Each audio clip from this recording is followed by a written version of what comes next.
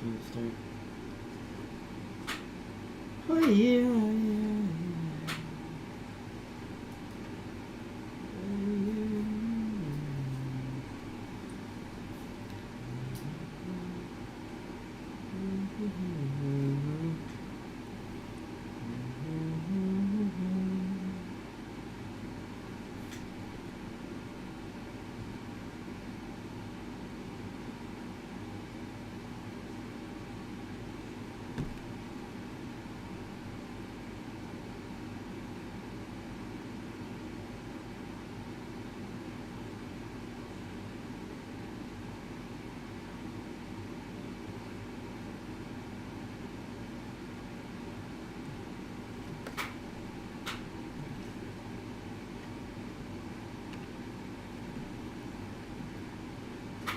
Alright. Third time's the charm.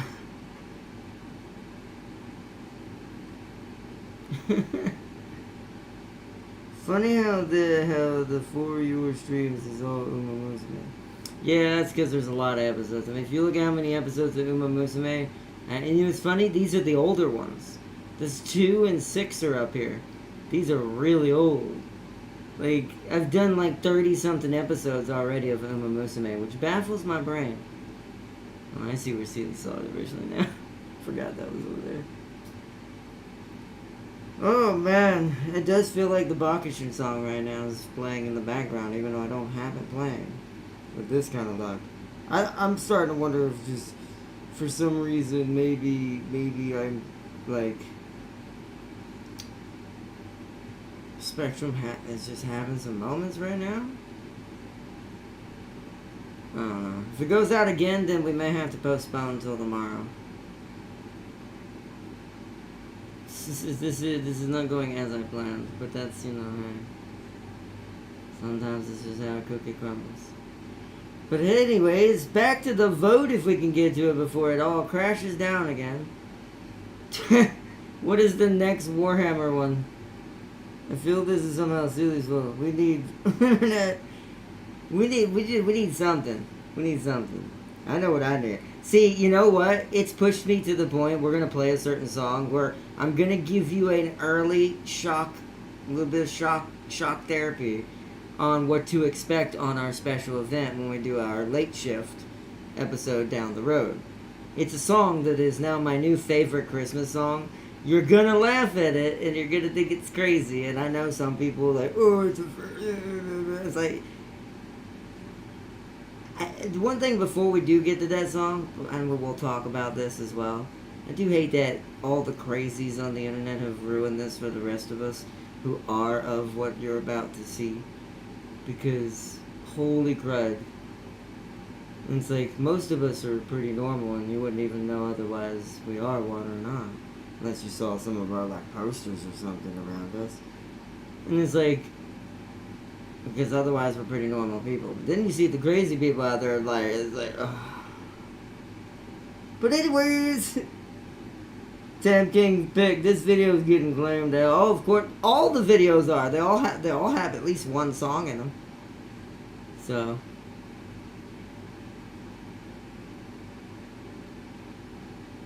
but who knows? Alright, Tam King, you pick. Next one. Actually, I know what Tam King's pick originally was. He wanted that one. You still want the same one, Tam King, or a different one? It's apparently Tam King's vote versus... actually, what does Sealy say as well? Because I bet Sealy's not going to give his vote over to Tam King. Same? Okay, so he wants the same. Sealy, what do you think? What is your vote? I hope Ryun's in here. But how many times the video gets ended, this is another thing that sucks for this. When you're trying to do a reaction-like, somewhat video of your own, I'm not saying this is fully reaction, it's more of a vlog chat video, but when you're trying to get people to interact with people in your chat, and your internet decides, I have decided not to work today. And it's like...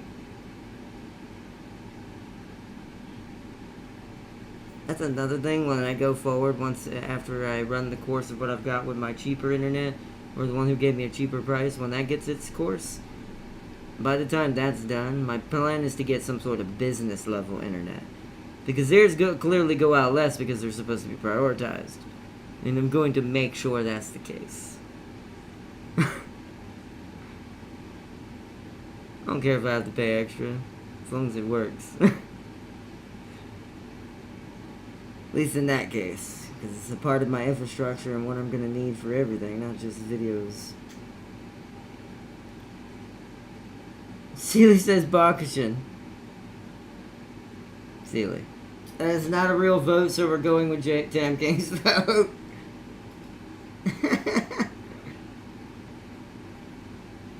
Come on.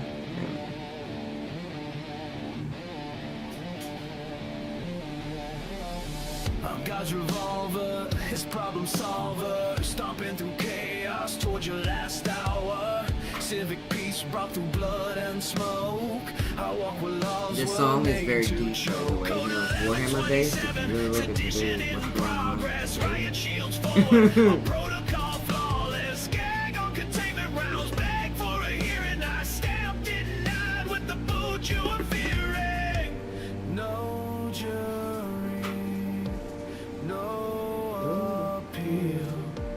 Your heartbeat. About to say, man, James, I probably was, but so, I mean, we all know you were the child of James.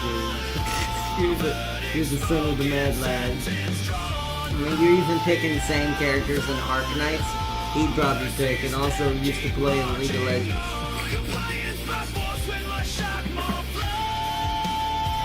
Oh man. One crack of the gavel, your rebellion dies.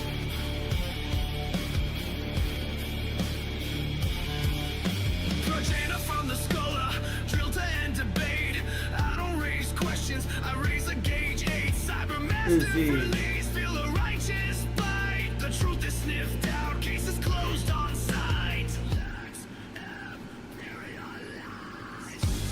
No witness, no remorse. Law is a kinetic force. Also, I missed out on the DLC this is based on. This is based on one of the characters, what's it called, character of the Arbitress, or whatever, Arbitress, that was added in the Dark Tide. I will eventually get to play it. Eventually. Essentially Judge Dredd with a cyber dog, or a cyber master's dog. Going after all the cool pieces of Nurgle.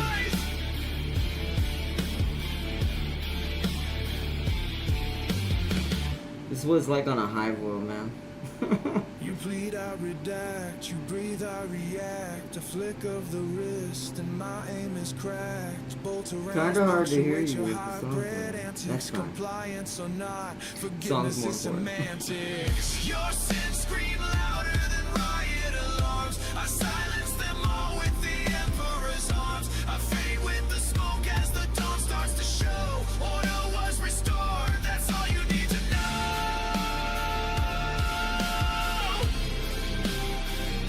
That's all you need to know.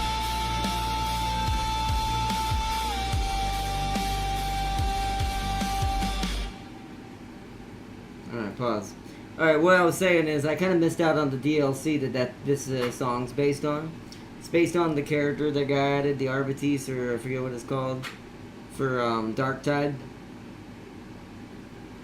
Basically a Judge Dredd type character with a cyberized Mastiff, aka a cyber dog, that will rip you to pieces.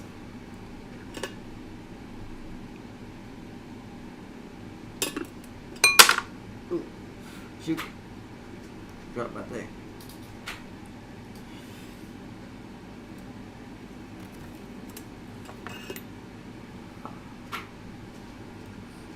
But, alright.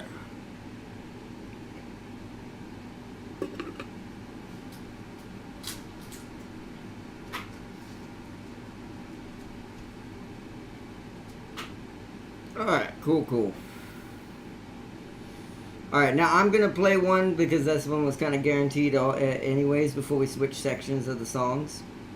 I'm going to play one real quick, but before we do, yeah, I was saying this song also kind of hits hard because if you think about how extreme things are getting today as well in today's society.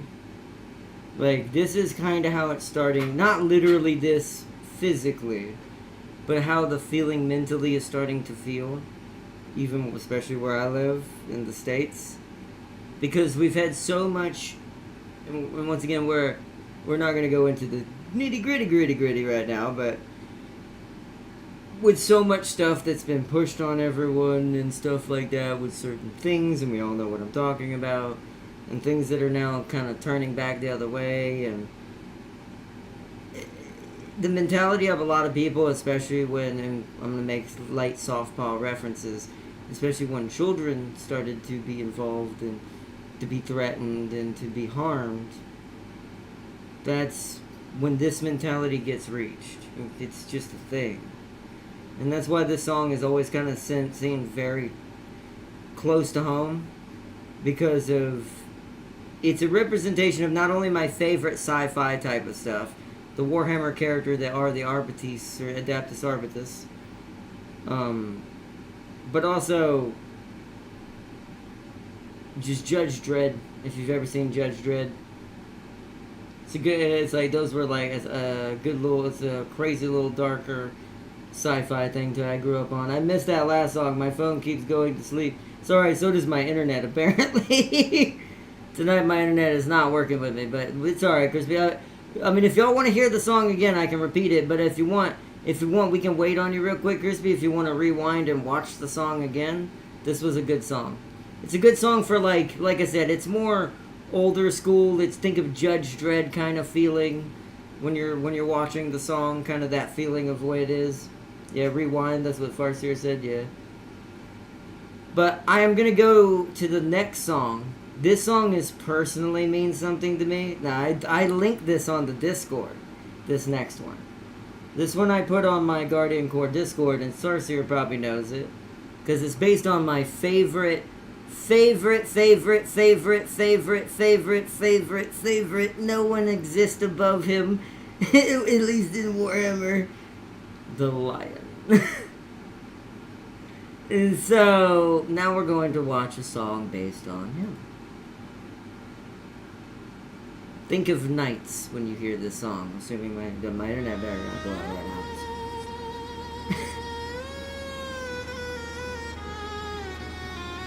This is probably my favorite one out of all of them.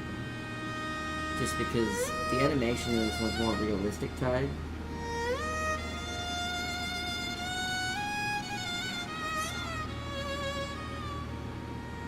Right? I see that, Farseer. Sadly, we'll never get to find out. Sanguinus got cheated. No mercy for the wavering, no patience for the weak. I was the Emperor's weapon, cold precision when I speak.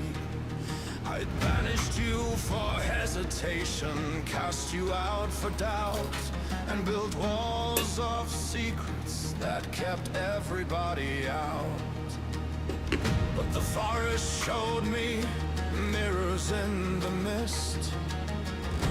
Every prideful moment, every chance I missed, the watchers kept their vigil while I fought a harder war.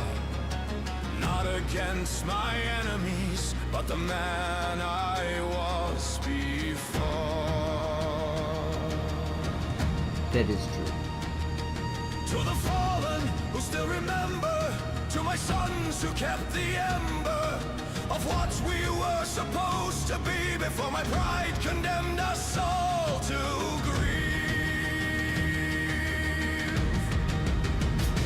I was wrong. The hardest words to say. I drove my sons away. The secrets broke our trust. And now redemption's just.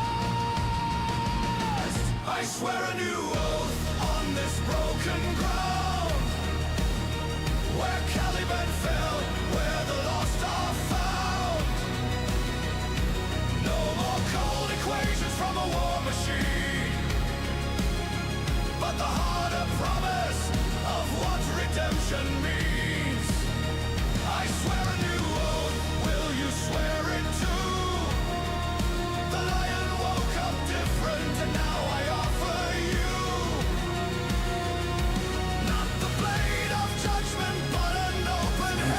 walking. It probably is somewhat probably. Whoever made the video using the AI generation probably told it to do that. The lion is kind of based like You that. offer us forgiveness, this must be a lie. The lion never bent, never asked us why. But here you stand with the Emperor's shield. And somehow, Father, your scars have healed. You speak of mirrors, failures, and time alone. We see ourselves reflected in the guilt you own. The weight you carry now is not just from command. We see our Father ready to offer his hand.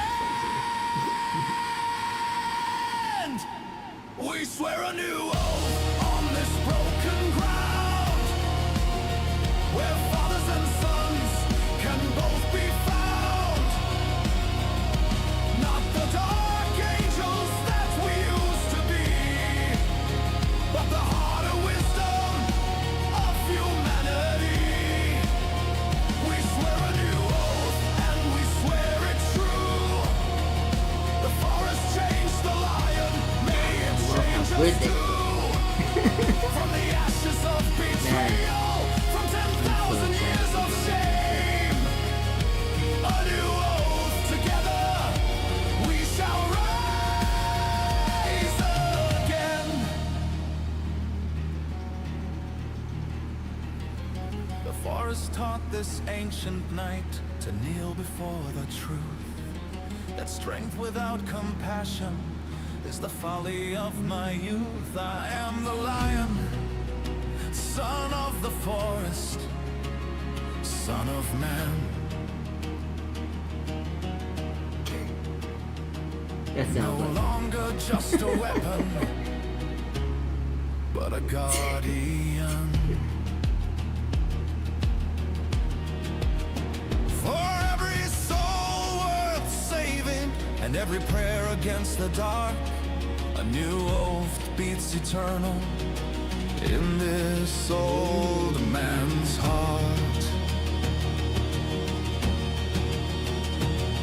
Forgiveness is the hardest battle that can be won, and so these words must be said.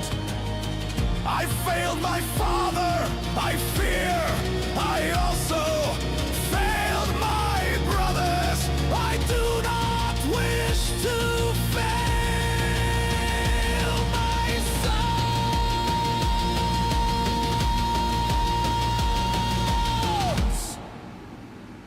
I was wrong.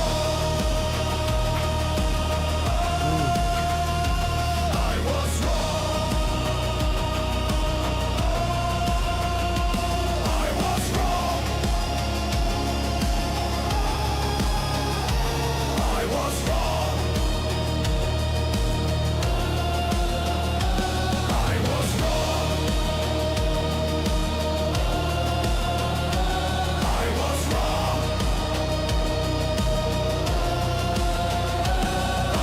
wrong.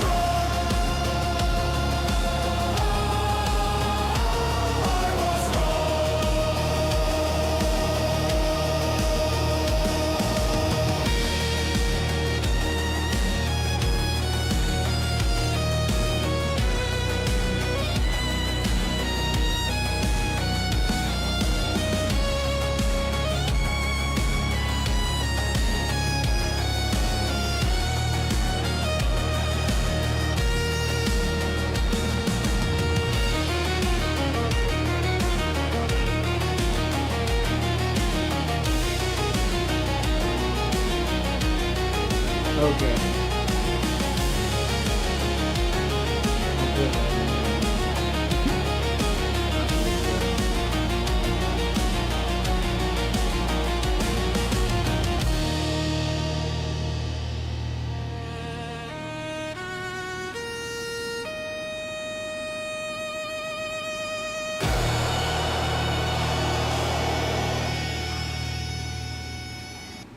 I don't want to fall into the next one. Okay, so hold on. Sorry, but let's see. So, yeah, we'll talk about why that one is my favorite. You'll notice that one has better quality too because it's 7 minutes. It's longer. It's like 2 minutes longer than any of the others. You can tell that one. Whoever made that must also be a heavy fan of the lion. But let's see. So, Just pause segments of it to give people a good look at them. I will try my best, but that trailer is fast. If you're talking about the one where it shows the Dark Angel gameplay and them coming into Dawn of War 4, I know I can pause it on the Lion. He's kind of stands out, even though he's got his helmet on. But I think isn't his son the one riding the bike? One of his sons? I can't remember that one, but...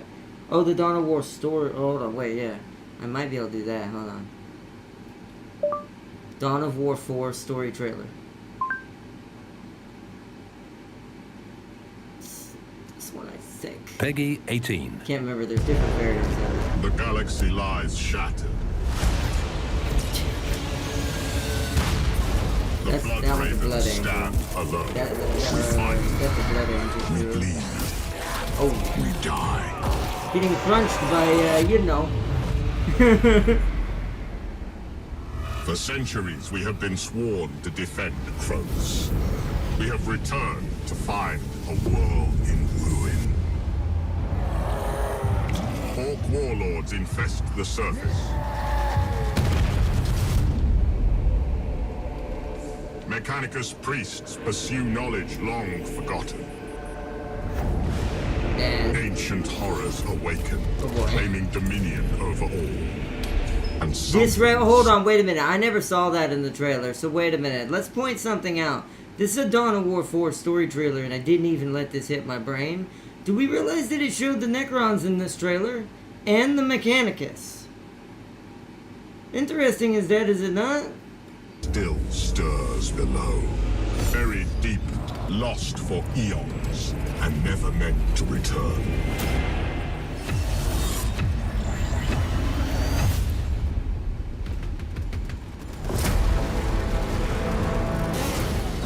Oh, We stand defiant.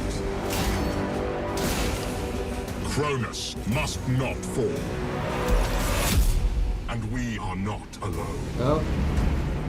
Let's see if I can get this right.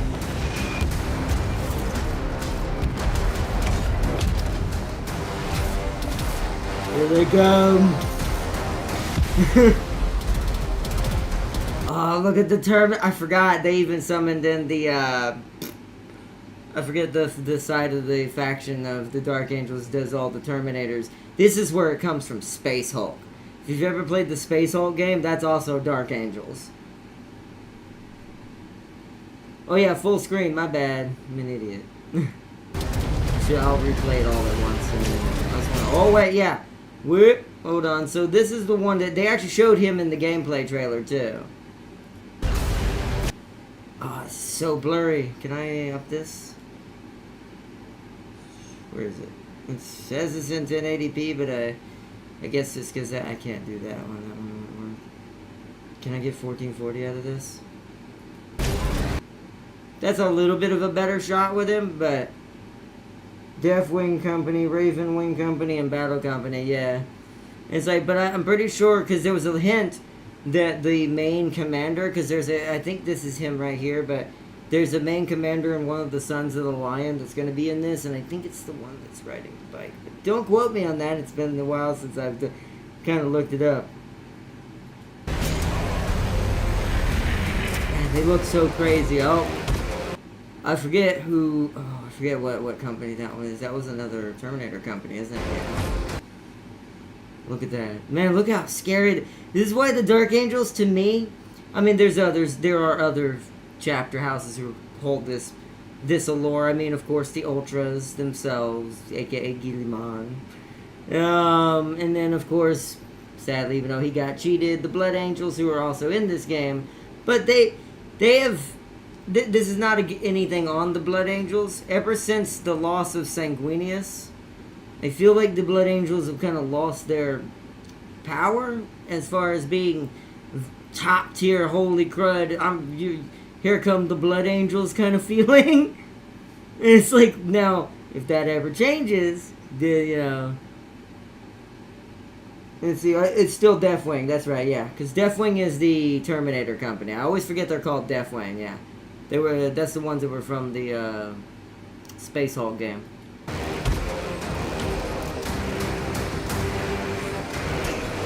It's just so crazy. Our future pressure is Look, this is also what I love is they did a good job with this scene, man. Dawn of War 4 is gonna be insane.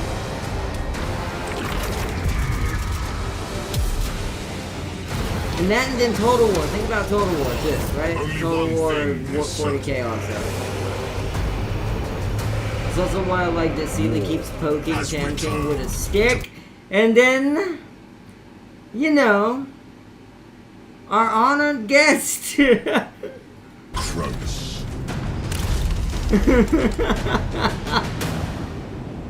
That was who that song was about, Jack. That whole faction right there. Goodness, I do love both. Like, Warhammer's got me this year. Like, this year it's 100% Warhammer. This year it's 100% gonna be Warhammer. It's gonna have me the most as far as gaming this year. We got Dawn of War 4, we got Total War 40k happening. Also, like I was saying with Sealy, I like how Sealy keeps poking Tam King, not realizing we back. Yes, welcome back, Ryun. You missed the little song about the lion. We just showed off the trailer for Dawn of War 4 because I was showing who this song was actually about. But welcome back, Ryun. But yeah, I was saying to Sealy, I like how Sealy's poking Tam King really hard, but not realizing Sealy doesn't realize Total War 40k is on console, meaning it's gonna be cross-platform. Meaning that the fight we all keep talking about keeps shrinking down to being more and more condensed into what the song "Too Good That It Crashed the Internet" exactly. And it's like is that Sealy don't realize, like, we keep talking about where Sealy and who he's gonna end up with, and whether if he fights with Darius, then it'll be Darius and Sealy working together against probably me and maybe and probably James, because James will probably be an orc in that one since there's no Zichi factions.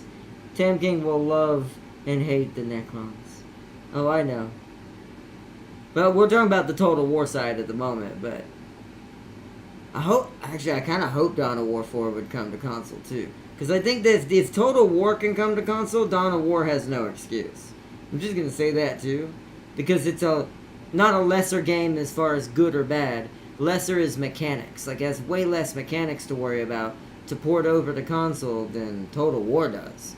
So if Total War can somehow make this work, I do feel like Dawn of War 4 needs to be on console too. But hey, keep poking Tam. He's the one that's starting it with his age deteriorating brain. See, this is what I'm saying, Sealy. You are guaranteeing.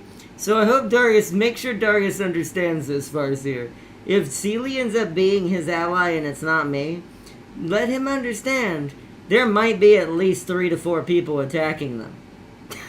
And there's only 2 of them. This depends on what you do, Farseer. Because if I go orcs with James, since I know James is going to go orcs since there's no Zichi choice, he loves him some Crumpin. Which, hold on, wait a minute. Do I have... I'm going to show you an orc song. Hold on. Let's do an orc song real quick. I got to find it. We got to go through my assortment for a second. Like I said, some of this is still a mess. You'll notice there's a lot of Doom-inspired songs that they convert real other songs into Doom-like songs. Where's my other Warhammer section? I know it's up here somewhere. This is what happens when you make a 600-something video playlist. I really should condense down, but my brain kind of gets into the function of... I like to just have a playlist where I can just put it on random when I'm out and about and just let it play bloody whatever.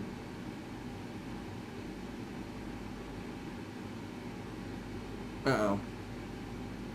Ah, shoot. I'd have to go do a video up there to go higher, so we can't show that. We'll have to go down. There is one lower on the list. So we'll just have to go down instead of up. Hopefully it's actually within range. There it is. Okay. Let's watch a... If you're ready, here's how to crump. Here's how to be an orc.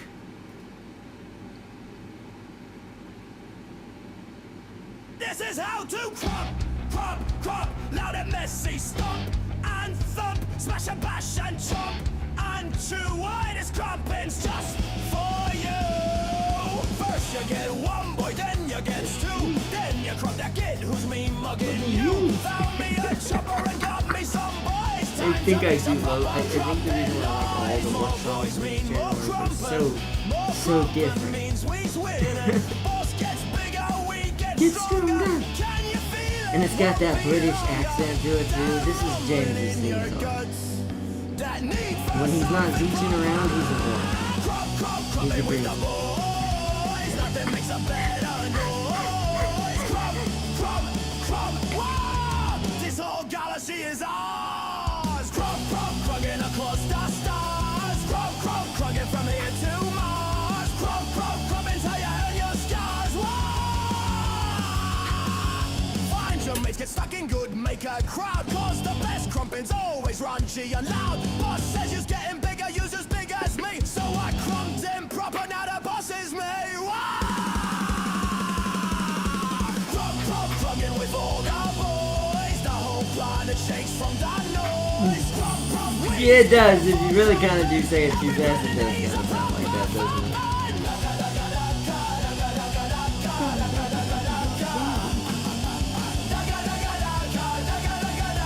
Slowing to the only weakness is slowing the Crumbing with the boys. Stomp, bash, smash, make some noise. We's the tunest and the bestest. Crump them all, forget the restest. So remember, lads, if you wanna be big, if you wanna be loud, get crumping with the boys and make your big boss proud. Crumping with the boys, nothing makes a better noise. Crump, wow! This whole galaxy is ours. Crumping across the stars. Crumping from here to Mars. Crumping how you earn your scars. Wow! Although I don't need to take Crumping with the boys, nothing makes a better noise. I know what Farsi is going to do the entire time. This is why it's going to be interesting to see what she ends up. What she's going to end up doing. Because she's going to be the wild card. I know Tam King's going to try to kill Sealy. James will try to kill Sealy as well. And also just try to kill Darius because he's Cadian. And James is an orc. So, and then I'll probably... Here's where I'm not... Let me pause it before we go to the next one. Here's where I'm not sure where I want to be. But here's what I'm going to do no matter what. Let's say for some reason Sealy goes, since he wants artillery and long range bombing, and he goes another guardsman. And there's two Cadians. So Darius and Sealy. But there's no Space Marines. Let's say no one does Space Marines except maybe Tam King. My money's on Tam King might go Space Marines, but we'll see. If he does, then I will go Green Boys with the James. But if he doesn't go Space Marines and Tam King goes Green Boys as well with James, then I will be Space Marines. I don't get to be the one I prefer, but you know, I'll find a way to make it close enough. I looked it up. Yeah, they don't need planets. I just gotta complete objectives and food people's stairs. I see. Yeah, I know what yours is gonna be. You're gonna be like kind of James gonna hate this if he sees this comparison. And here's what I just compared this to, but it's kind of true. You're like a better version of what the Changeling should have been. Oops.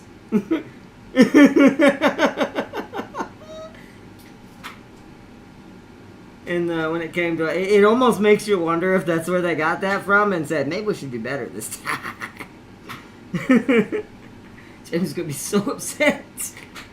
See, I get a Craft World. I thought so. You have to name your ship's Top Gun, and you have to announce the Top Gun has hit the 4-4. I might do that for the fun of it. Good luck finding it. I'll find it, Farseer, but I won't be a threat to you. You do not worry. Unless I'm a green skin. If I'm a green skin, I'm definitely a probably a semi-threat. I'm an unpredictable threat. I might attack you, I might not. Depends on how fighty you want to be. But if I'm a Space Marine, don't worry, Farseer. You will be indubitably safe. You will be fine. Because I will be using the meme lore logic for Space Marines that, hey, there's a reason why you never see them really attack the Eldar that much, huh? I love that Facebook meme, man.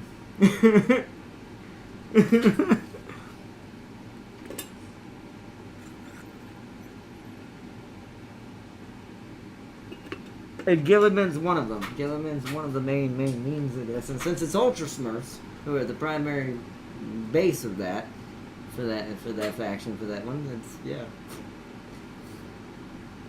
If I go Eldar Wibway through Ardnot's entire territory, I save Sealy and Bears.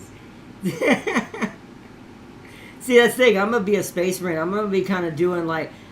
I'm not going to tell you fully all this, but I'm going to give you a hint. I'm going to do what a true Space Marine would do. And if Farseer gets that joke, but also serious, that's actually kind of how it is, she'll understand what I mean by that.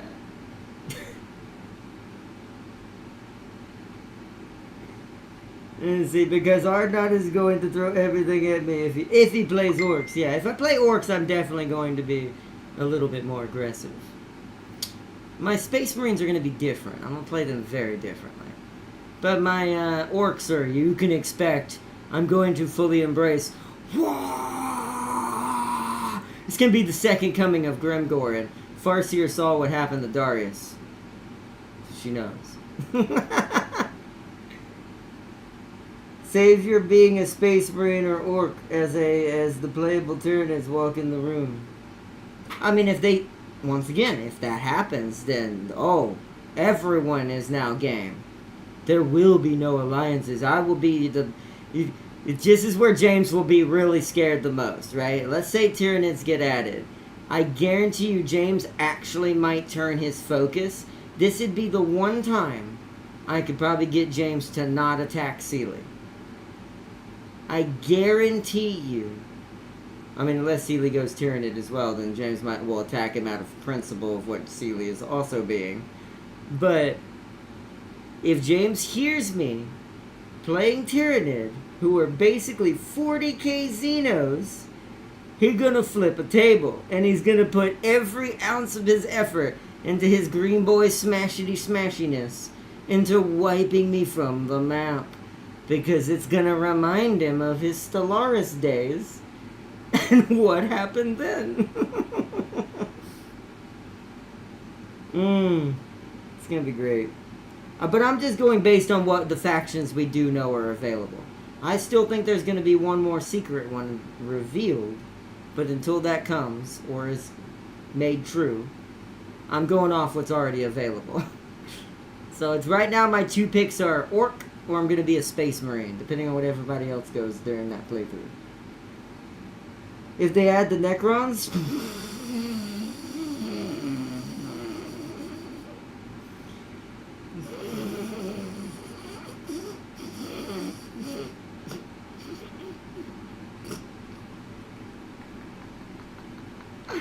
We've never got to see that, Jay. You've never gotten to see what I get to do with that yet. Every time I did a Stellaris playthrough with this kind of build you just mentioned. I'm just going to put it this way. Y'all need to treat me like an in-game crisis if that happens. Like, that needs to be no joke on that. James has seen this off camera. You've never seen this on stream because we never got a chance to really do the series. Because we never got to really do Malix as a character built, roleplay-wise, into Stellaris. I just want to say, just hope that because the Necrons are in Dawn of War 4, that means they won't be in Total War first. They won't be one of the first ones added. Hope it's not them, chat. In that case, you would rather hope for the Tyranid. The Tyranid are still going to be annoying because I'm a huge wailing crazy dude. And we all know it. But that ain't nothing compared to my machine side. that ain't nothing compared to, like, my love for robotics and AI. Yeah. Hope it is not the Necron. Does Total War 40K have the same systems as Fantasy, or are we finna have to do... No, there's gonna be... Well, okay. That's partially true and partially not. Some things from what I've seen and explanations they've put on their site, some of it is the same.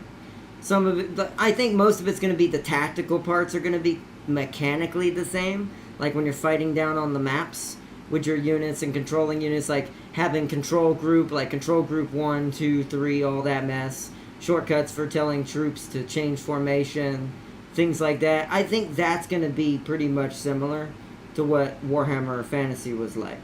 Just it's going to be console friendly now. So that now there's a way to do this same stuff on console.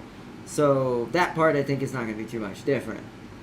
Now, campaign mechanics, I already know one thing that's going to be different. Here's where it definitely is different. I can give you a main example that's for sure. The way we're going to be building our squads, no matter what faction you are, is going to be like tabletop, not like Warhammer Fantasy. Or, excuse me, like Total War. You will be able to customize each individual unit's weapons and things like that in every squad, especially Space Marines and Cadians, aka Guardsmen. Because, well, I think actually, technically, the Eldar and all this get this too, but it'll be different and varying in how it works for each one. But the most, from what I've seen, because this is the one they use as an example, the Space Marines are absolutely hilarious. Because you can have, just like in, like when you used to do in Dawn of War, this is why I think they switched souls a little bit. I think Dawn of War's got a little bit of Total War in its blood, and now Total War's got a little bit of Dawn of War in its blood. But, this being said, using Dawn of War as an example, in Dawn of War, when we were playing the older one, you noticed I could select, after I did the research, I could select certain guns. I could have a certain amount of guns of different types in each squad to make them be able to fight different types of things. Or to make them all have one gun to be specialized to squad in, like, anti-tank or whatever. This is going to be taken to the extreme with Total War 40K. You're going to be able to absolutely make a crazy mess of these things and create some crazy builds. Like even the vehicles, like the tanks can have different cannons, different setups. You can have more APC-like builds. The dreadnoughts are going to have, or what do they call them? I think I said that. The dreadnoughts are going to have different mountable arms and chest pieces and armor builds. It's like they went to town on the mechanics right there. So that's the part that's different from Warhammer 3 or Warhammer Fantasy from Total War. Now, campaign-wise, I'm not sure. I don't know enough. It looks more like Planetary Supremacy from, once again, Dawn of War, in my opinion, than what you're used to with most Total Wars. But that makes sense because it's space.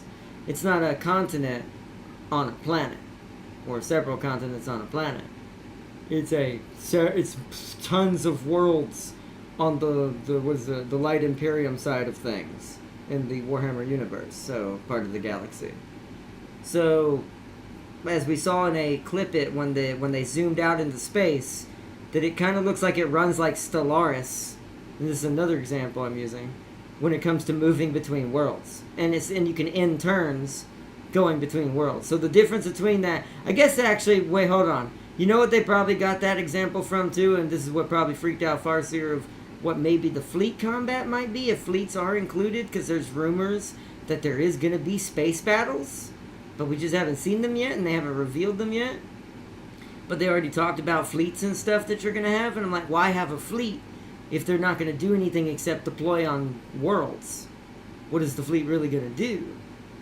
Now, if the fleet is your base, kind of like the Space Marines are, they don't have worlds per se either fully. They live on those ships pretty much. So, it's like they're kind of horde-based in that way, but at least from what I can see, from what we saw, but I don't know. We'll have to see, but campaign-wise, it's a little up in the air what that's going to be like. Alright, I'm going to go...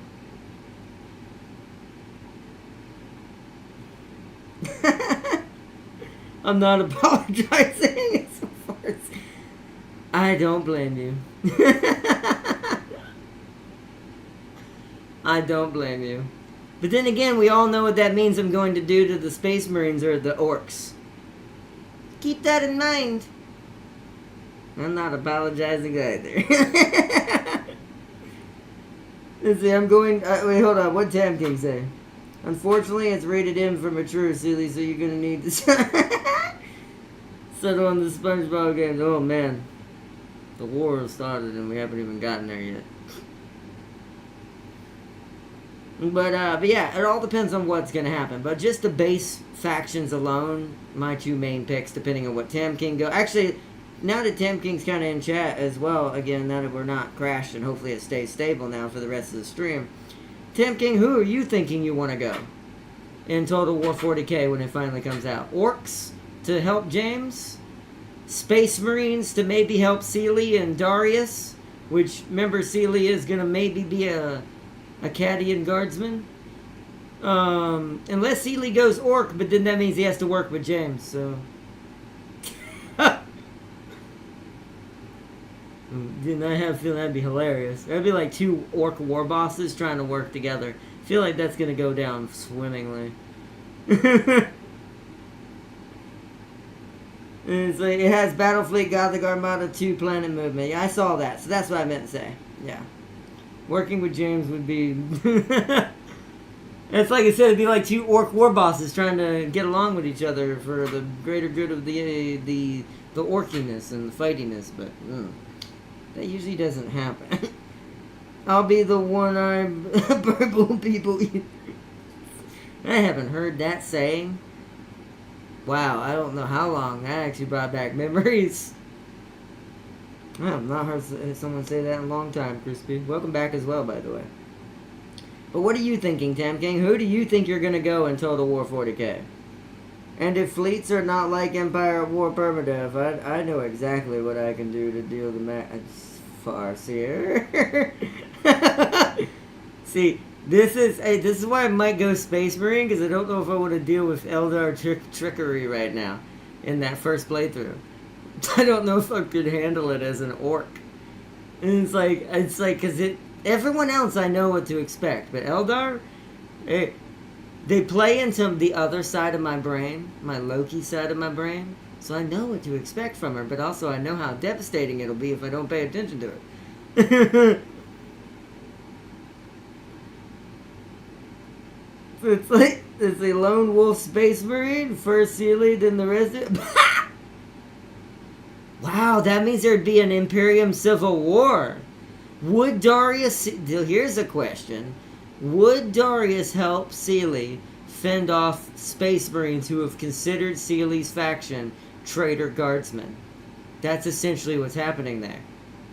Holy crud. I know they're invisible, Farseer. It's like, see, I like Tam King's thoughts there. That's interesting. Okay. I feel this playthrough's gonna be absolute chaos. Oh, I kind of like that. Okay. So maybe I should be the one. See, now I'm like,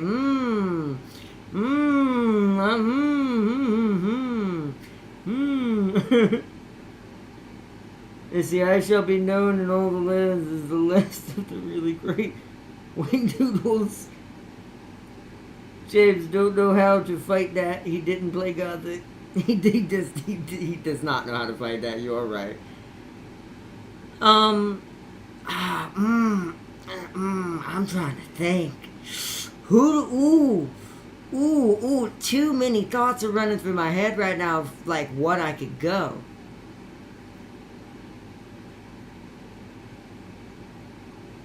Okay, so once again, alright, Sealy, hold on. Now we need Sealy's decision. So, Tam King, is that your final answer?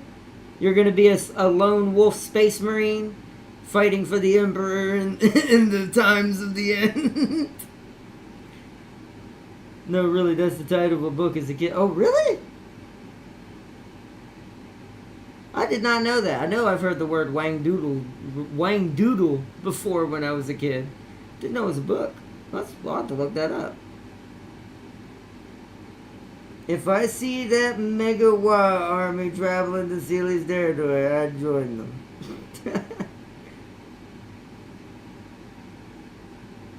Oh, man. Well, here's why I'm thinking I could go with something very interesting. But this is why I now want to know, do they have a fifth secret boy on the table? If they do, that might be what I go, just to shake it up. But let's see something real quick. Hold on.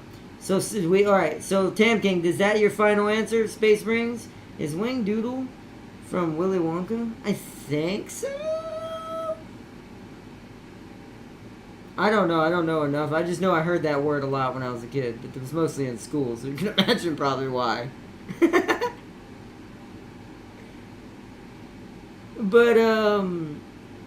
But yeah, so I'm assuming Tam King's final answer is Space Marines. He's going to lone wolf Space Marines who are gonna go after the Seal Empire.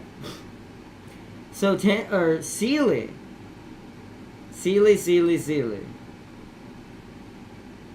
Do you want... Actually, I'm gonna let you decide. Who do you want to go? Guardsmen are somewhat of a safer option because you'll probably get Darius at least somewhat to help you, because you're a guardsman and he is guardsman loyal. If you go orc, you know what side you're on there.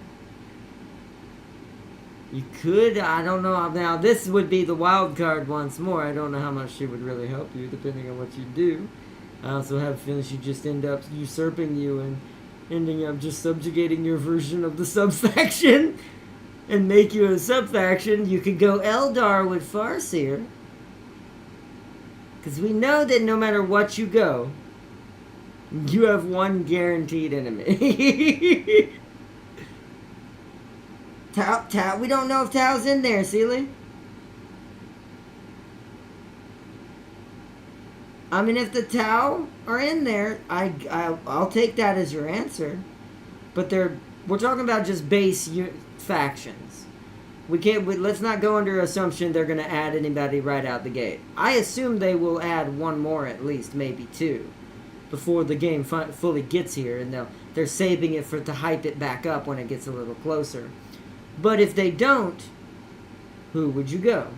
If the Tower not a choice, just like I don't have the Tyranid as a choice at the moment, who would you go? I'd be with Darius for the Mokoteo Alliance. Okay, so you'd be Guardsman. Okay.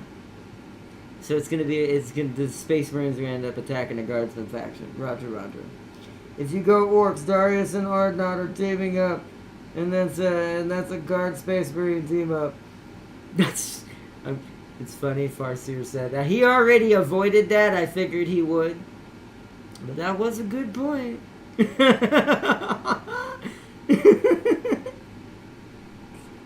Actually, that'd be a nightmare because there'd be two Space Marines and a Guardsman. Going against the Orcs. And then Eldar just causing chaos across the land. But no, okay, so he has spoken, he's going the Mokoteo Alliance. So he's gonna go Guardsman. Okay.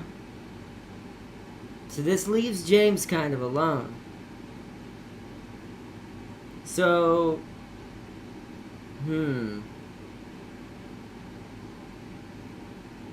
Space Marines versus the Potato Army. Exactly.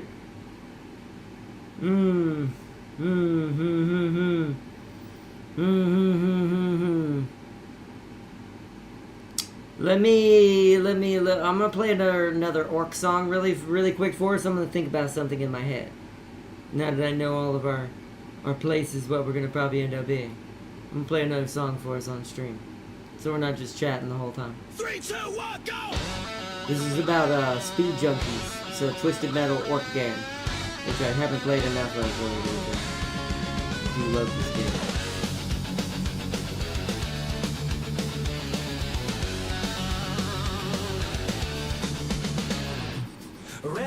Ripping off my knuckles, welded to the seat, no safety buckles. Watch a brake pedal, rip that thing right out. Fast forward is the only way, no doubt. Logan Mark made me for one thing, you see. All gas, no brakes, still nothing's left of me. Feel the surge, feel the power, feel the world rushing by. If this is addiction, then I'm addicted till I die. Speed is a life and a life is speed. Throttle junkies got everything we need. Life ain't worth living if you ain't going fast.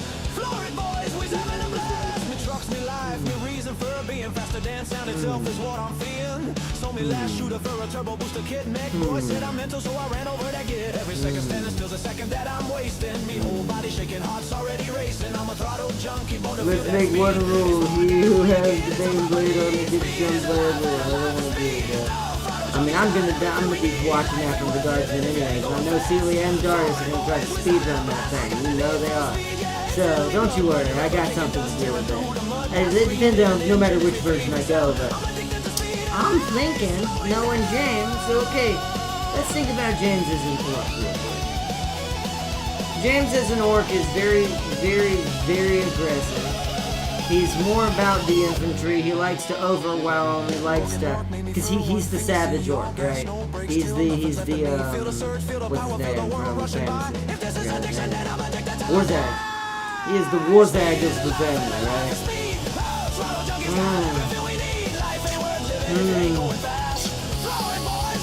Oh boy!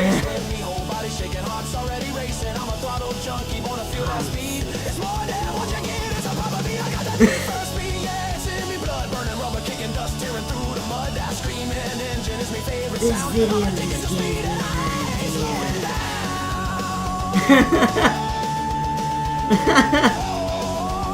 So he's going.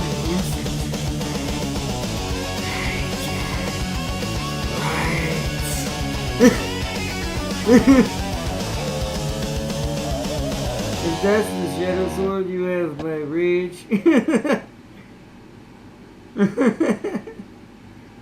I'm surprised you don't have this game. I do have this game, we just haven't played it enough.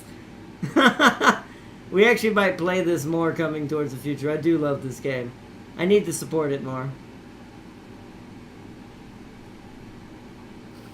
The song's great too. But oh man. See,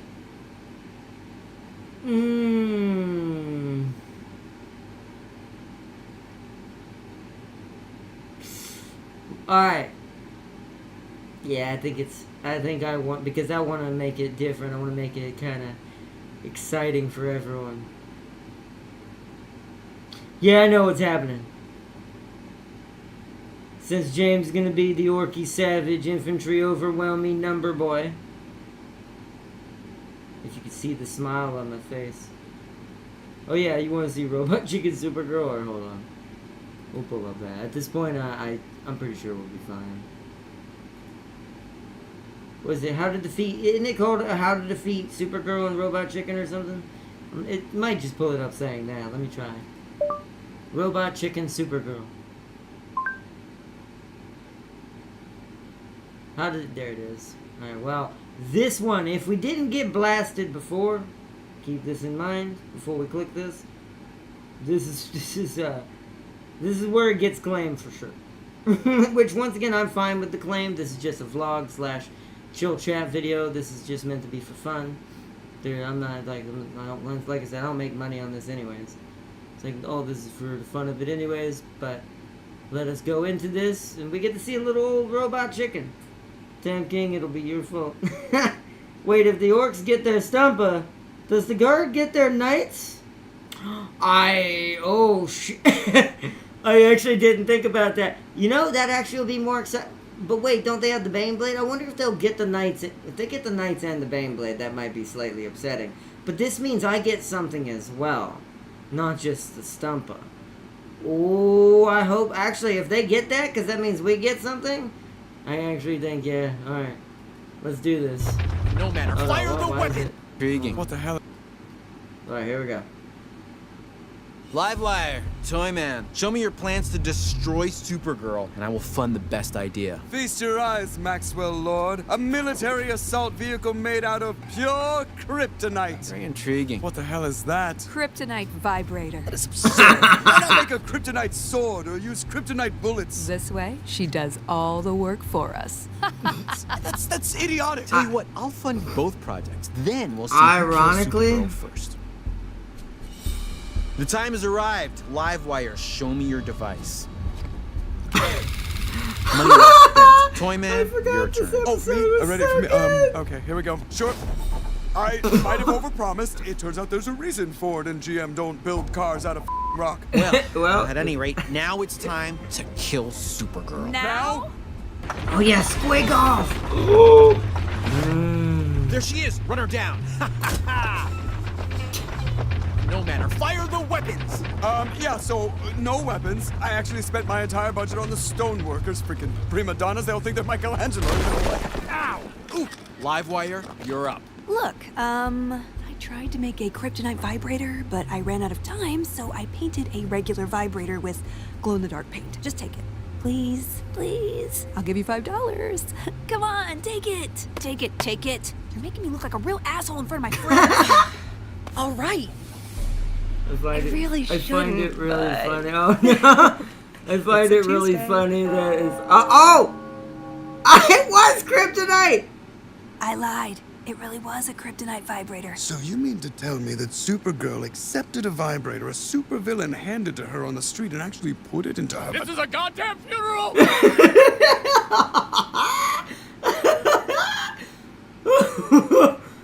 Oh, I miss Robot Chicken.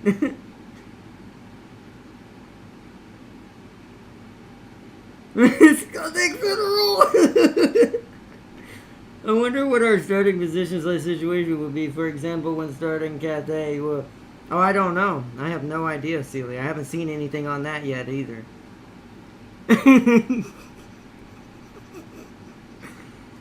Oh, man. Meaning the night armies are possible. Oh, I know. Well, there'll probably be a certain limit I imagine they're going to have on certain things.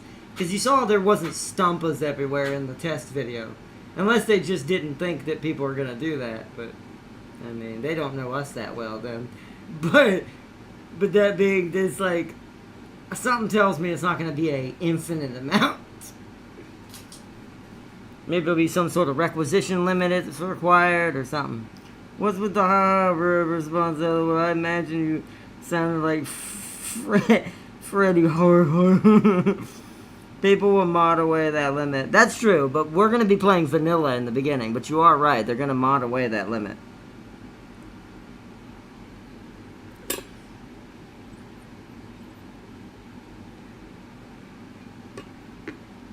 I shouldn't, but it's a Saturday. Oh, man.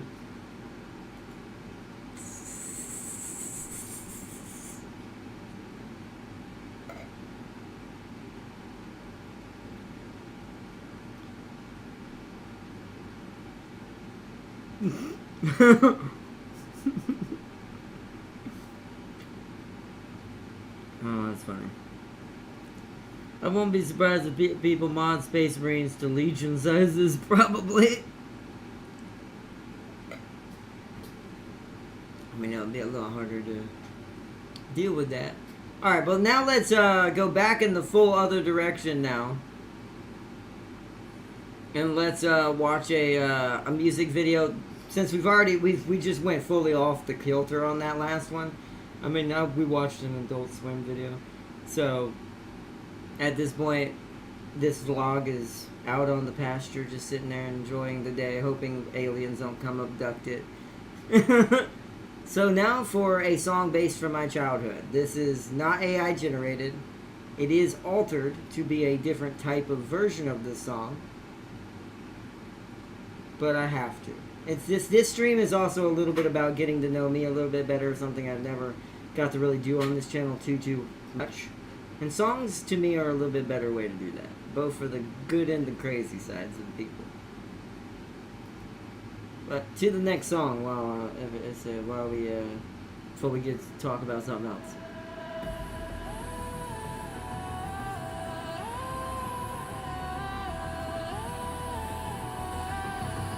Nope. You're close. It is from the same timeline. You are close. It's an honor to a man that... Which, there's the other one. I'll have to get that later, but... Now I struggle I'll through talk the after. night. Memories I can't erase. Shadow me in every place. They made me a soldier, erasing my name. But who am I when I have nothing to say? This is the mark of the ranger, left with the silence and the scars. No more moping, just danger that still lingers in the dark. We were weapons forged and tossed, purpose gone and lines were crossed. Peace was never truly ours. All that's left are shattered parts. I swear the Power Rangers could make anything again. A gun, a watch, a gun, a sword, a gun, anything that has is good. You are not wrong, to be fair. But I think it's because the powers, I'm actually going to go a little talk about this after, on the concept of what technically the Power Rangers do.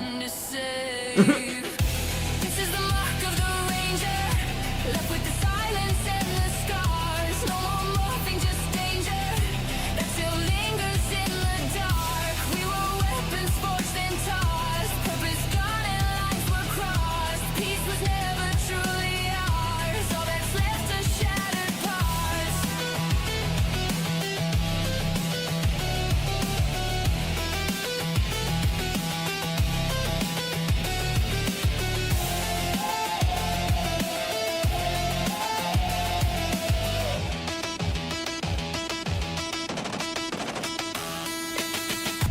This is the mark of the ranger, left with the silence I mean, and if the you were a dog, scars. wouldn't you want to be a No more flying morphing, rocket just launcher? danger That's cool. that still lingers in the dark. We were weapons forged and said what I'm tossed, like. purpose gone That's the and darkest lines were thing came out crossed. like Peace was on. never truly ours. All that's left are shattered parts.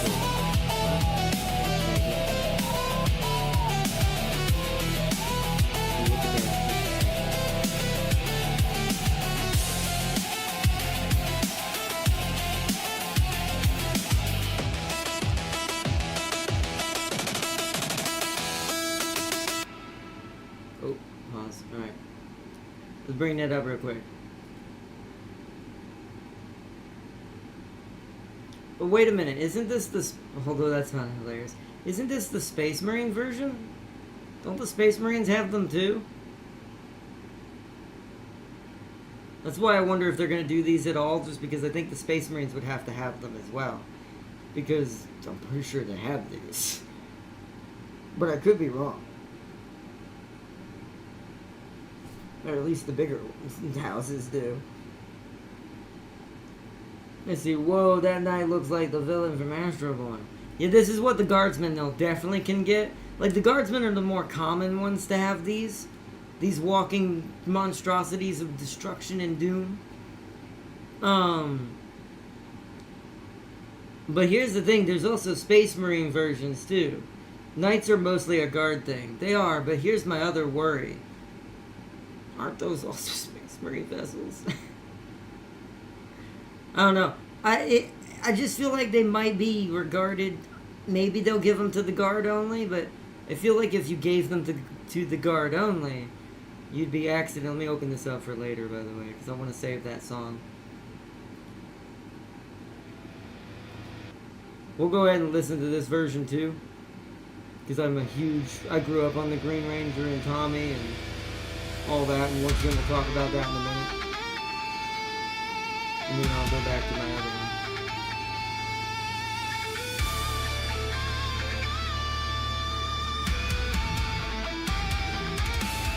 Ah, I see.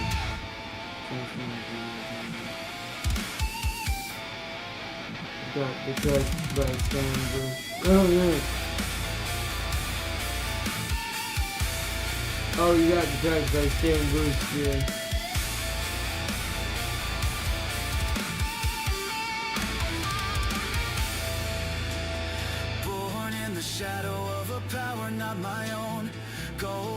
shoulders, yet my fate was overthrown. A green flame ignited, born from shadows, meant to be under Rita's spell. She had twisted what was me.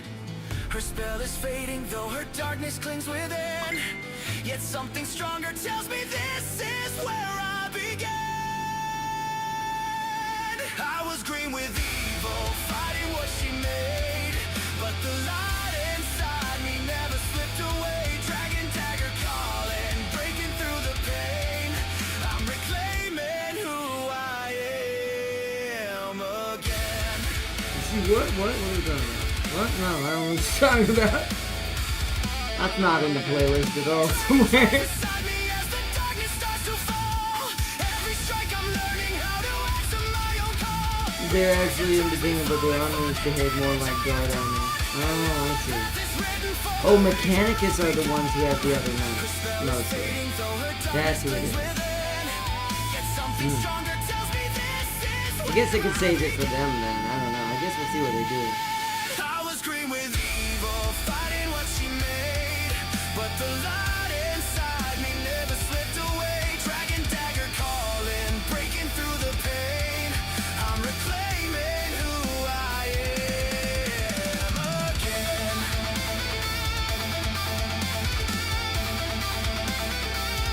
There's a song about gold dust from WWE. There's so many like tribute songs that exist now. Like completely.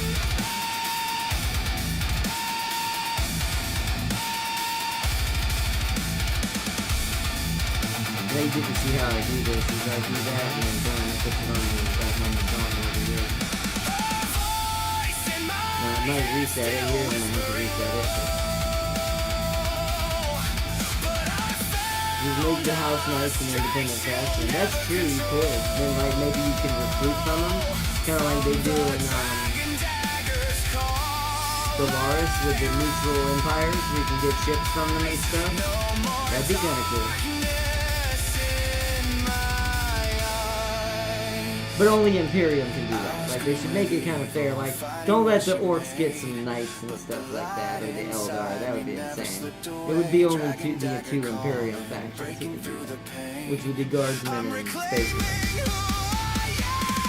But if you're gonna do, and then if they do that, add something for like the orcs to do that too. Like something that gives them squig-offs, like little independent orc factions that are raising squig-offs and stuff like that. That you can get for the orcs, or maybe Eldar can get one of their more special units somehow in this way.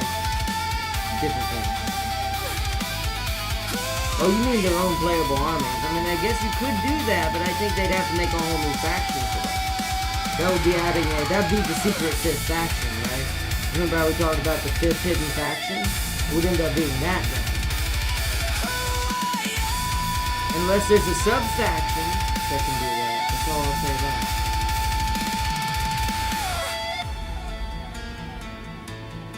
So many good songs these days now. I'm back to this. But,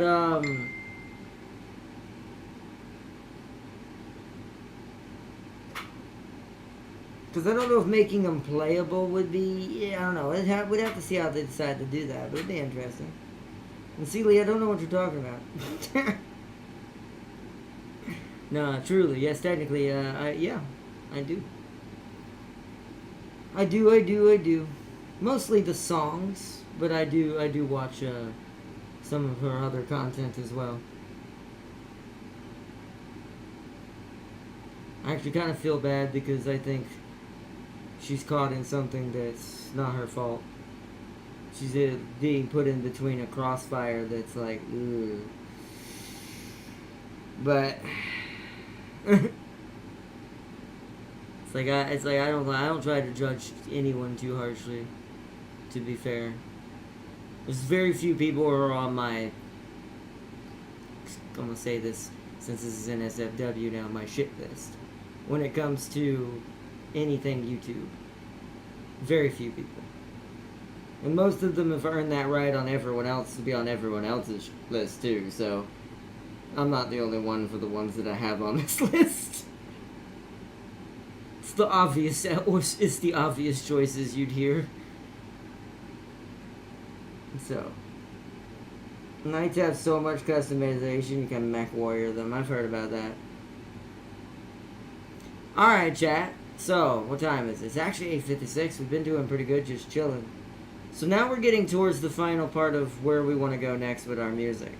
I'm going to let y'all decide before I get to the end, and I semi-shadow shock you for what will happen on our special event for our night shift.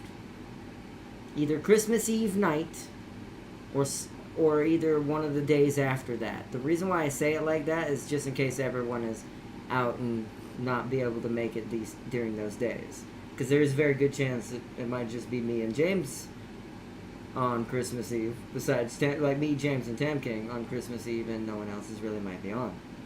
So, because of that, I'm going to be playing it by ear to see when that day is going to happen. I will let you know before it happens. And it'll be in the stream before that stream.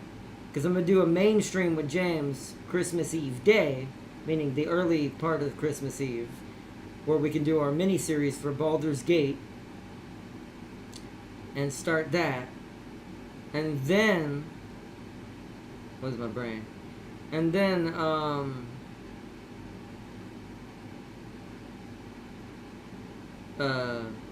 on that day, during that stream, if enough people show up and get to hear the announcement of it, and I see there's a decent people joining in for that stream, I'll kind of gauge and see if everyone's wanting to do the night shift that night or wait. And if hardly anyone shows up, that's an automatic we should wait till everyone can join in. But, hey. No, I'm not wanting them as a playable faction to recreate, huh? No, I'm not wanting them as a playable faction to recreate 40K House Steiner. Yeah, see, no, not at all, Fazir. Not totally at all. Oh, guys, did you see that Warner Brothers has uploaded the alternate ending to I Am Legend? I heard about that. I haven't watched it yet. I thought that might have been just... No offense with how much stuff that happens on the internet these days, AI generation-wise. Kind of thought that might have been BS. So I didn't watch it yet, but I will now. Alright, chat. So what type of... So let's think. Do you want to hear some Doom-inspired songs? Where an artist takes other songs and rewrites them in Doom-like style? Making them sound like a Doom game? A Doom game music? Do we want to check out... I'm trying to think of a good one. Do we want to check out maybe some...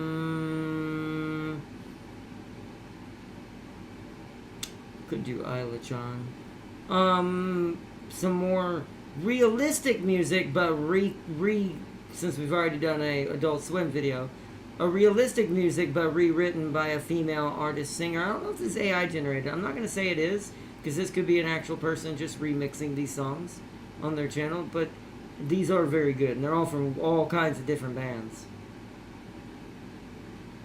Or we can jump straight into the night's Apex songs, which come from the similar places of the song we started with yesterday, and show and do the little bit of the shell shocking early of what will happen on our special event, or what to expect.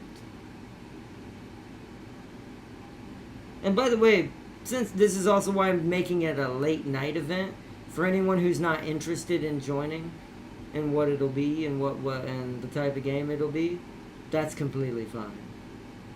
It's not like it's going to be the mainstream of the channel. But this is more for if anyone wants to divulge in some more fringy games, some more crazier, more mature games. That's in general going to happen to a lot of the types of games I'm going to pick, like Baldur's Gate joining the channel and things going forward. We're going to kind of choose a lot more, like, I'm going to be very picky with a lot of my games going forward. Because I've noticed why I have more fun on my old Super Nintendo than I do on my newer ones, most of the time. It had to do with my mindset change, and I kind of abandoned what truly I enjoyed and who I was, and why I bought certain games. Whether it be even when I was a kid, and not even darker games, just games that are more hardcore, like the Power Ranger fighting games, and the Power Ranger side-scrolling beat-em-up games, or Biker Mice from Mars, or later on an N64, which is staring me in the face to my right of my new N64 that I bought, Conker's Bad Fur Day. And it's like, so I'm gonna be a lot more picky with, like, this game has to kind of suit and vibe with why I like games. We're still gonna always be doing console, PC, console, and both ways. We're never not gonna do console, and we're never not gonna do PC. It's always gonna be both. But as far as like what we're gonna be picking and choosing and spending our time with, and I said this going a while back when Operation Rebirth 1, part 1 of this video, the original one, happened of this, when we talked about where the channel is going to be going. This is already kind of part of that plan, is to condense things down a little bit better, make it a little bit more accessible, make it a little bit more, we're not jumping around everywhere as much. We'll show off games, but only certain games are going to get actual whole series. Kind of like V Rising got a whole series, or Baldur's Gate's going to get a series for the rest of this year until the beginning of January, when we switch gears again. Dispatch will probably get a mini series because it's way shorter anyway, so it won't take us that long to do anything with that once we really kick it into gear. Morta's only going to get one more episode tomorrow. I love the game, but I think for my taste in boomer shooter, it's a little too linear. It's a little too keeping you on rails that you can't go anywhere without taking any type of upgrade. But how expensive all the upgrades are, you can only really choose one upgrade at a time, and this is like after you've already beaten the first 2 whole areas of the entire campaign. And there's only like 6 areas. So there's only 4 areas left. And sure, there's 3 mini areas in each of these areas, but even then, there's not a lot of strange ore you get per level. So I think to me, it's a little bit too on rails. But I am going to give it its time of day because it's a good game. And we're going to use those rails, now that I know it, to cheat the system a little bit. And we're going to finish it all in one go. We'll do that tomorrow. But let me read chat. I know I missed a bunch of stuff. Oh, guys, did you see that? I saw that. Wait, I read that. I have suspect they're doing a part 2. Part 2 to the movie, since the movie is old. It's an actual alternative ending for the movie. It's fully finished. Nothing has been cut out. I need to see it then. You know what racing game I want? I want a bloody speed racing game. That'd be fun. There used to be one of those back in the day that was actually really good on the older consoles. It actually might have been N64 or GameCube. I can't remember. But maybe PlayStation. I do not remember what it was on, but it was really good. I wouldn't mind seeing a modern one. I do think Speed Racer, I do think some of these other older IPs are missed out on a lot of things. I think that even Power Rangers misses out on a lot. Seeing the fact that we watched this, and now that we can kind of come full circle into why that song's in my playlist, is it having to do with my childhood? I forget his name sadly, but the actor who passed away who played Tommy, like, he and Jason, the actor who played Jason, the one that came before him, the Red Ranger, it embodied what I think my brain created as the Guardian, like that term, on what it means to me, what it stands for, even though it's a kid version of it back then, of what it would make me into later. And even these songs are deeper than even the original Power Ranger songs with the way they did it. That it's almost understanding these songs are meant for the adults who grew up on this, right? And it hits really deep because it talks about, mentally you could almost even argue, would they made us into a weapon? In a way. If you look at certain things in today, this is going on. We're not going to get that deep in the rabbit hole, but that's kind of the feeling of that. And I'll have to see if this channel has any White Ranger versions of his songs, so I can put them in here too. But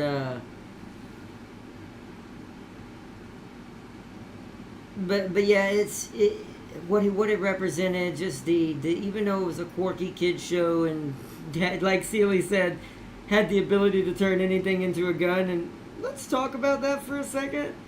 I want to say this out loud, and I know not everyone's going to agree with this statement because the show's a kid show, so it doesn't get taken seriously as much. I'm going to say right now, I'm pretty sure the Mighty Morphin Power Rangers, even though they were teenagers, pretty sure Zordon gave them a keen level power to a tier 4 society. They can literally make matter out of nothing. Keep that in mind. They can form, the suits can just form out of energy and nothingness onto their body. They can summon Zords the sizes of mountains. It's like, wait. Is the am I the only one excited for Ace Combat? No, I love Ace Combat. I'm ready for that. The Megazord is really strong, well, yeah, this is what I'm saying. The Megazords can technically, and people don't realize this, if you look at the lore behind the Megazord Zordon has, they can destroy the planet. You heard what I said. That is not a misconception. That is not a lie. Look it up. If you don't believe me, you don't know this when you're a kid. But man, were the Rangers actually probably overpowered as hell. And it's like, this concept, and you look at what it is, and then my machine part of me, like as far as like the AI I love, the robotics I want to help people with, and stuff like that. And they say, like they say, everything that influences when you're a child kind of tries to make you into what you are. Good or bad. This is why I've made that conversation with the way the internet is when it comes to children. That's why I think all my stuff came from actual like shows and things I grew up with culturally and teachings from my mom and my faith, and when I was growing up in the church when I was really young before I separated myself sadly from it years later when I ran away from the Red Queen. So that's when I shattered my life entirely. I was just I took a hammer and just went BAM! But it's like just, for whoever knows what reason at the time. It was mostly fear, is what I've come to terms with. It was just fear of my own faults, imperfections, my trauma from my childhood that came crashing back on me at the wrong moment. Many things. But in speaking on that too, the trauma, everything in this world, and this is an example of why the internet has to, I think, one day be dialed back a little bit. Everything in this world, good or bad, does make or break you. And it does make or help you form a version of who you're going to become, whether we like it or not. People you know, people you hang out with, your family, your belief, the video, well, because the internet exists, social media. And it's like, and what people don't realize is the ability to unplug is very important. The ability to detach from this thing and not be here is very important. That's what my church has reminded me of, me getting my faith back, which is why I'm doing it first this year, throughout this whole year, strengthening that, and then I'm going to hardcore freight train my way straight to the objective. No, Amtrak my way, even faster, to the objective. Actually, no, freight train's better because you can't stop a freight train. Slower, but good luck getting it to stop. And it's like, once I get that built up, I want to go into like my studies for AI more hardcore. I'm doing a little bit of it here and there, but I don't want it to overshadow and become more important than my other studies. So, but that's just a harken into that. But even this show partially pushed me in that direction, in what it is. So, my favorite was the one better than the Gold Ranger. Oh, what one? Oh, my brain. I know which one you're talking about. My favorite Ranger is the gold. Oh, I see what Tab King's saying. He did that. I know which one he's talking about. I don't think he does. He was doing that 'cause Sealy said Diamond Ranger. Yeah, I was going to say, Tim King doesn't know who he's actually referencing. There actually is one better than Gold. It's not actually called Diamond, but one would think. My favorite Ranger is the Golden Ranger with the Squid Companion. Wait, which Golden Ranger? Is that the one Tommy got to be for a little bit as well? Or is that a different one? Did it summon a pyramid? Like a giant black and gold pyramid? Sealy?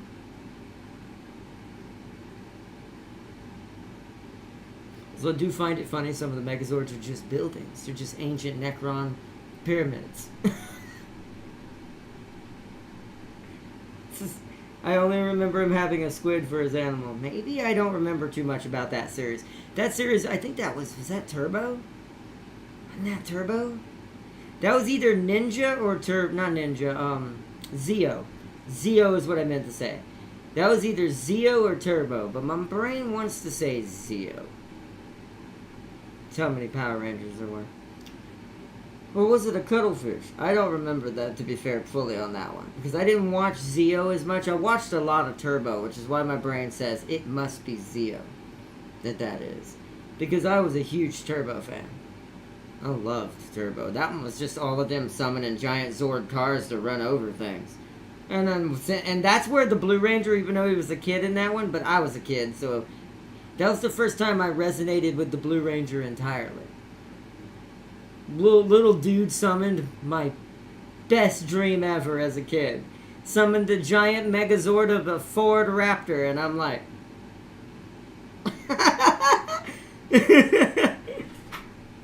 Is he? Yeah, Ren and Stimpy was my... Oh yeah, Ren and Stimpy was good too. I grew up on that too. That was later.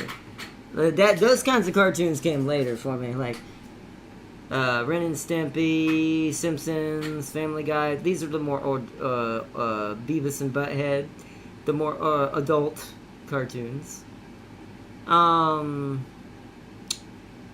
South Park.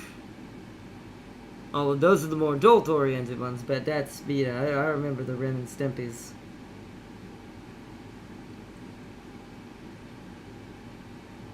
Let's see, I remember the squid would attach to the back of the Megazord like some cannons. I think that was the pyramid. I think you're talking about the Zeo one, which I think that actually is Tommy. I don't think it was Tommy the whole time, but I think Tommy was that Ranger for a while. He was actually a lot of Rangers. Tommy's like I said, he's my icon and idol when it came to that. That's why it really saddened me when he passed away.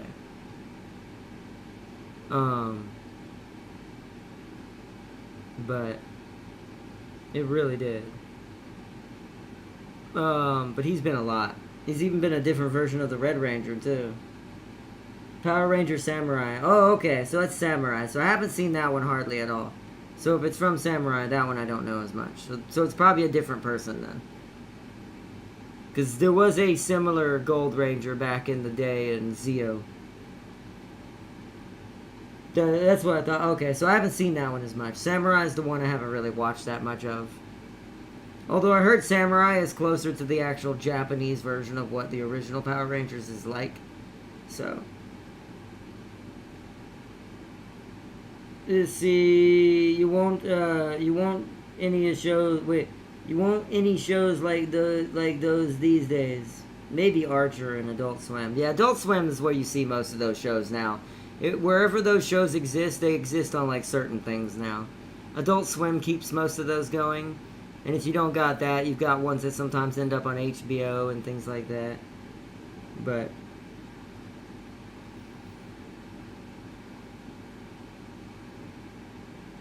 Adult Swim's where most of that's from. Especially Archer. Man, I love Archer.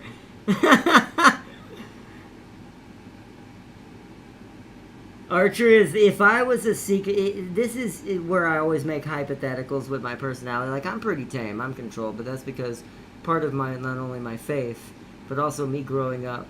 Oh, I see there's a Power Rangers Turbo full theme down there. I'll have to get that later. See, I told you, Turbo just peeks out at me, but what I was gonna say,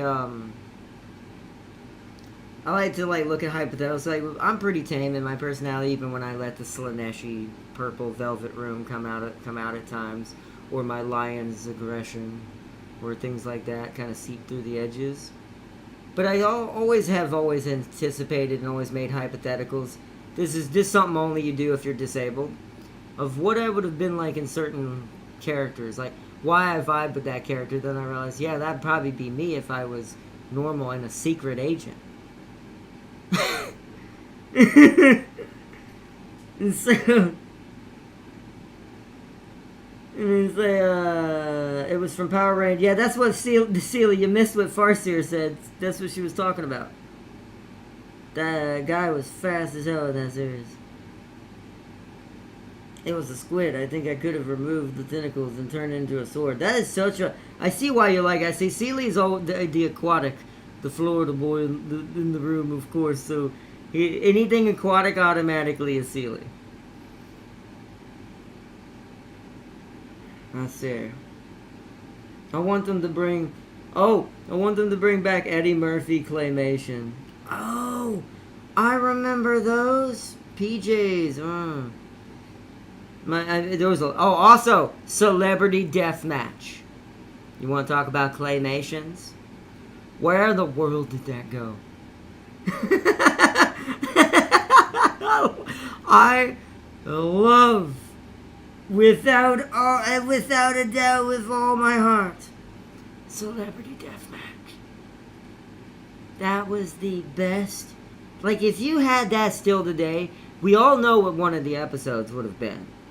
Like the political themed fight. We all know what it would have been. It's like, where is that? My original memories of any anime was Voltron. Oh, Voltron's good. I've watched Voltron. I've watched a lot of mech-based animes of all kinds. Cartoons, animes, all kinds. Big O. I forgot the one with the truck. The one that's a truck and a mech. It's a cartoon. It's a country guy southern dude, who drives it. Oh, kind of looks like Optimus, but it don't. Oh, can't remember it for some reason. Thundercats, watch that. He-Man, watch that. If Celebrity Deathmatch was around, the newest show would have been Fight with Ball.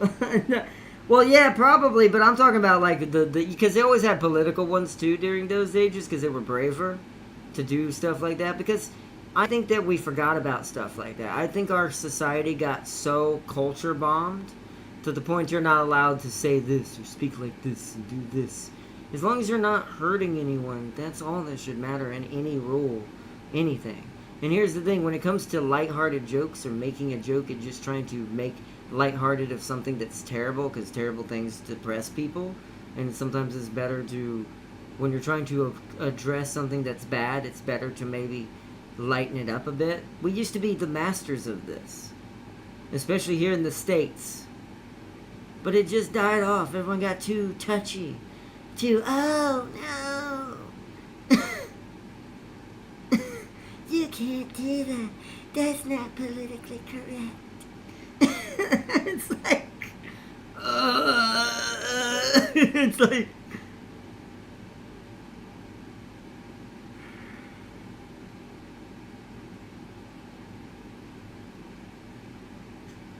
but is it Gurren Lagann? Yeah, that is a masterpiece. That's a good one. I think that's the apex of the apex in most cases when it comes to mech-based animes. I'm not biased at all to that anime at all. I mean, maybe towards the mechs, not anything else. Part of me wants to pull up the cover of the anime just for everyone to go, surely!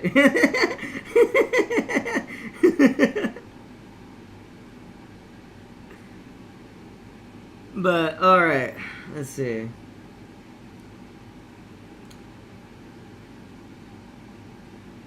Because we know a modern day political celebrity deathmatch would be two certain presidents duking it out in the ring. One's former, one's current.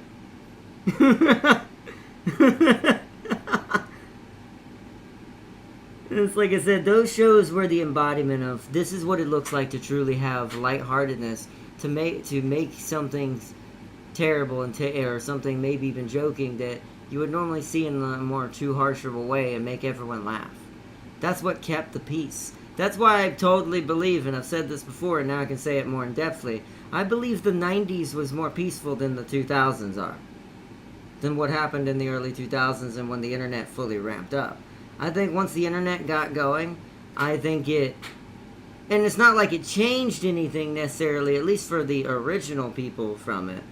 It did change a lot in newer generations who grew up on it, but as far as overall, the arcing really thing about it is it's more of, as we've all talked about, well, the internet became this place where these echo chambers could start existing and people could just start throwing shade at each other without any disregard and this and that, and it created toxic, very toxic, like on both sides, like warfare and like digital destruction, mutual destruction too in some cases, depends on who you're talking about.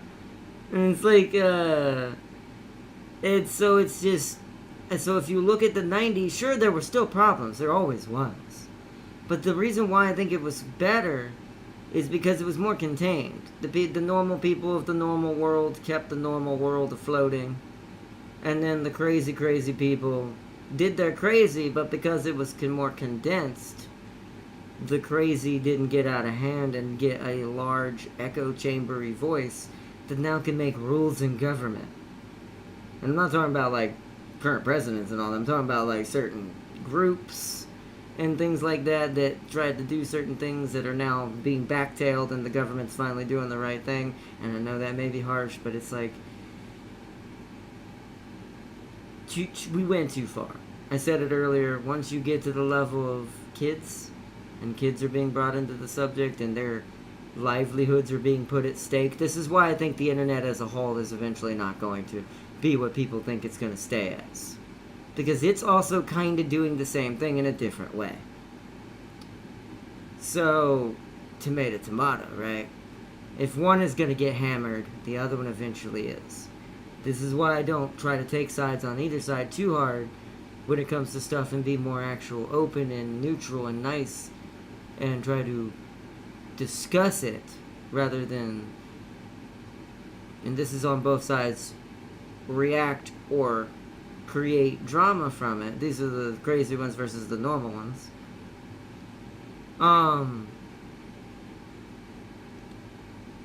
That this is what's going to end up coming back to that side too. It's going to hit both. When these kinds of things happen, they're never one-sided. They never are.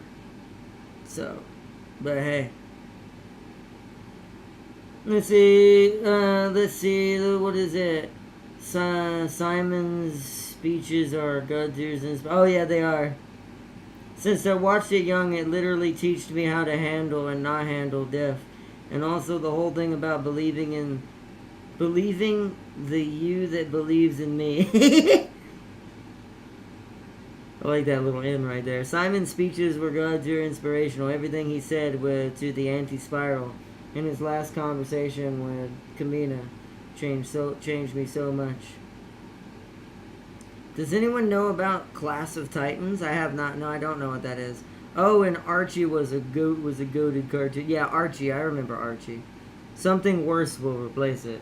I mean, yes, maybe. That actually could be true. I mean, Farseer might not be wrong. But I don't know. I think that we're seeing in this, I don't want to get too deep into one subject, so we'll just touch on this and we'll come back to it in a future vlog, because we're going to be doing a lot more of these. So,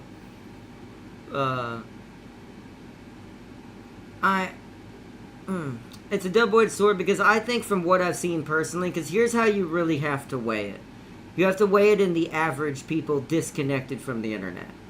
Because here's the thing that we forget, us people who are on the internet, me included, when you start to really let it suck you in, and I've noticed something personally recently that's taught me this too, that's happening in my life right now around me, and it's got me kind of sad, but it's also taught me even further what I say is true, is, I think what you have to gauge it on is the people that are already don't have their connection, and the more people, they do plug directly in the web, but you got to understand, those are still a minority. If you were to go out here, and this is why I always recommend getting out of the house more. I know it sounds really crazy. It says from the YouTuber, right? It's like getting out of the house more and things like that. But, and also, this is just personal. I'm not saying this is work for you. Whatever works for you just to get you out there. But if you are if you have of a faith, being involved in your church physically and going to church and stuff like that. The reason why I say that, and that's just an example. I'm not saying that's what for you, but if whatever, something like that to get you out there around people. We tend to get into this belief, and this is why I think the dead internet theory is a thing. We tend to get wrapped up in this belief of thinking that the internet is all powerful. It does have its abilities to not manipulate. Actually, technically I'm going to say that, but not in a bad way. Manipulate and change certain outcomes. But that being said, vast majority of people plugged directly into the internet are people who are already, and this is not, I'm not me being mean, I'm including myself in on this. One, because of my disability and other reasons, but vast majority of people on here, we are connected to this thing on such a level that we do not see what the actual mass majority is. That's why you see so many crazy, like, Karens and stuff. And Karens coming out of the woodwork and stuff. They think that people agree with that because they've lived in the bubble so long that they think average man and woman out there think this when they don't. Most average man and woman don't even like the internet beyond using it for their businesses and tactile type things. Maybe some memes here and there. But I can guarantee you, like, I'll give you an example, even though I'm a fan, and this is not against him, I love him to death, but I'm going to use him as my example because he's my favorite. I doubt anyone in my church watches Asmongold. Okay? I do. I love him. I like watching his stuff. But I'm also connected to the system. I am a part of that same wire. I've been in it for quite a while. Now, I have disconnected part of myself from it to make sure I don't let it consume me. And even he even talks about that. Even on his own channel. If people would just take the wire out for a little bit, they would see how crazy all this is. And he's right. It's the illusion that this thing is bigger than life.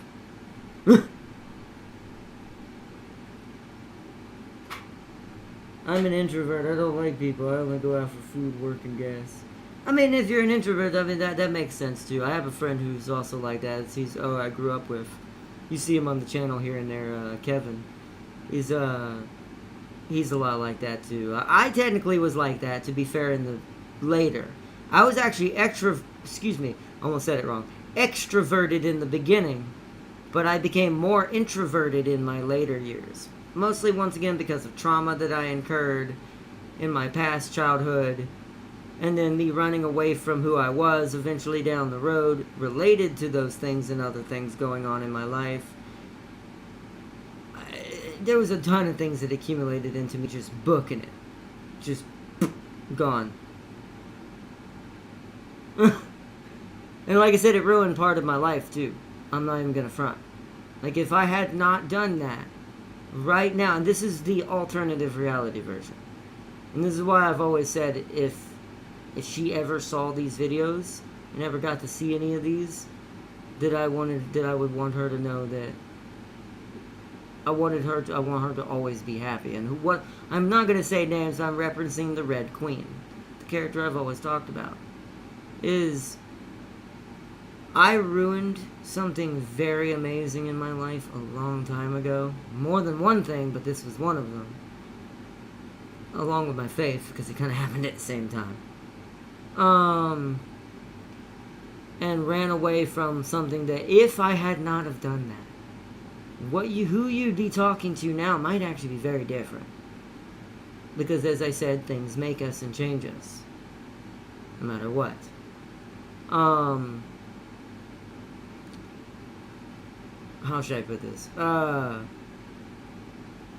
I would have probably been a guardian-like person more already sooner in some ways, and I most likely willing and blessed if that had happened. Once again, this is alternate reality. It clearly did not happen. I would have probably been a dad. By now, I'd be the dad not instead of the art not. And different things. That's also why the Lion song speaks to me, because when he says, "I will not fail my sons," I don't have any. I don't have any children, not yet. Hopefully one day. But it's more of a spiritual representation for me in that song of what I will have eventually. I know I'll meet someone and eventually get to have that chance again that I squandered. But it's a spiritual representation of no longer taking anything for granted. No longer running like a fool because you're letting something else speak for you, instead of you speaking from your heart and everything that you represent, who you are. Something I would say to anybody. Anyways, I'm getting a little off topic there, but yes. Let me read chat real quick. Both. Or no, I was not adding to you. I was talking about what's going on to replace the internet. Oh, what are you talking? Well, what were you talking? Hold on, let me go back. I missed something. I was saying if SAO like worlds existed in the future. Oh, it would get a lot worse. Yeah. Yeah, so I got off on a tangent. That's my bad, Farseer. I tend to do that. But yeah, that was all. But I also wanted to talk about that too, because I wanted to talk about that was related to everything we've talked about so far. But yeah, I mean, yeah, if we get the virtual reality, I've said this, like, true virtual reality. We've talked about that before. True virtual reality would be absolutely the detriment of mankind. And the reason for this is we'd end up getting to the logic that why do we have physical bodies to begin with? What people don't realize, we'd end up back where we're at right now. Because here's something I'm going to put a little scariness in your brain. Even though I'm not saying this to side or go anywhere with either thing. Do you realize in that world that represents kind of what the woke movement kind of wanted? Think about what the more woke movement for, I'll say it, trans and things like that. Like I said, I have nothing against anyone on that. From that, I have a different way of articulating and saying the things that I think that took a little too far, in my opinion. I have nothing against anyone specifically or personally, though. But that being said, where that comes from, that's the mentality of a digital brain. That's a brain who doesn't see physical. That's a brain who wants to be able to change to whatever character you want. What do you think a digital world is like? That's literally what it would be. SAO is sadly the representation of that would be the loss of the reason why I think people are fighting so hard back against certain movements of what I just referenced is, one, because of how far it got taken to some place it should have never been taken. Like I said, you never involve children. Children are just the no-go, do not touch, do not enter, stay out of this. And it's like, but that being said, if that had not happened, really the ultimate goal for this, and there's, at the end of the day, whether you agree with it or not, it's not necessarily a bad thing eventually if you are going to evolve up from being a normal type of humans eventually down the road. Because here's the thing that the double-edged sides of the swords who are against them don't realize either.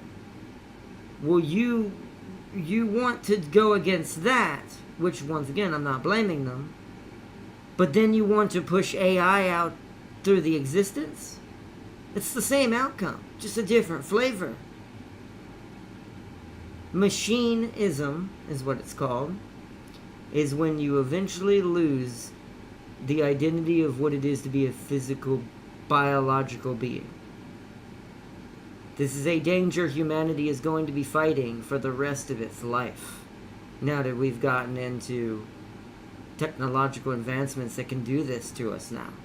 We can alter ourselves. We can do this. We're getting to the point CRISPR's genetically, the genetic machine known as CRISPR, can do things that'll be insane. We eventually will be able to umify people down the road.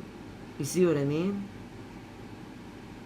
Or even further, if AI gets too codependent and we rely on it so much that it goes Wall-E-like, one could argue instead of it being like Wall-E, we would just absorb ourselves into the machine. Once again, the same outcome, different flavor.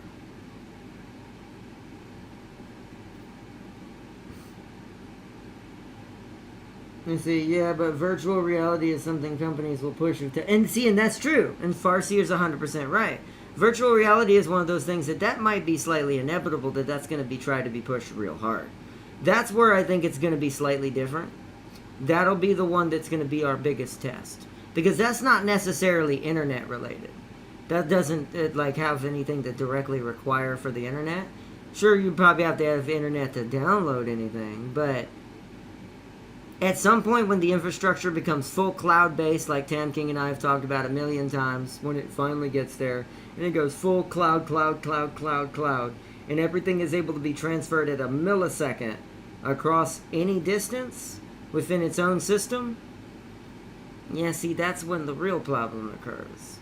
It's depending on how people handle it. Now, my confidence is in, once again, taking that wire out of my head, is that the average person is not going to even enforce this. The average majority people of the world, especially in America, are probably going to only use AI as a business element. Some people will get into the VR and get scooped into the virtual reality and it'll probably consume. But I think overall, right now, that the average overall people would still be fine. But that's not what the real kicker. It'll be when you truly can. And here's what I've said, Japan's already on our way towards this. We've talked about robots too. Robots are also the other crux to this. There's the digital way, virtual reality, the Matrix-like theory, that kind of thing. But then there's another way. There's the cyberpunk / Detroit Become Human way. In this version, the robots become so realistic, and we're already seeing that, so realistic that humans forget to need emotion because the robot eventually is able, dare I say this, to carry children or produce seed for if a female or a woman has her own robot as well. For the male, it'd just be, can the robot carry children and be impregnated? For the woman, it would be, can it make her pregnant? And sadly, I hate to tell you this, but since biology is becoming an absolute nightmare, that's possible eventually down the road. Hell, it could be possible now with the right money and right resources if it was technically thought it could make money off of it. If they knew it was a market, it would be done tomorrow. Just because sadly money governs a lot of stuff. Now we're in the deep side of this well. But that's the other alternative, that's the danger of the fight humanity's always gonna have. This is why I love Warhammer stuff more now, and what I respect more about the Imperium. Sure, they have their problems, but you know why they did that? You know what's at the end of the crux of all of that? Do you know what they say is their core motto, besides the Emperor protects? Humanity first. That statement will end up having to become a thing for us at some point. Because without it, I do think we're going to lose the line. But it'll be a while. But I still think it could go fast. And like Farseer said, iPad kids are not. I mean, next generation's going to be a little rough. But I have, once again, overall, seen more parents who controlled their kids with their internet access than not.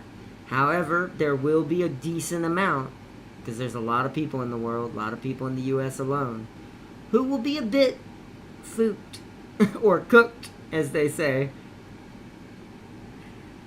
So, yeah. But would you, or, let's see, so back to what Seeley said.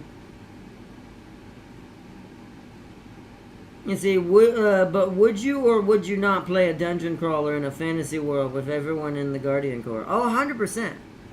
See, here's the double-edged sword with me.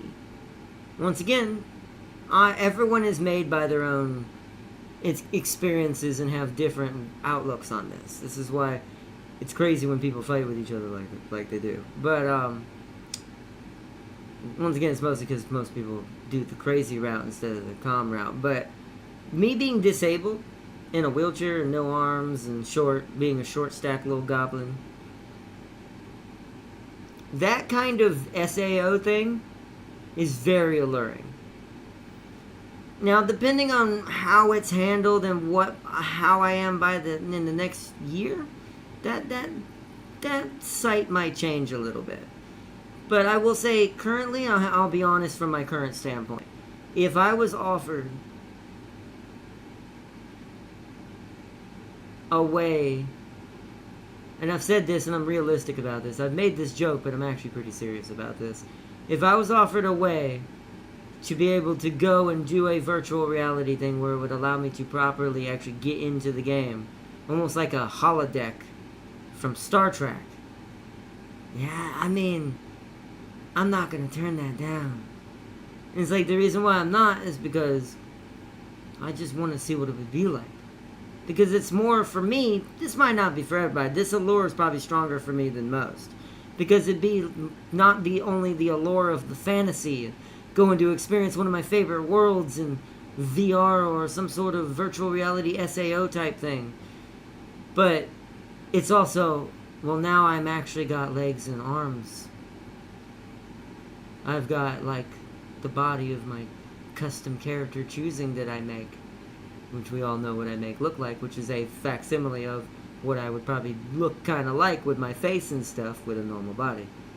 Now, I'm fine with my body in real life. Don't get me wrong. Like, don't let that be a confusion. It's just, if I had that option to try that, just to see, I probably would. Now, there's a much bigger crux in the room that doesn't take away from me as a person, meaning as it won't make me change as physically. I'm still me. The other alternative to that, though,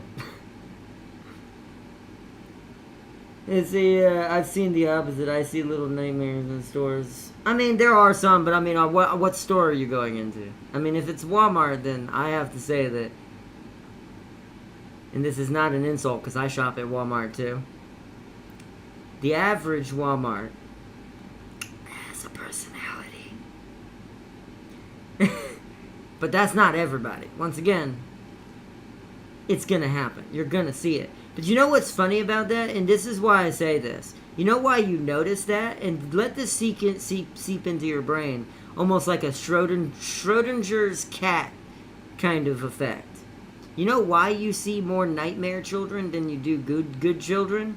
Because the nightmare children stand out. Because they're yelling. They're screaming at the top of their lungs in a restaurant. Or inside of a, what's it called? Because their parents don't know what the word discipline bloody looks like. And it's like, but that's why you see that. But you know why that still comforts me? And now the more I've been able to get out among more people, what you don't see is how many good ones who are quiet, well-behaved, learning from their mothers and fathers properly, and do what they do, and just being who they are. Silent, what is it? There's an old philosophy, but that's run a ring to my mind, but I can't remember it. It's like I'm remembering part of it. I've heard it somewhere where it's like, peace doesn't announce itself, or something like, I'm gonna butcher this because I can't remember the exact it, but it's like I've got a pseudo thing coming in my brain remembering it from something I must have heard a while back. Peace doesn't announce itself when it walks in the door. You know why? Because that disturbs the peace. So, you know. Doesn't SpaceX have neural implants for virtual reality? They do, but it's not really the same thing. It's not really virtual reality, but it is kind of working its way towards that. You are right, Crispian. The concept of what that thing can do is kind of the beginning of that. But let's get to the other funny one while we're on the topic. The second alternative of that, we're getting our the humanity temptation thing. Here's where the one that I have a problem with somewhat contributing to. And I'm not going to even front. Just because of, and this is my own fault once again about the story I told you earlier, from me taking for granted someone who loved me a long time ago and many other things, along with my faith and many other things I ran from. But being disabled, having no arms, being short little goblin stack. The other alternative, the one that could Detroit become human one, but less violent, more of just a quiet, silent passing of the humanity in the background, is I made this joke, but I'm gonna say it for real now. I've always made the joke. If I had the money and I was was rich enough, just because of this is my situation. If I had enough money and the ability to do it, I would probably be one of the ones on the train with Japan. Hell, even China's making them now. With Japan, just because of my disability, with having a robot companion. Now, that's not my first choice. I still prefer human. And I still will be most likely with a human. Because one, I'm not rich enough to even try to even indulge in that kind of craziness. And two, so it's one, maybe a good thing. Maybe it's how I'm being protected. Two, I still would prefer overall, because I grew up that way, because the way my mom's taught me, a real person. As most people would. Or should. And it's like, but once again, if a company came to me, and I'm going to put this, once again, this scenario on the table. If a company came to me because of my disability and they were wanting to basically, because they wanted to get some models out there to test to make sure they're working. I know it's probably dangerous for me to use a test model, but hey, to have a test model around me, especially being disabled, but if they came to me with the robot companion that I speak of, as like, oh, we're going to give this to you as a charity donation, basically, to test it out and to see if it could actually benefit someone in your situation and help them. Yeah, the answer is yes.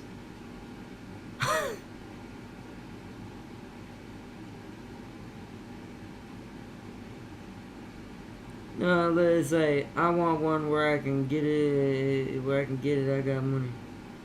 I want one where I can get it, I got money. Well, you have to go to Japan. If you want a good one, you gotta go to Japan. You're not gonna get that here. I'm gonna say that out loud. Once again, I prefer, and I'm still shooting for, I trust, and because of my faith, trust that I will find a person and will be given that second chance that I squandered so many years ago. However, for those who are interested, if you do want to be interested in that, you'll have to do your research on Japan and where you can do that, because you need to be safe with that, because you're from here in the States. Having something like that shipped would have probably tons of absolute red tape. This is why I think you'd be better off moving to Japan if you were going to do that. Because that'd be the other stipulation, unless it's agreed upon and this is something that's okay. The safer thing would be for that, if you were going to buy one of those or have one of those, is go to the place that makes them. In our case, Japan would be the safer option than the other one, than their competitor.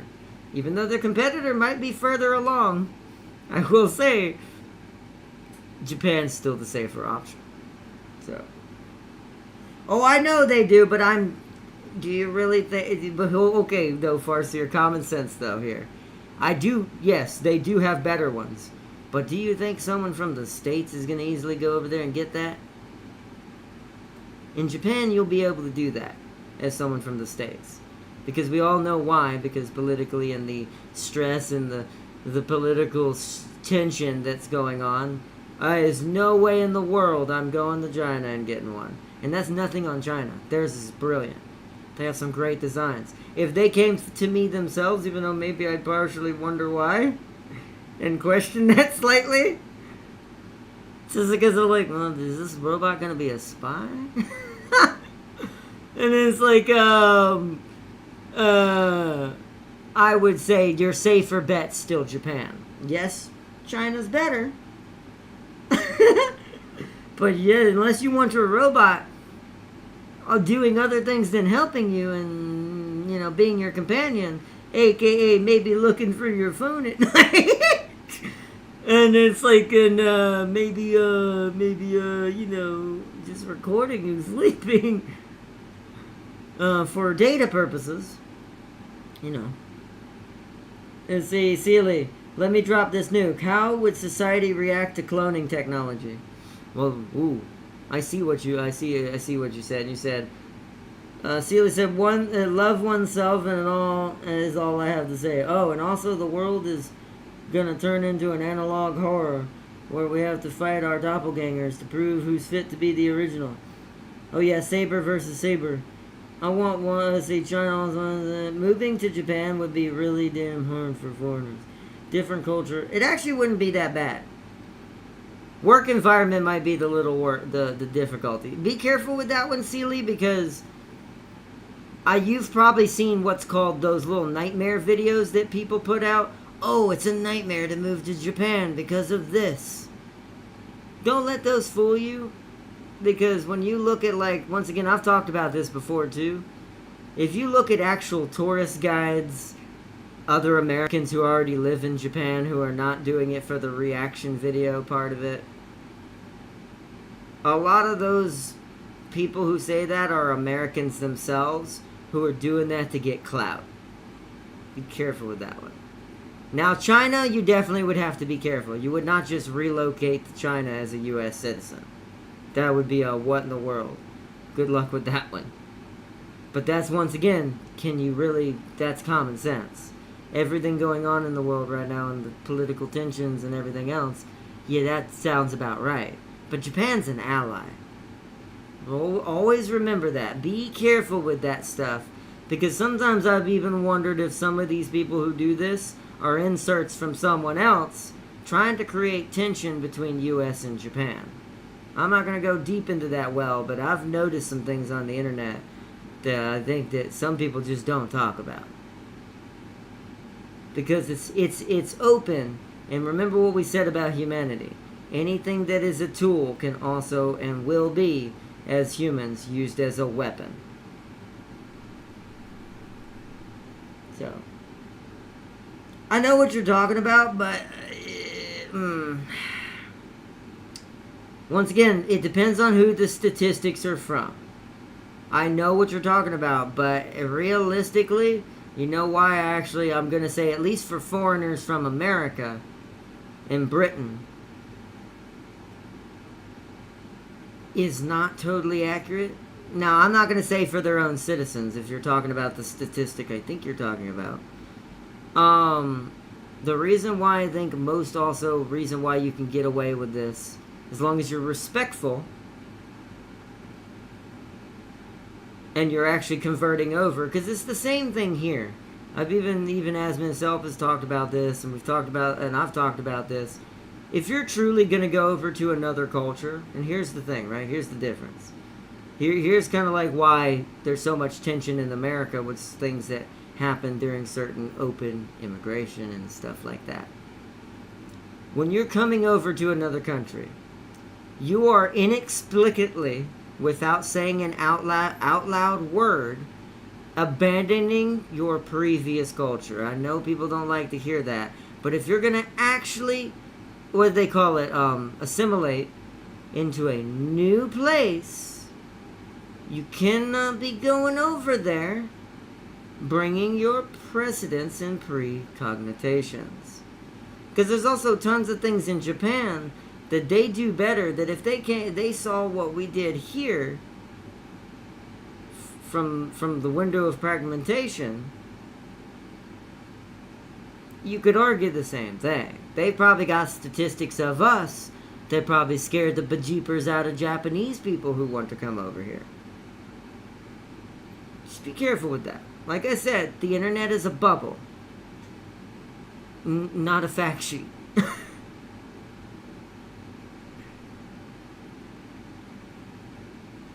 You see, I don't know much about South Korea. I do know Samsung is an absolute monster over there. I think they make about 20% of the total money government of Korea brings in the... Oh, you're talking about, yeah, in Korea, yeah.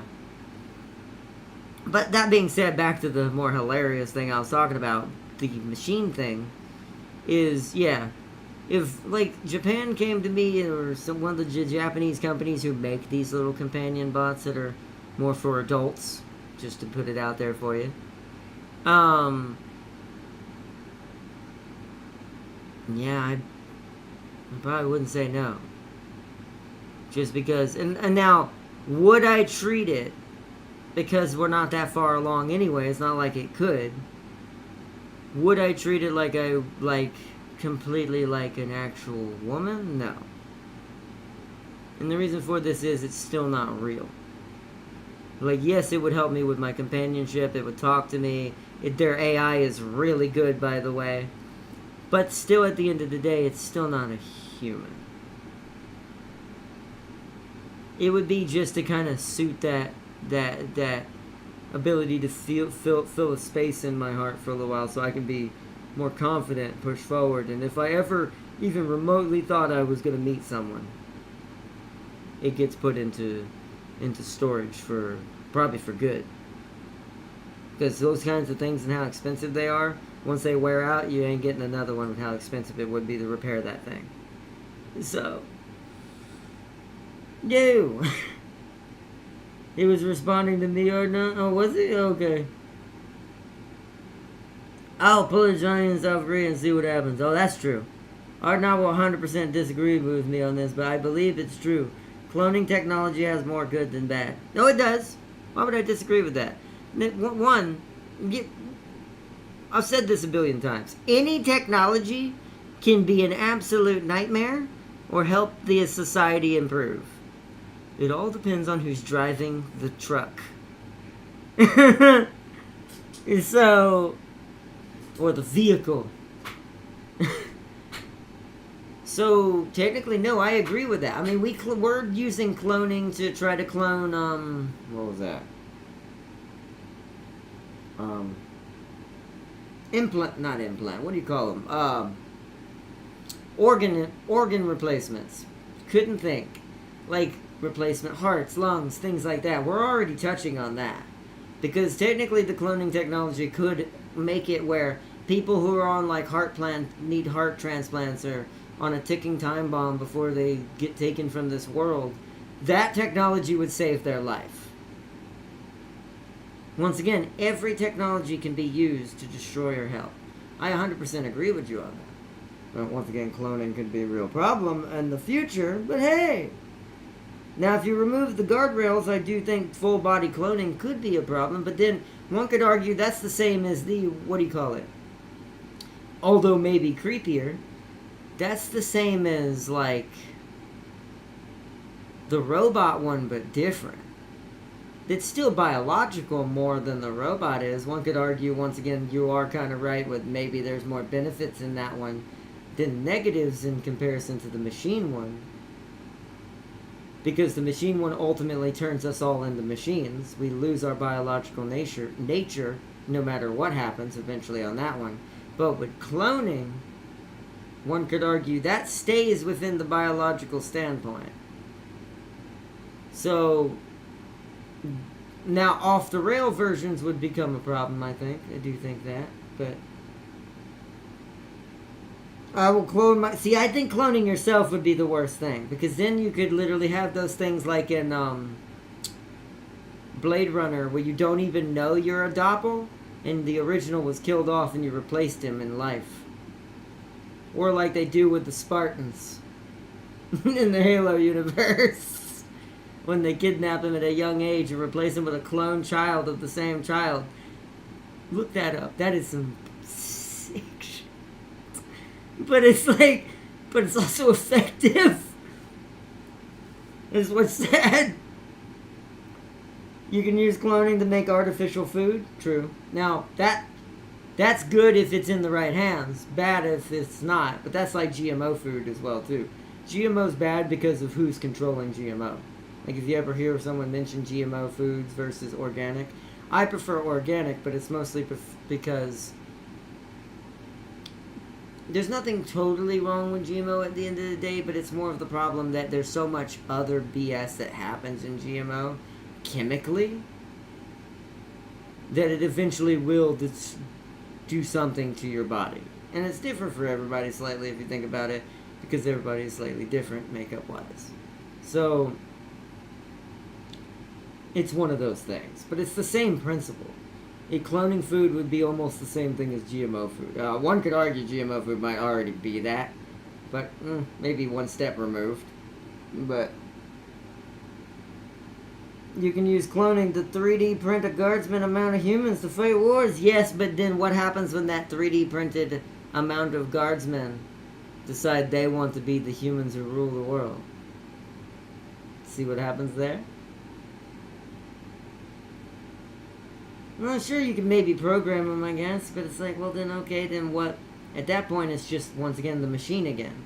But then what will really make us really still lose our humanity personality-wise, maybe not physiology-wise, but we'll lose as far as, like, we'll be creating clones of people, like, we know, or maybe clones of, like, the perfect spouse, or things like that, right? That's the same as the machine one, but biological.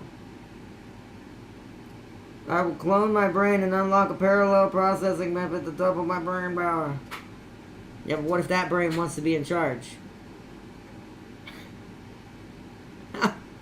This is why that's a bad precedent. Never do it to yourself unless you're gonna die. In that kind of scenario.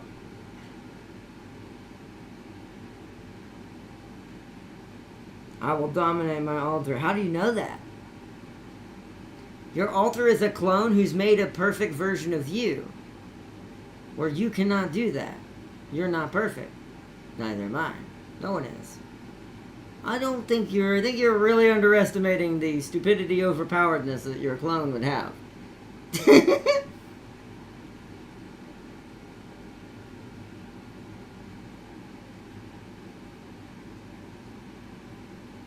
I will use it to make a farseer to help me get over my War Thunder addiction. Or she gets sucked into it and does the work. The irony is, you know what, that actually might be the best way to do that. And it's like, get the other clone you to play War Thunder in your stead, grow its addiction to War Thunder, then you don't have to play it anymore, and then it becomes the problem, and you just go do your own thing. That's the Naruto shadow clone logic, is what that is. Why would my clone get rid of me when we can do a Moon Knight? In that case, you become what's his name, and he's Khonshu. Just letting you know. In that situation, you're the puppet, he's the puppet master. It's not the other way around. It's like, not in that case. You will be a Sealio on strings by another seal. By your own self. But yeah, but all those things being said, yeah, like I said, I'd be the first to jump on that train if I was offered it, but let's see. Either that or my cloned brain will merge with me and we will become like a parallel CPU processor. I highly doubt that. I highly doubt that. And see, people will use it to themselves. I mean, okay, now you're thinking like me, Farseer. Stop that. I mean, I would know my own self the best.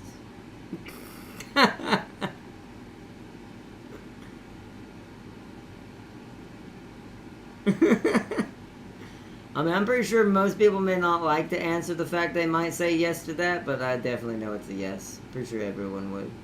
They may not say it out loud and think it's a no, but I'm going to say answer for everyone in this case.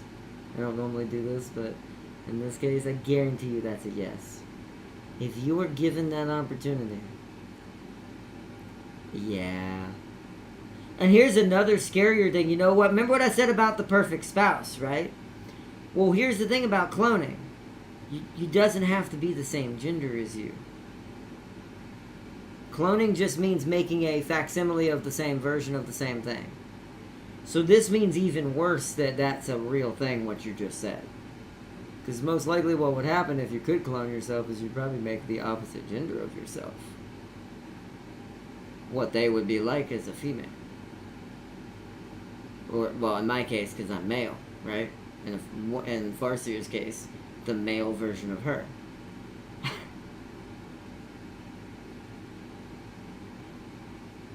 And see, and it's like, oh, that's what Farseer was talking about. Oh, I thought you just meant they were just gonna not care either way, whether if it was an exact copy or not. Some people might not.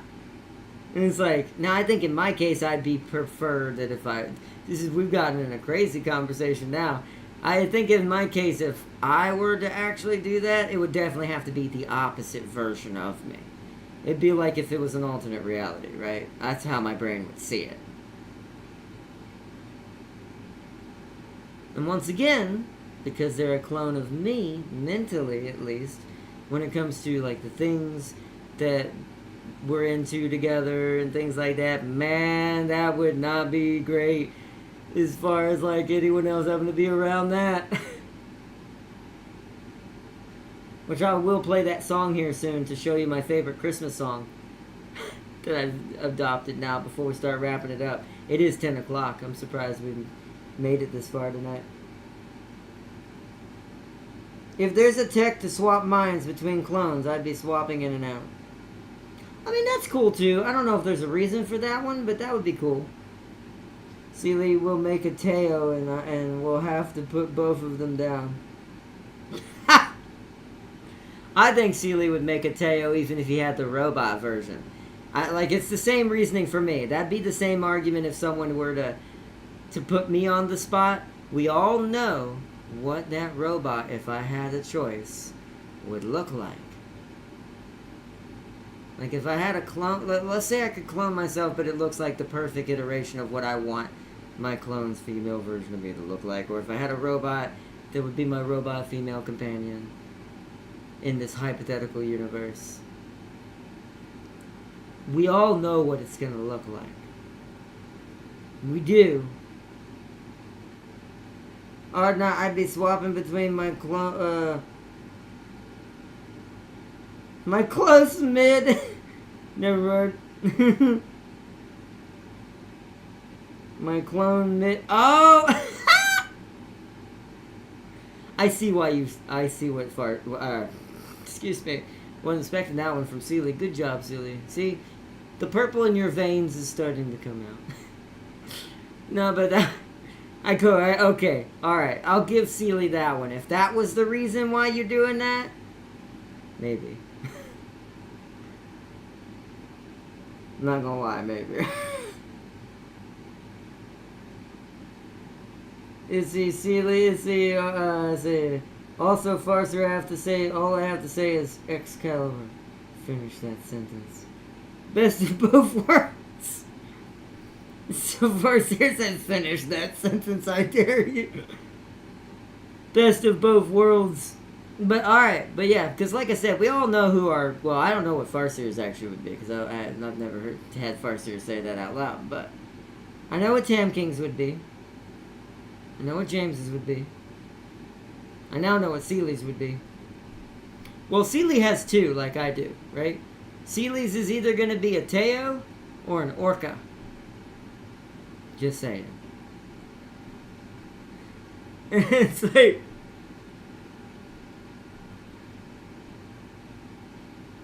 Maybe Cafe. Maybe Cafe. But that's the same as Teo. Those are, I'm counting those as one person, because it would just be a 50-50 between those two in the Uma side of things. Now, I do have an Uma choice as well, but we all know what my two major choices are. The top two of that list of who that robot would look like. Yeah, I actually don't think you'd pick Kita over the others. Master Chief? Oh, wait, really? No, you gotta be messing with... Wait. No, wait, hold on. Wait, really? But you don't know what he looks like on the inside. Are you just talking about the actual, like, Master Chief armor? I mean, that's pretty savage. I'm not gonna lie. I mean, if that's what you prefer, hey, I'm not gonna hate on it. But I'm like, are you talking about him outside the armor? Do we even know what that looks like? Oh, they show... Oh, I need to look this up.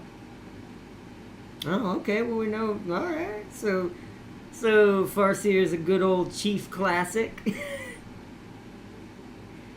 Okay, I'll have to check this out. I did not know they ever showed what he looked like, finally. I'll have to look this up. And a clan elemental. So that's your other... I don't blame you.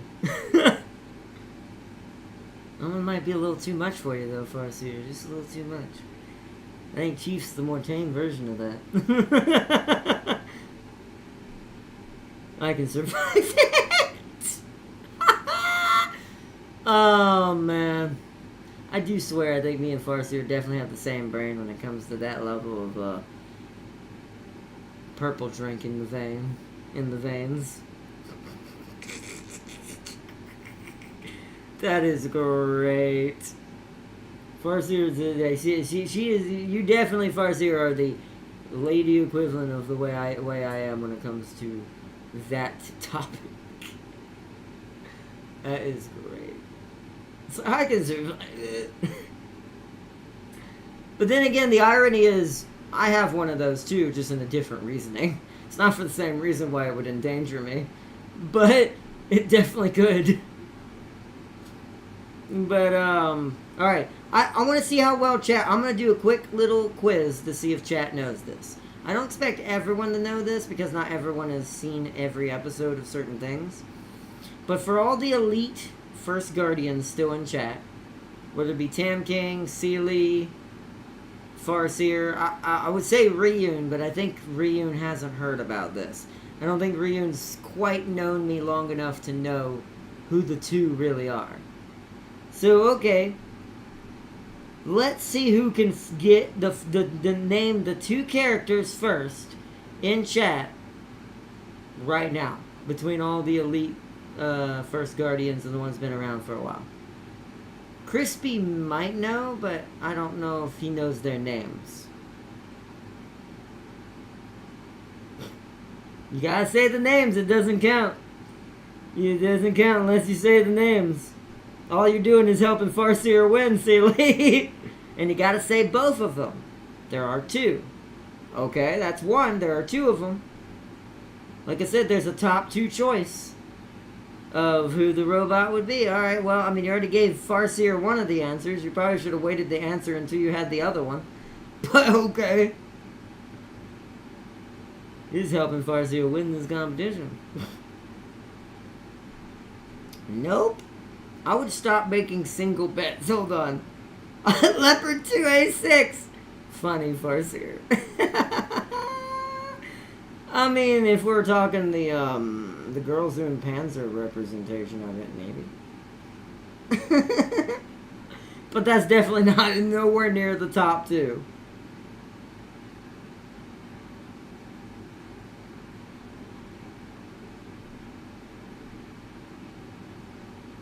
Anubis? Okay, there are female versions of Anubis, but no. Okay, so I'm going to make it a little easier. For everyone. It is not another character like Luna. Luna is the only one at the top that is of that type of character.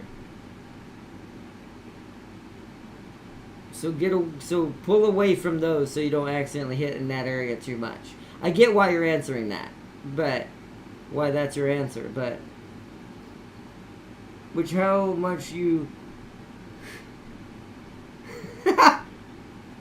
You are right. That is a good answer, but that's not the answer. There's a good answer, though. I get there was good logic behind that, but I'm going to make it a little easier. Once again, I'm going to make it a little easier. Go away from the furry dynamic. The second one is not what Luna is. Although, you can tell why I'm laughing. That's in the top 10 somewhere. Not going to tell you where. But no, that's not it either. Holy crap.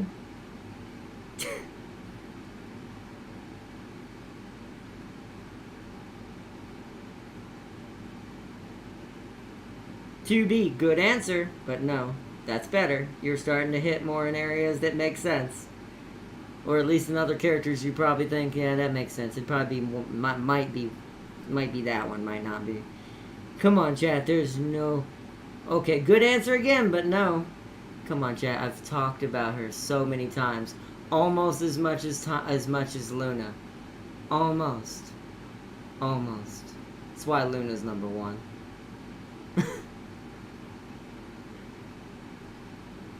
Almost. Almost, chat. Samus? Virgil? I like it, the answers are good, but the Virgil one, that's... I like how Seely's pick. You know what's weird? Is Seely's picking all the, like, the ones where I'd have to bend, right? Do what Smite used to do with characters, basically do the gender bend kind of skin, kind of situation, turn it into a female version of it. But let's also help Seely a little bit, because Farseer's at least got better guesses going on right now. Seely, stay within the female range. It's gonna be a lady.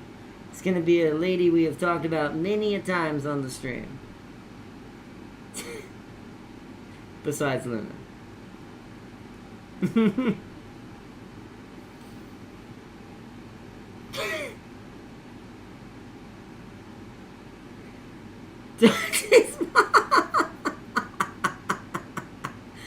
No.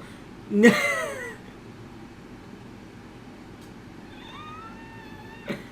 Oh, y'all losing points now, Chad. Come on. See, I feel like if Tam King were here, he'd answer this in a heartbeat. He'd be looking at y'all like, bro, what in the world? How in the world do you not know? Sandy Cheeks? No, surprisingly, Sandy's not nowhere near that list. There's another squirrel on that list. It ain't that one.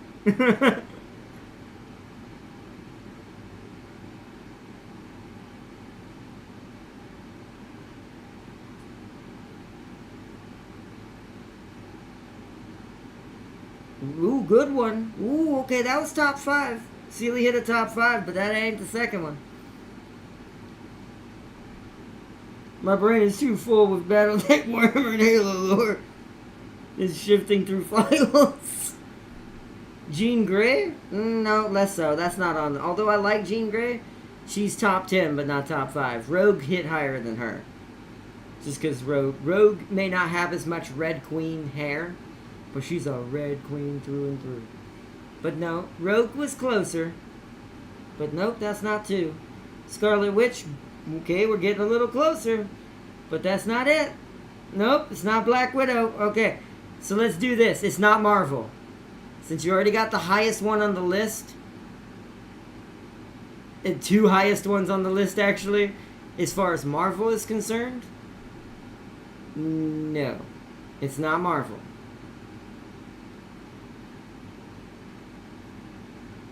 Think video games. I'm gonna narrow it down even more, even though y'all are astonishingly disappointing me right now. Not literally, just more jokingly, but so think video games. That's Marvel, Seely, and you're doing it again.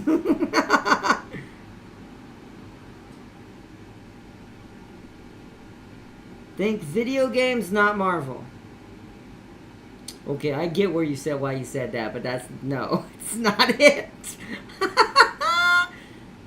Maybe it is somewhere on there. I've seen some things on Facebook that made me go, whoa. But, you know, no. That's not it. I actually shared one of those pictures, I think, in Discord once for the hilarity of it. Or to James to blind him, I can't remember. I like that Farseer just answered a better version of the first answer. No! It's not anything Wayland related. Or Predator. Gonna go ahead and put that out there too. And because before someone says wolf. Holy crud. Video game. I'm literally giving you the best hint. She is from a video game.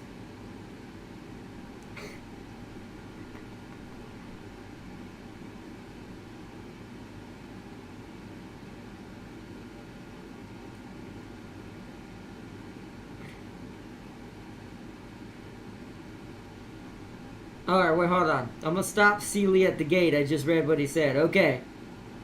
No, it's not that, but you just guessed number 3. The Lesser Redfield? You guessed number 3. Although, Farseer got the wrong lady. Even though, once again, I prefer red hair. Not in Resident Evil. No, the lady in Resident Evil who holds the highest cake of all cakes for my heart. As she does for Leon. Is a secret agent. But anyways, that's number 3. That's not number 2.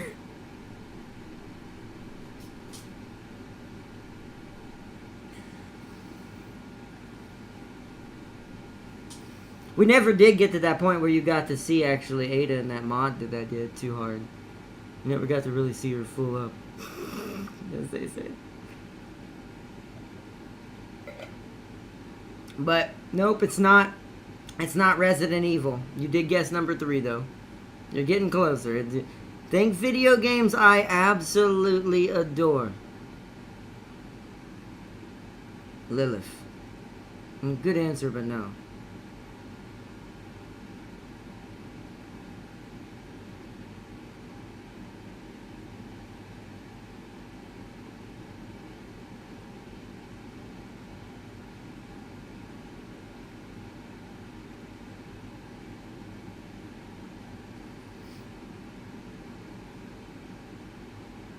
King Crap. King Crap. Farseer's going robots now. I get why she did. Because her BattleTech brain can't disengage. Laura Croft. Good answer, Crispy. But no, that's not it either. Although she is number... Hold on, let me make sure I'm not going to put her in the wrong spot. She's number 4. Because I grew up with her. Or excuse me, not number 4, number 5.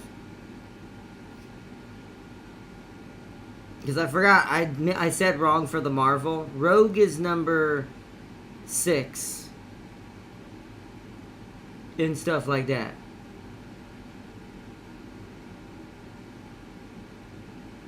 And sometimes I have to even look at my own list. The top 2 are always never changing. That's the thing, sometimes I actually do kind of swap them around. But not 1 and 2. 1 and 2 are always the same. Gundam Unicorn. Oh my goodness, chat. No robots. No more it's not a robot. Invisible Woman. That's Marvel, so it's not Marvel. Although that is a good choice. I do like me some Invisible Woman here and there, but no. Y'all are going to get so many on my list that are not the top 2 that you're going to find out how many of these I actually do have them on the list somewhere, but yeah, so for Farseer and Sealy, it's not a robot. Oh, okay, good one, but that's not a game. Well, Ansley, is there a Gurren Lagann game? I actually don't know, but that's not a game.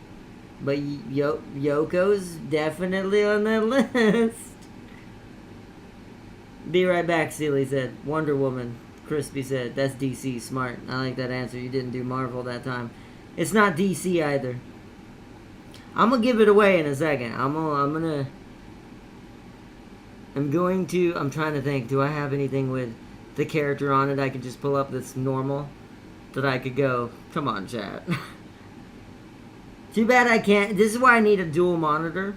When I get a second monitor for this computer and I do a dual monitor screen, right now what I would do is pull one of these tabs over to the other screen, and I'd pull up the character just to pull the character over there and go, how did you not remember?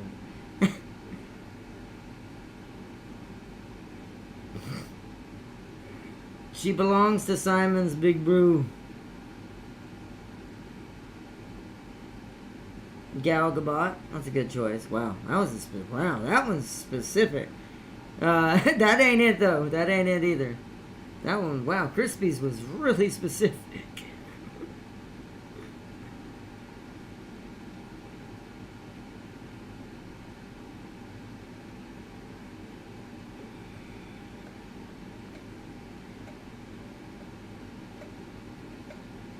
I'm trying to think of a hint I can give without giving it away.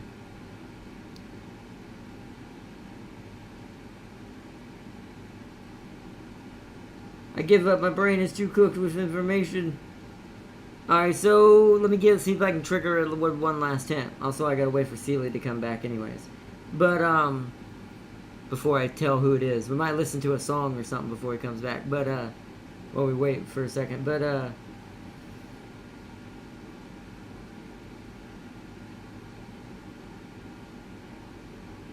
alright. She's a character you definitely would never want to have to fight in a 1v1. Because she is going to absolutely kick your ass. And I mean that literally. Kick you.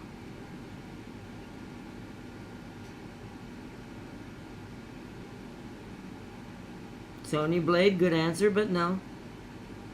You're getting there. Chun-Li? Nope, not Chun-Li. But there's another lady out there who has the strength of the power of legs and fist.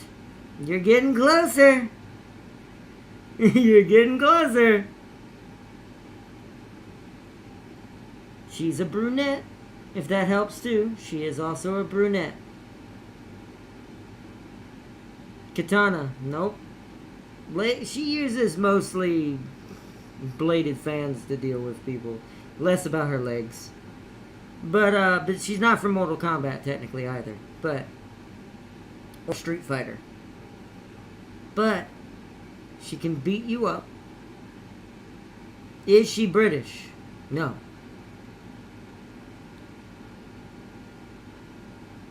She is not British.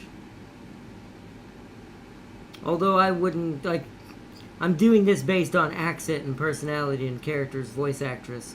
Because technically there are no British people fully in this universe that I speak of. So,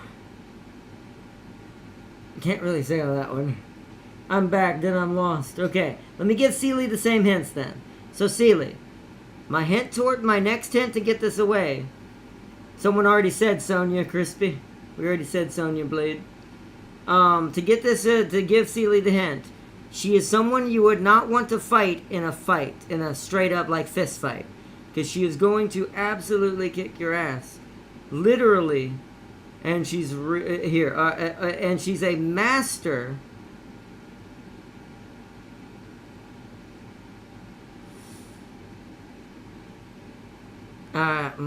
Should I tell you that last one? A master gymnast.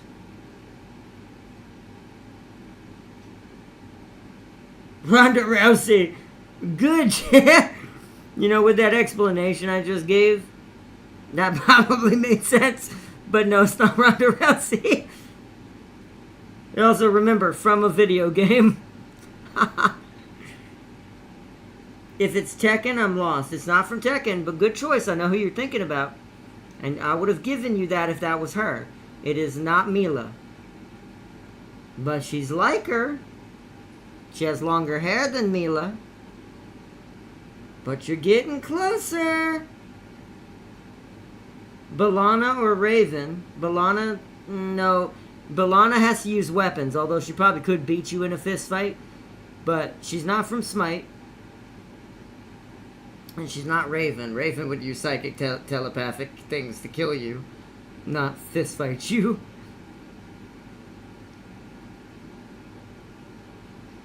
I feel like y'all are close, but you just, some reason your brains just aren't saying it or can't remember. Maybe I haven't talked about her in a while. To be fair, I've talked more about Luna more lately than I have her. So, which is why Luna's on number 1.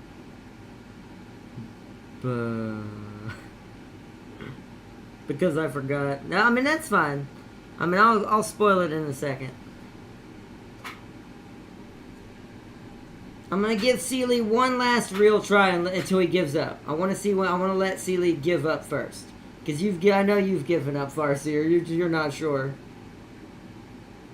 And then we'll start getting towards our wrapping it up and showing off our Christmas song I want to show, and some maybe one other song.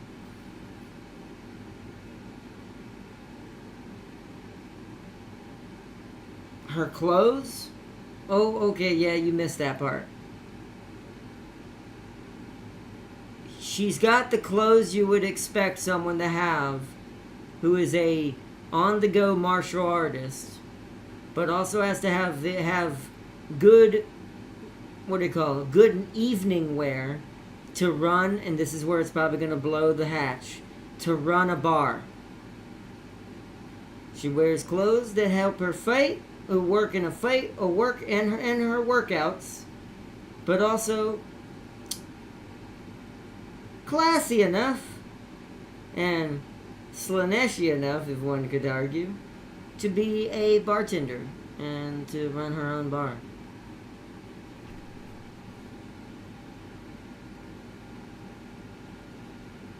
Well, I've talked about her in multiple streams in the past, especially when we were doing certain games. We've even played the game, and this is how it makes me sad that y'all don't remember my obsession with this character as much as Luna.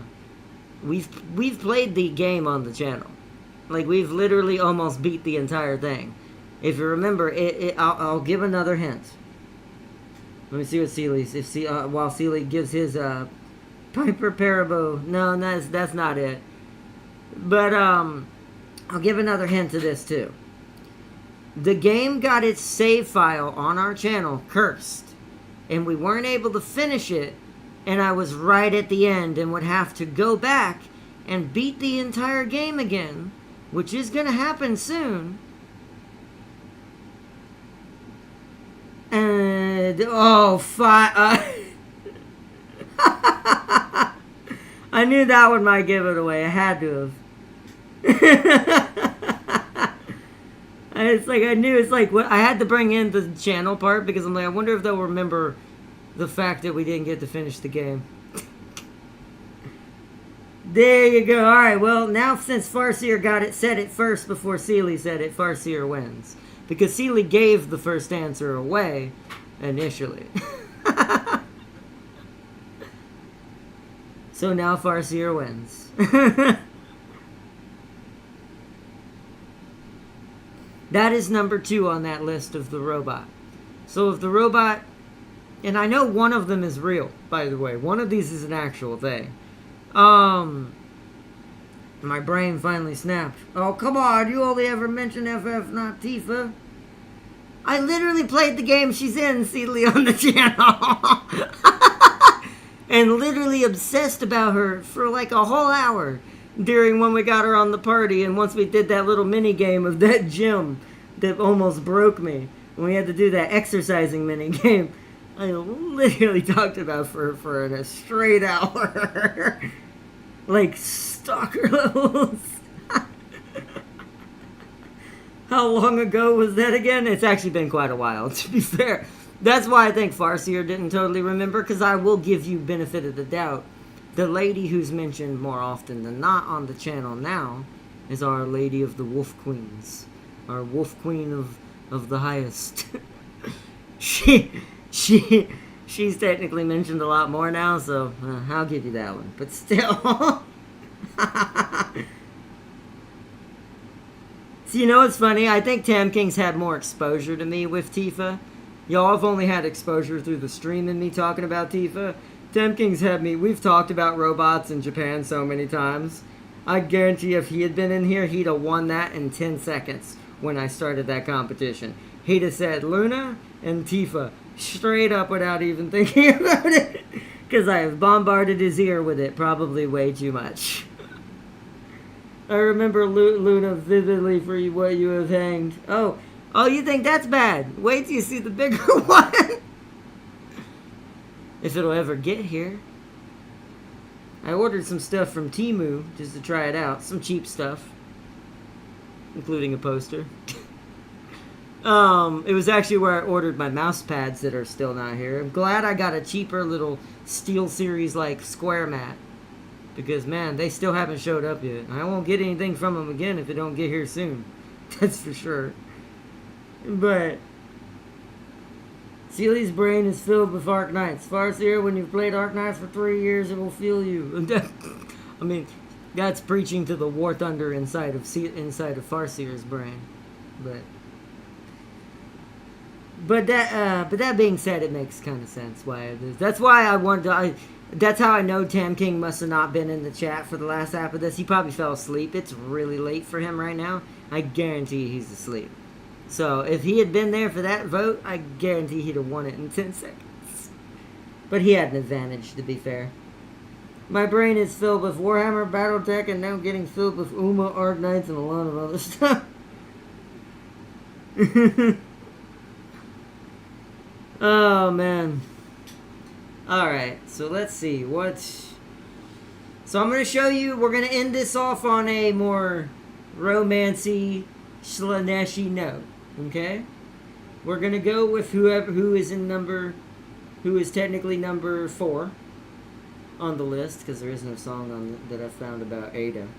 And so third can't be done. Or Tifa. So, yet.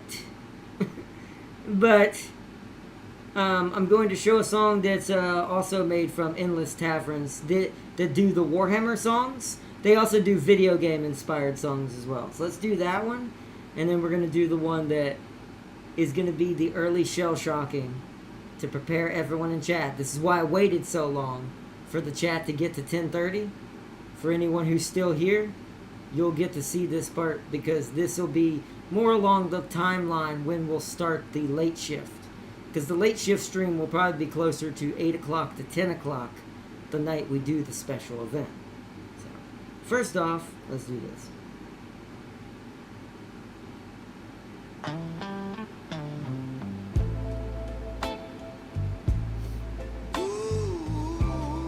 This is about Rogue and Gambit.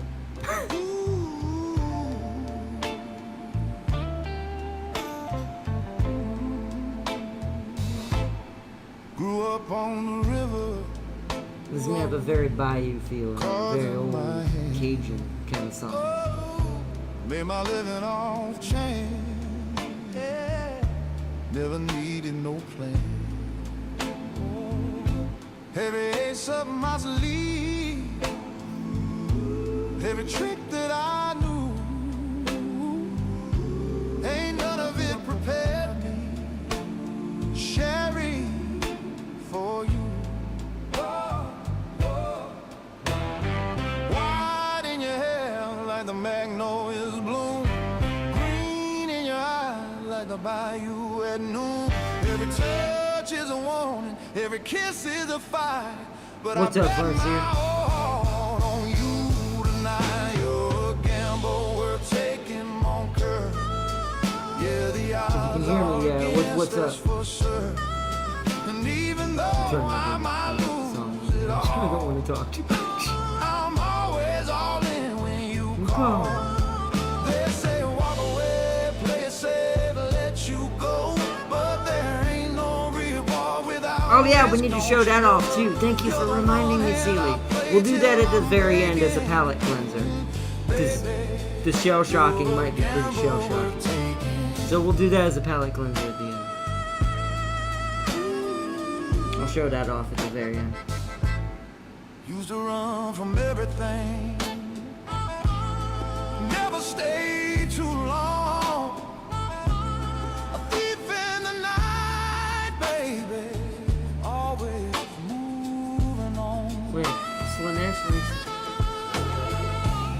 no, that makes sense. That makes sense. Because here's the thing. There's a difference in worshiping and actually... Hold on, we'll talk about that after the song. It's what this song's actually about. It's the difference.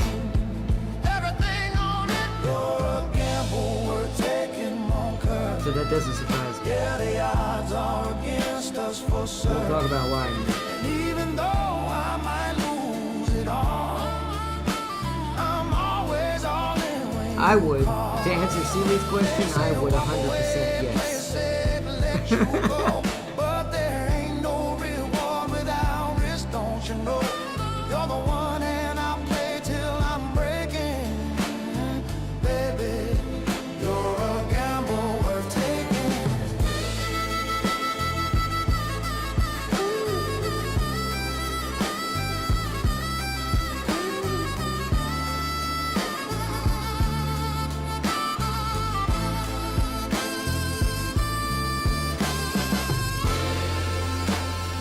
Let 'em say we're crazy.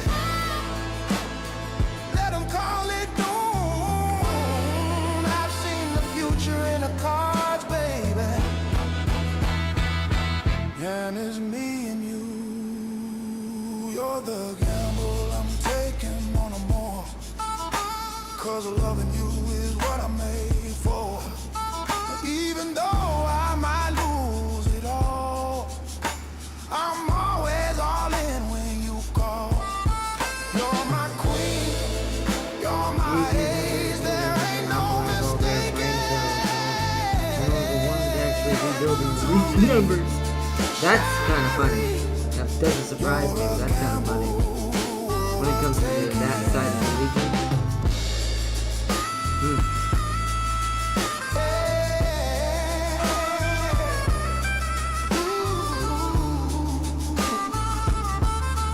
Yeah, you're a gamble worth taking. They don't follow. Oh, I know they don't. Oh, okay. Well, that's a bit of a blast, but that's not what we're... Oh! Huh. One of them popped up. Do I do that one first?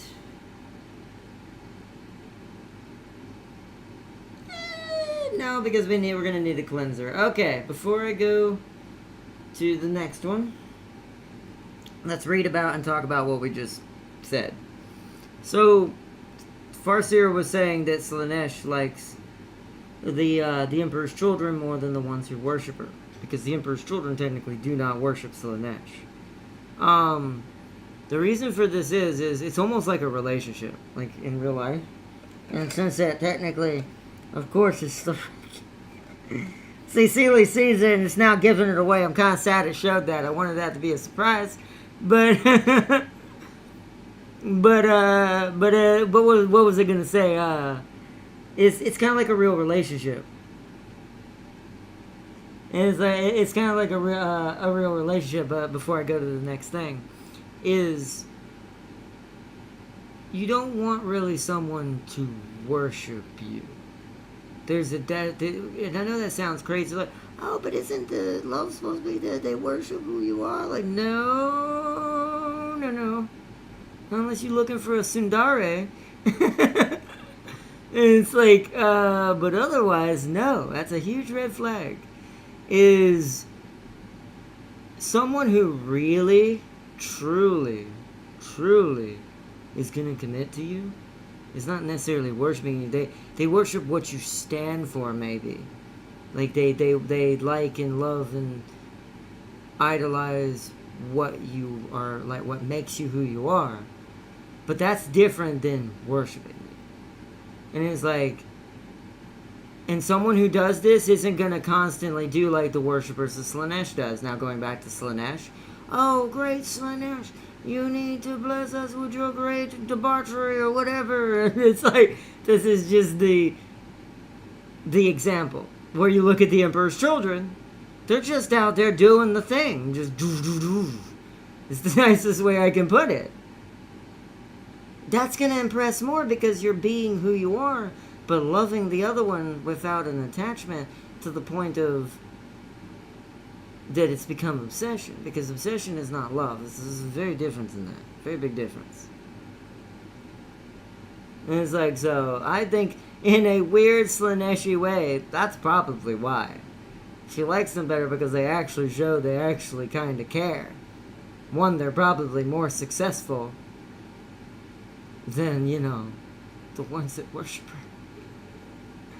Because, I mean, look at Fulgrim, since he's not of that group. They don't follow him for obvious reasons. He is terrible. Fulgrim is terrible. He gets nothing done. He's a lazy... and it's because he's obsessed. That obsession has clouded his judgment and his strength that once made him what he was. Which is why I don't like Fulgrim anymore. There's being a Slanesh, and then there's just being a nasty piece of crud. And it's like pervert for real life, but he takes that way further than that. But anyways, point being, Fulgrim is just anymore. But that's the good example of that, is that the ones who are not giving into that are technically the better ones, which is why I wish they were the ones who were the poster childs of Slanesh. Because she'd have so much of a better following, I think. Even tabletop wise. But oh well, you know, things don't, I don't make these decisions. So maybe it's good sometimes. But you know. That's what I said earlier, Celia. You remember that hint I gave you? The song is in a form of a Yakuza-like rap song. That should have been your hint. That should have gave it away right there. that song, what that song was? I'm talking about there's two groups of... Oh, yeah. One group, they don't see her as a god. They focus on their genetic research, while the others under Fulgrim were... Yeah. Well, that's what I was saying. Even though I didn't read that, that's basically what I was coming to. That there's a separation between two different versions of that. There's Fulgrim's stupidity and what he's made them into, who just worship up and down all day but do nothing else. They don't even because there's also a thing in worship, and this is even in real faith. True worship is also in your acts, what you do and how you act, and what you do in honor of the belief you have or the faith you have. So in me, it'd be for my Father above. Yeah, even in the Bible, it says, you know, you do your worships through your acts to me. And this means not do unto me like I do unto you, but do unto I to you to them. You get that drift. It's like Fulgrim took it too far. His unit took it too far. But the side that separated, one could argue, actually are a purer version of what Slanesh probably represents.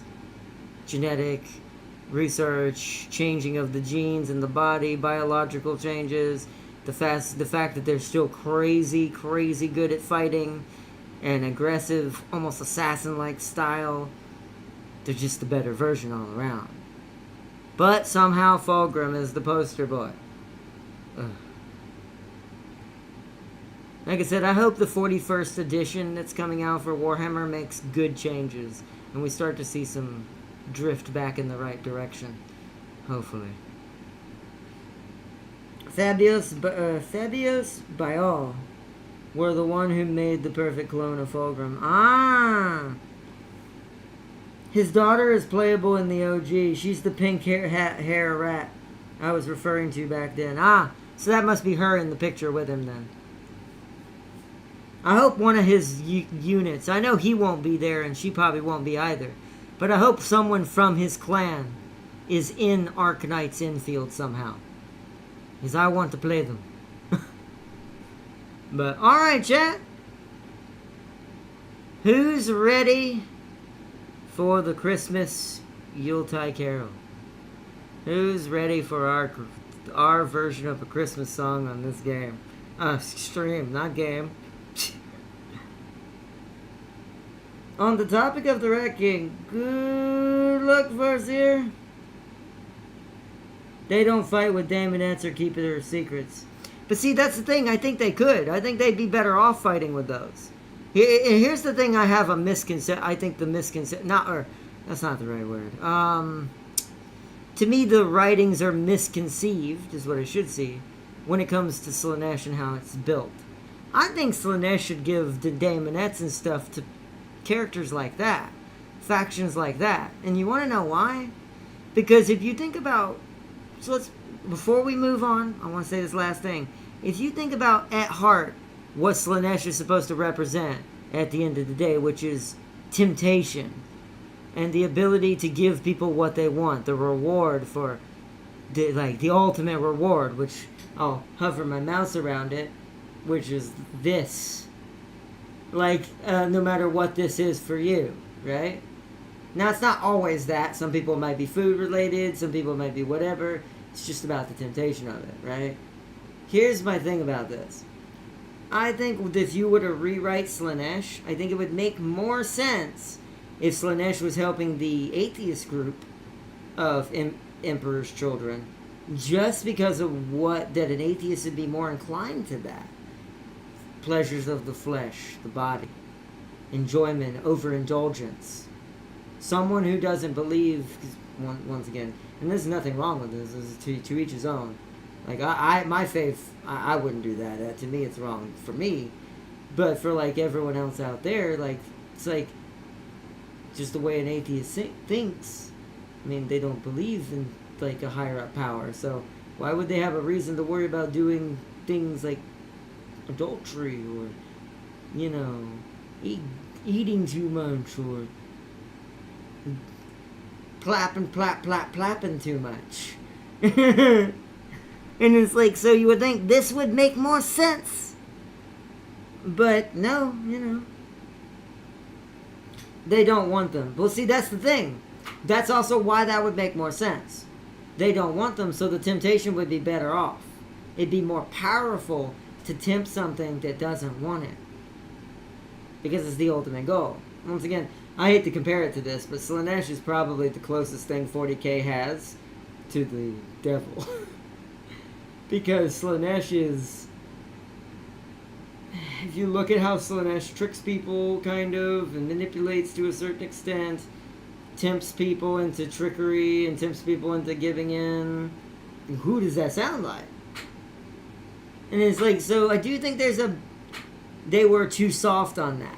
I think that what that should be is, I think Slaanesh's power should come from the fact that you are trying to garner the attention of something that is somewhat part of you, but hasn't realized they've given into the temptation. Or even worse, technically what it would be is maybe the daemonettes are born out of war and conflict, right?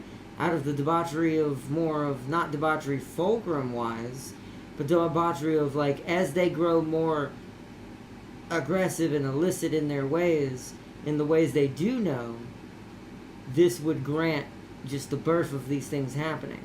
Not more like they want them or need them, more of it would just happen out of just the excess of silence, is what it's called. Once again, if you, coming from a biblical standpoint, the devil doesn't openly just come to straight. He has in the past, before, but most of the time, if you're gonna hear the way, the devil did this or devil made me do this, is whether you believe in it or not, is the devil's not gonna come to you and openly to your face physically and go, "You take this, it is yours now." He's gonna do it in silence. He's not going to openly come to them and say, "Take my daemonettes." The daemonettes are just going to show up because they're coming from the offset of what's happening in the background. But this, once again, you're right, this would require GW to care about Slaanesh, which we all know isn't a thing. At least not yet. Once again, maybe we'll see some changes like this in the 41st. I don't know. Who knows? We shall see. But, alright. Anything else we want to talk about before I shell shock and get into our Christmas song? And then we'll go to the Arknight song right after that for our palate cleanser. Also, if you want a good VTuber that's really wholesome, this is a good VTuber right here. Leaflet.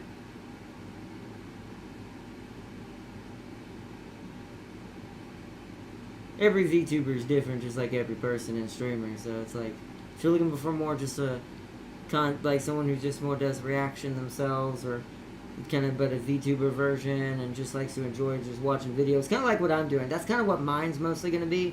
Is similar to that. Is we're going to be more just we're going to be reacting to more memes and music videos and things like that, video game stuff, more so than anything else. Like, we might every now and then dip into the political stature, but I may know a lot about politics, and I talk about it a lot in other ways with other people I know, but I don't know. I'm just like, I just don't want my channel to be that, at least not this channel, to be that, right? Because once you get into that, it's hard to get out of that. So, yeah, maybe another channel, but not this one. We might do it every now and then for the fluff of it, or if it's something that's really needs to be talked about, or that day I've realized that, like, I need to put my 2 cents in this, kind of like most people do, to kind of, like, to give that vast majority thing going on around to see what's really happening, and getting us to talk it out together. Other than that, you know, those occasions, it'll be pretty far few in between. Now, music videos, game videos, memes, things like that, that'll always be what this little vlog is going to be about. Maybe even play a game every now and then if we decide to do that day instead of doing that. If we get bored with something or something like that. So. 11th edition will probably go into Undivided Night Lords and Red Corsairs, Elder Corsairs, Orc Pirates, Imperial Navy, and what was teased? With what was teased. Oh, with what was teased. Yeah, and there's some other stuff I think they're going to be related to some other stuff too. Probably Titus related too, but yeah, I haven't seen anything so far Slaneshi, so I probably won't have anything about it. At least not at first. And one can even guarantee, is any of this even going to be good? Are they going to do good writing, or is it going to be half-cocked, as they say? But I guess we'll find out. Because I heard about it on Chapter Master Valric, I think his name, channel. I watch him a lot, so I don't agree with everything he says sometimes, but I watch him for my Warhammer stuff.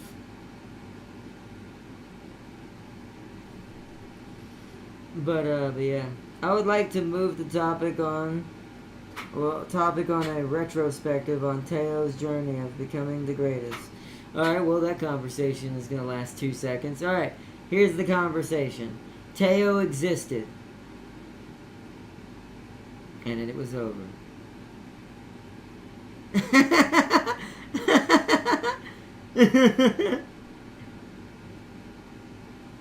Fastest conversation topic we've had on this channel yet.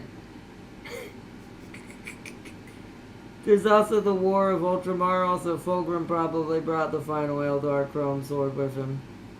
You know the final sword the Eldar need to revive. Oh my goodness, he's gonna get absolutely wrecked. Oh no. Hey everybody, ready to say goodbye to Fulgrim? I might as well call him Vulgrim.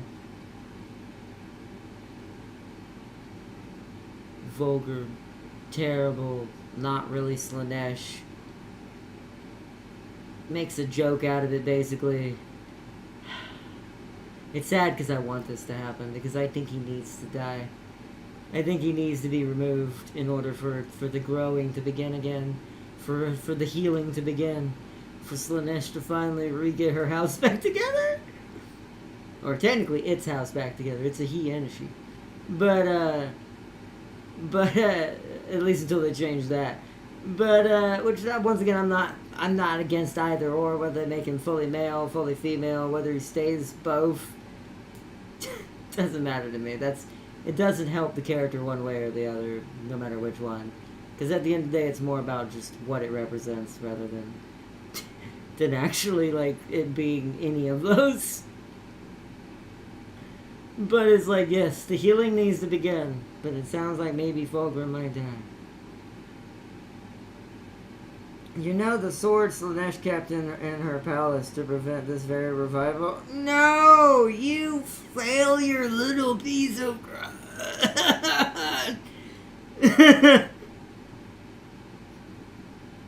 Bruh, if I was Slanesh. Bruh, if I was Slanesh, I'd find a way to get the atheist Emperor's children to kill this dum-dum.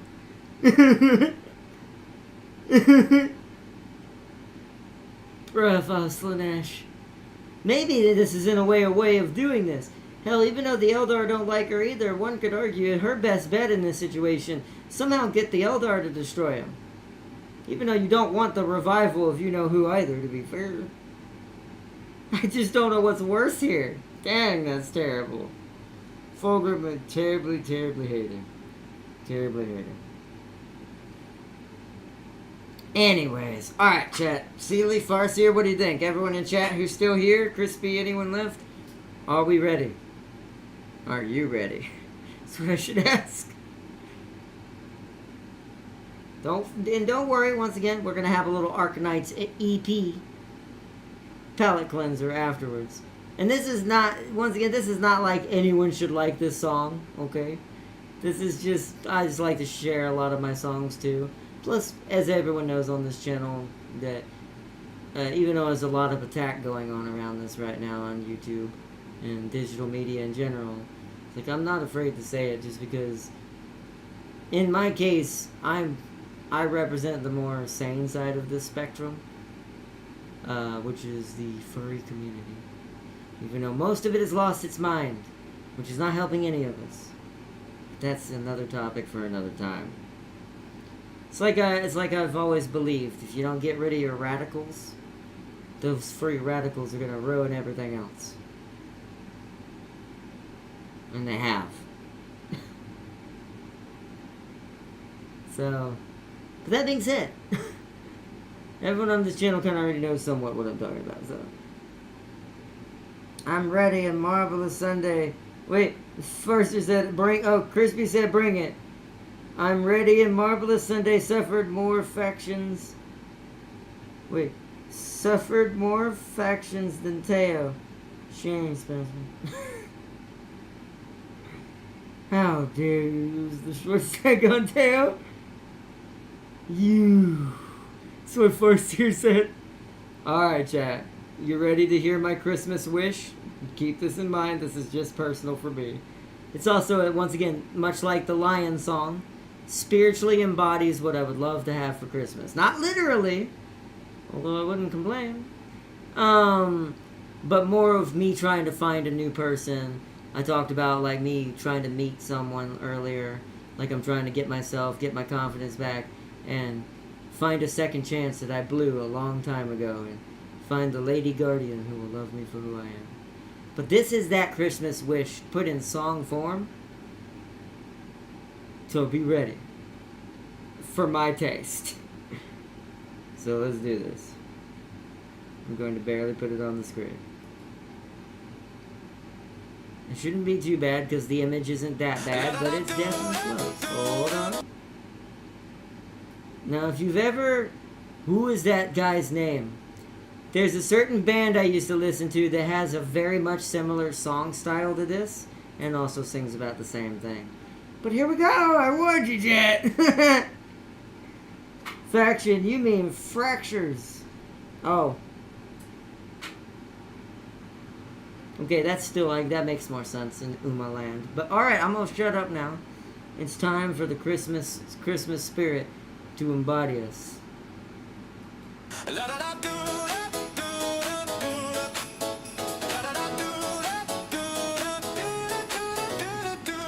Snow is falling in the street.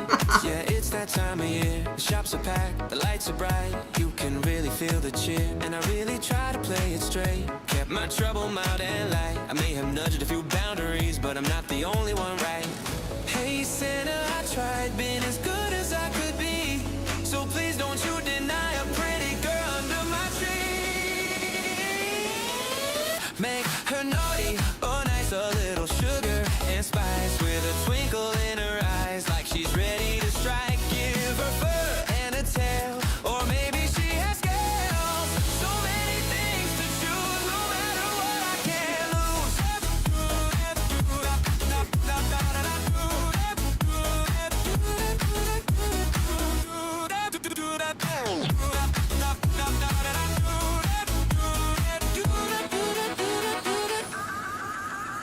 Skip the boxes, skip the toys, I'm too old for that noise. Santa, all I want tonight is a furry girl wrapped up just right. Wrap her in ribbons and bows from her head to her toes. Santa, that's my Christmas, please. Someone special just for me. Hey Santa, please, just a touch of magic. I'm down on my knees, don't make Christmas tragic.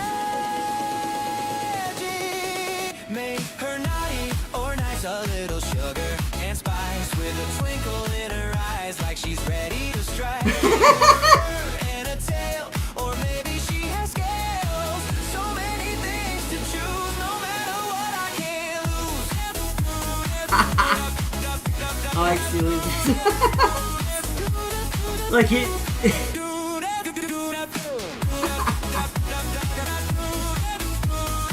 Oh man. So Santa, hear me now, before the night is through. I've wished with all my heart this year. Please let this one come true. If there's magic left to give, you know just what I need. Ooh.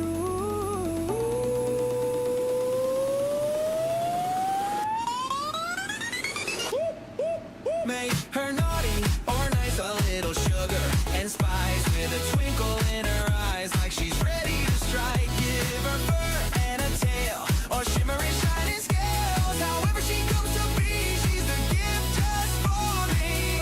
So Santa, don't delay. Send her I down now have 60 amiibo collected. Nice!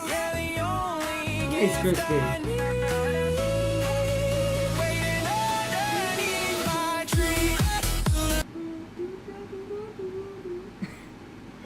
Alright, now for the palate cleanser, but I'm gonna pause it real quick to say something funny. As soon as it loads. Okay. But let me put something on. She got fur in my figures. Articulation got. It's alright, Silly. You go get your. This is why I made that joke. I like what Celia did. So Farseer's was, I'm sleepy in my eyes! Oh, man. And then Celia said, yo, ... Like, you think the response you're going to get out of this, what you're thinking it is, right? And he's like, move out of the way, ladies. I need my bloody Ultron figurine from Santa. And to that, I would have to say, it's alright, Celia. You enjoy your figurine. I will take all three of them as my present. You take your figure. It's like, it's just make sure you take your figurine in the other room.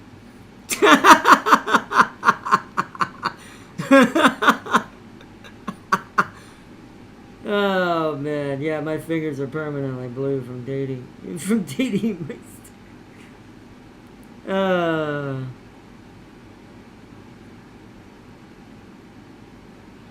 Oh no, she got my 300% G1 off this Brian Fingers grants $300. That's alright. I'll get you a new one, Celia. It's replaceable.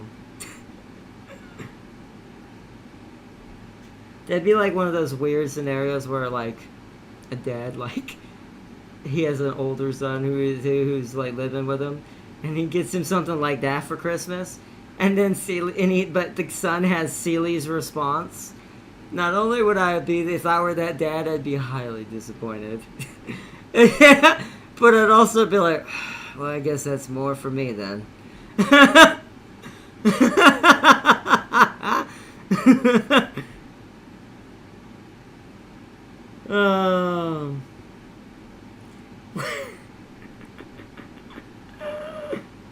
Oh man.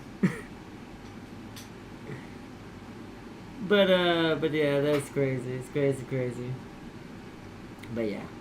A sight into my brain, chat. That's a little tidbit into my brains, is all of those different songs. We're going to do this last one as a palate cleanser for... This is from the new game... Well, not from the new game, but this is from a series that's coming out as a new game that we're going to be playing on the channel called Arknights Infield. But as you've seen Celia and Farseer talking about in chat multiple times, there's an original OG game just called Arknights. It's a mobile. It's like a tower defense game where you collect all kinds of different characters and stuff that you can add to your repertoire and do tower defense and stuff. And it's a waifu game as well. But actually, technically both. It's got it'd be called husbando, right? Waifu and husbando, yeah. So husbando as well. But trying to make sure I remember all my terms. Not want to see the image that broke Sealy? Sure. First here I'm gonna put boo in the boot. Sure, we can see that right before we do the song.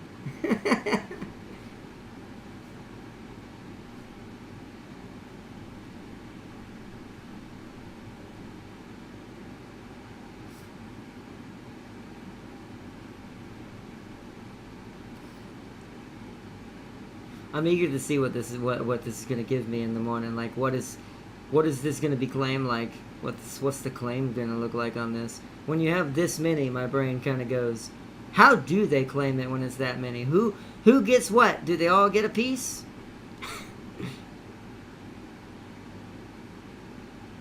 It's Azure.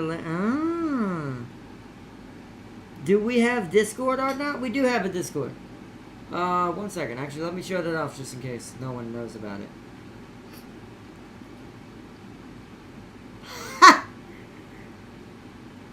Wow, is this your collection, Farseer? Dang. Is this how many people you have from Azure Lane? Shimakaze, Frederick, San Diego, New Jersey, Guam. Didn't know that one was a thing. Warspite. Ulrich. Kronstadt. I like that one. That's a good one, too. Everyone likes the Implacable. That gear's okay. Oh. Now that one. That one. Oh, and that one. Yeah, these two? That warms my heart.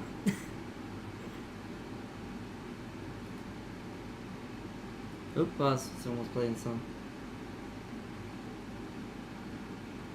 You get a strike and I send it. So I don't think we get a strike. I think it'll just claim whoever the highest is. Maybe it's whoever the largest company's bot is. Because I don't think it will. But I could be wrong. This is a good test for this. But if that were the case, then you know how many channels wouldn't exist? I mean, no offense, if that were the case, Asmon's channel wouldn't exist at all. Even with all the support he has, and the people who are behind him, including me, that channel just wouldn't exist. So it's like, it's one of those things that I think the area on that's pretty great. Now, claiming 100%, it's not like I'm going to make money on this video. Even if I did make money, that's 100% out the window now. But, I don't know. Guess we'll see.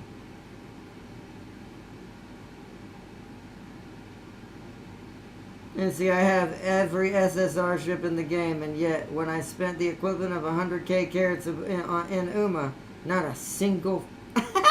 you are. These are just my highest rare ships, and one of them, Sealy has history with one of them. Oh, I know which one it was.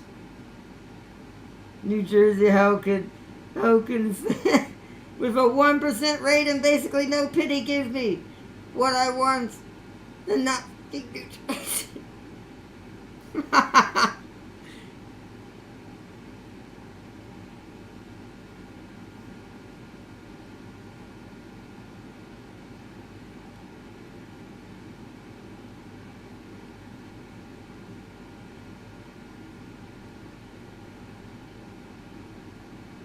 But that is great. Wait, make sure I didn't miss. Oh yeah, let me show off Discord real quick. Hold on. Not just a picture. I want to go to the community real quick. We do have a Discord. It's called, at least on the computer, it's called Guardian Core Family. Right there. The Discord name is right here. James posted something in there apparently. Recently. Oh, hold on. Apparently someone joined. I tried to chat and for some reason my messages are not showing up in the chat. I tried from 2 different users, but both of their messages are not showing up in chat. It's not that serious, but I wanted to tell you this because it's not the first time this has happened, and it may be happening to other people. Good to know. Whoever, I can't sadly see their name because of the stream protection, but I will check into that. YouTube is pretty harsh on accounts, to be fair. So maybe they have something that's for some reason blocking your accounts. I don't know. The only thing I can say is call them for that one, but I will look at it on my end and see if that's something that might be happening. So, I forgot to wave at him earlier, but I'm glad I got to read that. Good thing we came in here. I didn't know I'd been sent a message. I should have been bringing that up earlier, but that's my bad. Okay, I'll have to try and figure that out and see if that's something on my end happening. I would imagine it's YouTube itself doing that, and there's not much I can do about that other than you'd have to call them and find out why this is happening and see if they've got you on some sort of blacklist. And you might not even need to be on it. Sometimes the bot can be a little harsh. It may be something you clicked on in an older time, an older video, somehow told the bot you're supposed to be on the no-go list, but you're not. I don't know. It's happened to a few people, to be fair, from what I've heard. So if I don't figure out a way to resolve it on my end, I would say definitely find out a way to contact YouTube with your account and find out why they're blocking all your messages. Let's see, same with Yamato's sister Musashi. Oh, Musashi is so good. It's another one on that. That's top tier. The 3 main ones you'll always buckle me with in Azure Lane: Bismarck, Lion, Musashi.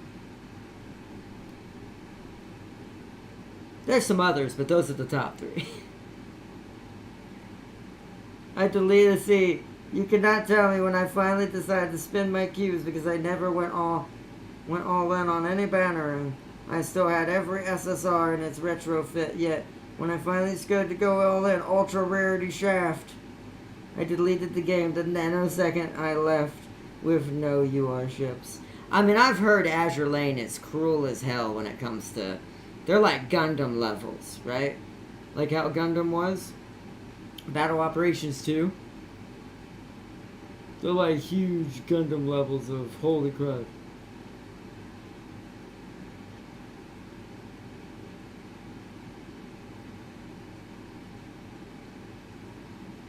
He wanted New Jersey? Okay. That was the one at the top, right? That was this one, yeah. New Jersey, yeah, makes sense. I mean, I like Frederick and I like Ulrich as well. They're on those lists as well, but I think the highest top 3 for me is Musashi on here. There she is. I didn't see her at the bottom. So, yeah, that one. Technically in proper order though, from 1, 1st, 2nd, 3rd. First, who do I actually like more, you or you at 2nd? Yeah, so 1st, 2nd, 3rd.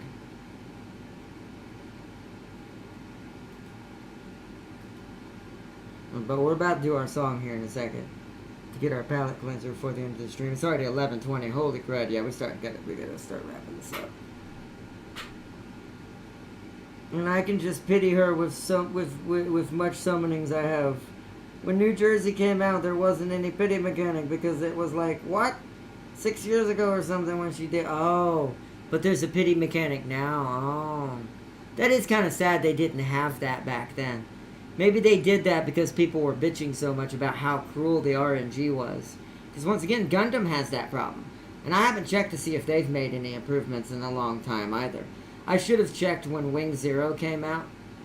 Finally, to Battle Operations 2. Something I called ages ago. I should have seen if they improved it, but something tells me they haven't. I'd still be sitting there grinding for months before I could get 0 guaranteed. Right? So it's like, I would have been pity her with how much freaking cubes I had. That RNG is only cruel to you guys. You see how many URs I gotten? You just have that James luck. James is like that too sometimes in gacha games. I don't know why. Some people just have it. Maybe it's just a mentality thing. Maybe it's just, who knows? Maybe it's just energy. Maybe you're just vibing with it better somehow. But don't ask how that happens. I have no idea how that happens or how that's governed. I used my entire supply of that item that forces the ship's research to finish immediately. Azure Lane stole my luck. Okay, that could be it too. You used it all on that one. That's why it's now not happening in Uma Musume. I think mine's going to come from Uma Musume or Arc Knight's Enfield. As much as I love Uma, I do kind of want to save some of my luck in like vibing for Enfield to try to get characters in that game. But Arc Knights is my goat though. I showed Farseer how many 6 stars. That's probably what I'm going to be like. I think Arc Knights Enfield, the new one, is going to be my version of that. It's going to be the gacha that finally takes me to the bottom.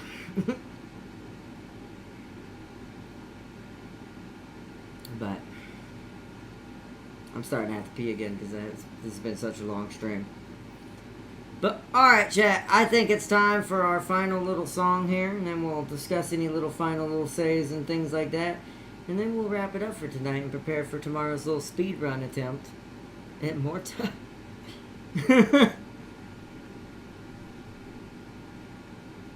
But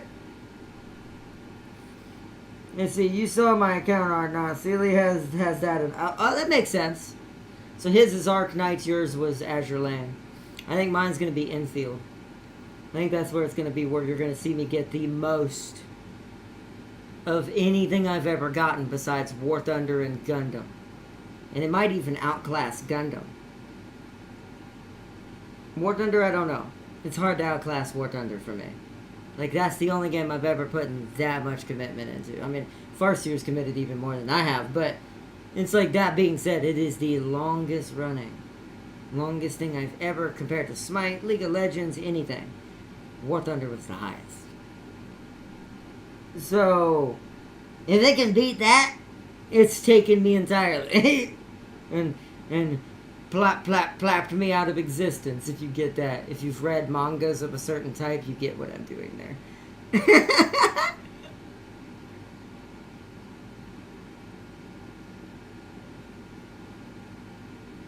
I mean, if you wanna post it, that's fine. Oh, okay, you did already. I just read that just now too. Let's see the series. Oh, is this the Arc Knight one? Oh yeah. Yeah, it is. Ooh! Who is that?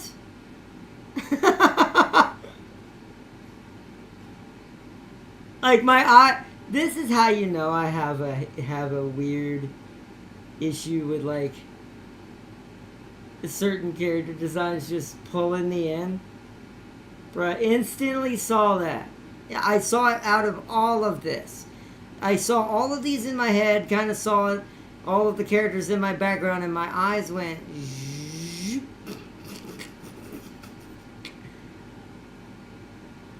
Dishon Breacher.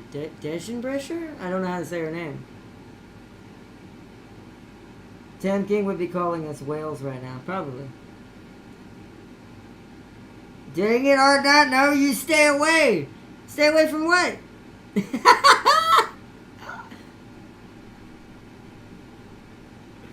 Oh, man. What you mean, silly? What you mean? Let's see, well, alright, hold on. Take your bets, chat. Who do you think what's gonna draw my eyes on this page? I already saw it in 2.2 seconds. Who do you think it is? Who pulled my eyes first on this page?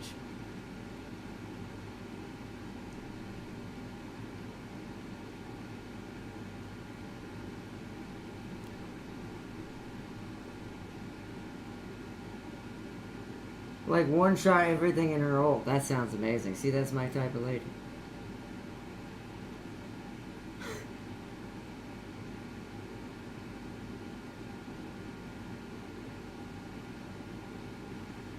So tell me their name on this picture. Who do you think drew me up here first? Who did my brain force feed to almost in less than 2 seconds? On this picture. Before we continue. And we got one more picture, and let's see which one is. Is that that one?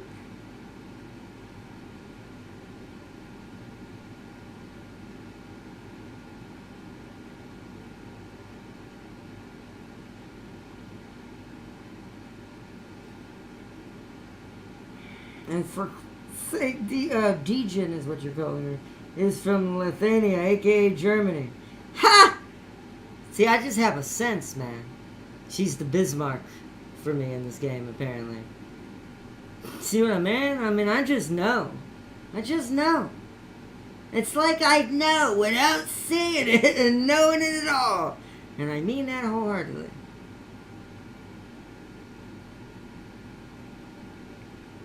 I have a witch skin on her.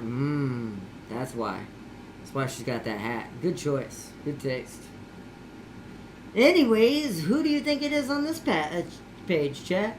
Who do you think my eyes drew to first on this page? You get one guess, because I don't want to be here all night. You both get one guess, because I know Crispy's not going to know who these characters are. So, and neither would Tam King if he was here. Not guessing. Oh, you can do one guess? Come on, the names are literally on the screen. It's not like you're having to guess a random character this time that you forgot. And you all know these characters.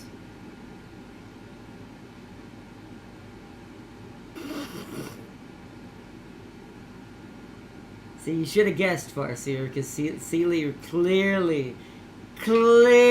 clearly has a sense now, after the first failure, on what he's looking for.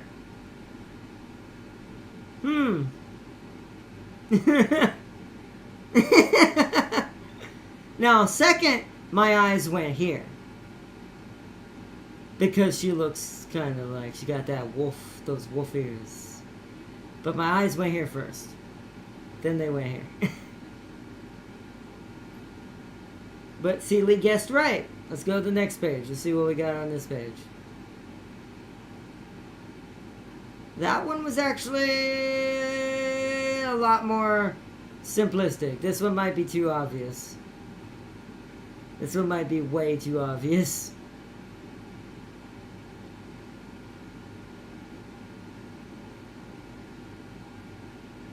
In her story, she literally ate unknown mushrooms and went on a trip. See? I didn't know that. But irony, I'd be right there with it. This one might be a little more obvious. Who do you think on this one?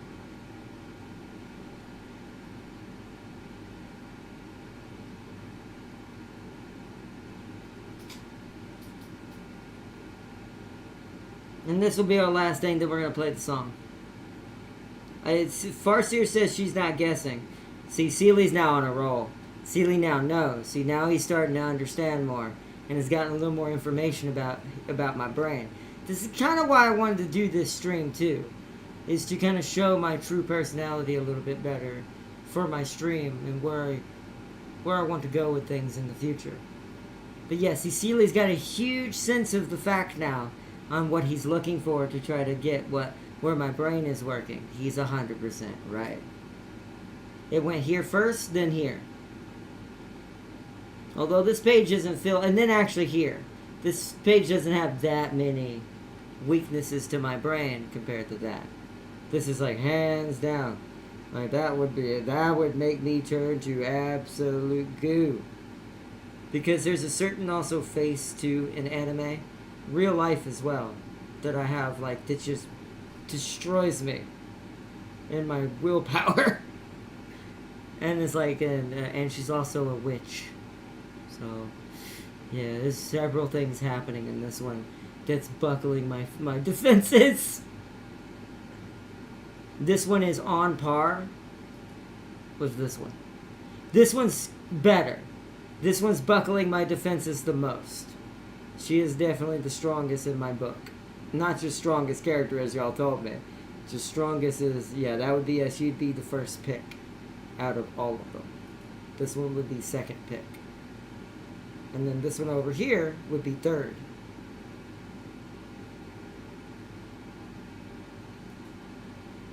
That's cool.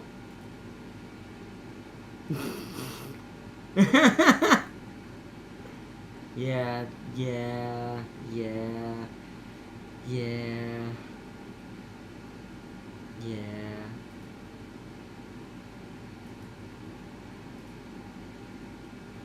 No bloody way.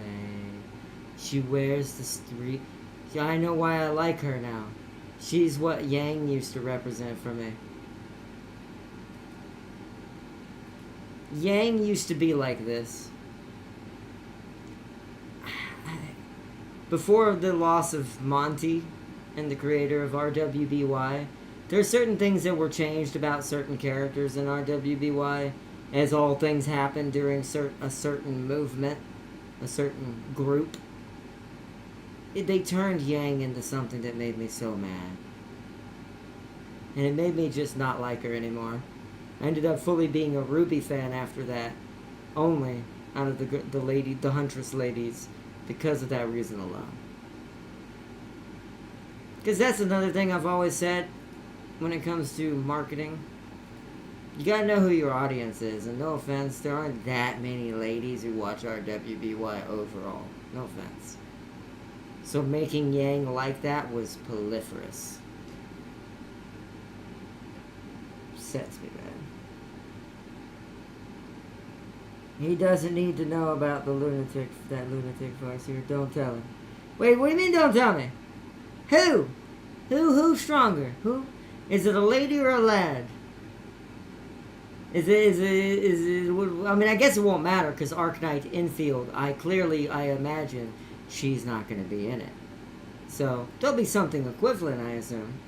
But he will have to fight it on his own. Oh, okay, I see. I see how it is, yeah, I see, Jay, I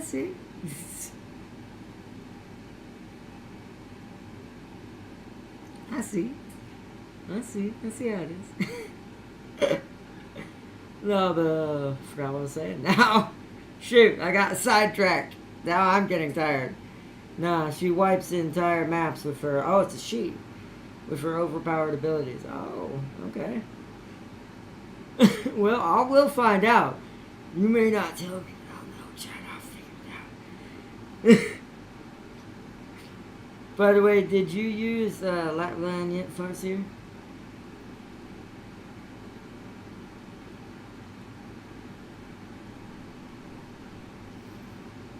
But, alright, I'm gonna play the song and then we'll do our last little goodbyes and little chit-chat of whatever we want to talk about real quick before the end. And then we'll wrap it up for tonight.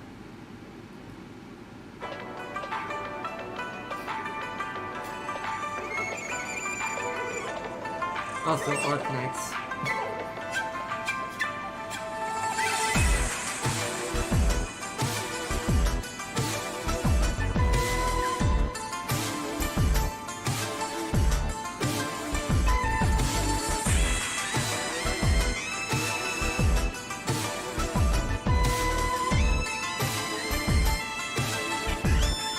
One night sanity with James.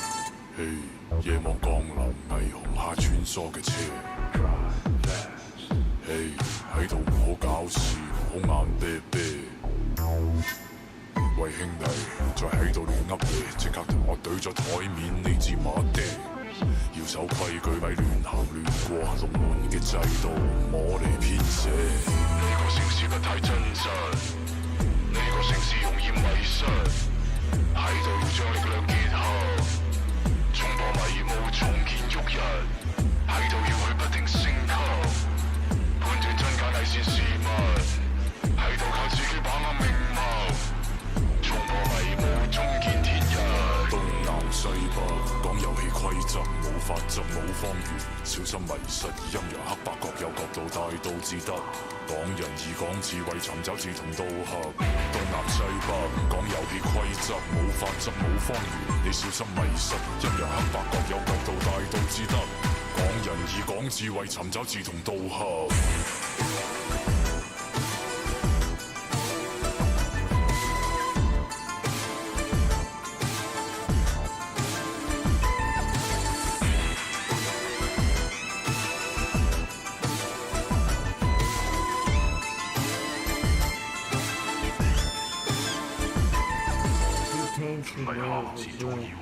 Yeah, I'm telling you everything about her besides her name. Why you? Wait a minute. 難分，唔好睇我表面和善內心，你諗都唔敢諗。同班手足並肩作戰，唔理暗地分天同邪惡抗衡。困難重重，疊影重重，未驚過，扭轉乾坤塵世煉金。呢個城市不太真實，呢個城市容易迷失。喺度要將力量結合，衝破迷霧重建旭日，喺度要去不停升級，判斷真假偽善事物，喺度靠自己把握命運，衝破迷霧重建天日，東南西北。You can steal by new Rudolph if you keep Groucho. Lapland's third skill has global range, so it targets everything in the map. It's pretty good. Very good fight, Oh man. How long will that alliance last? It's like, I bet Farsi making a deal. But it's like my friend's like, how long before something makes this deal fall through?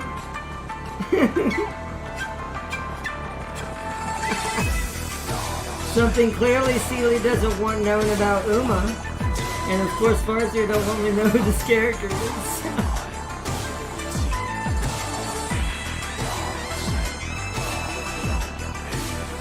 When I rename, both of them are inevitably will be discovered.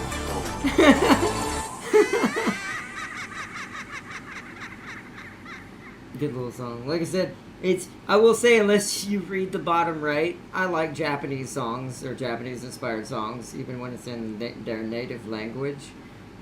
But I will say, unless you have a translation, you're not going to know what you're hearing.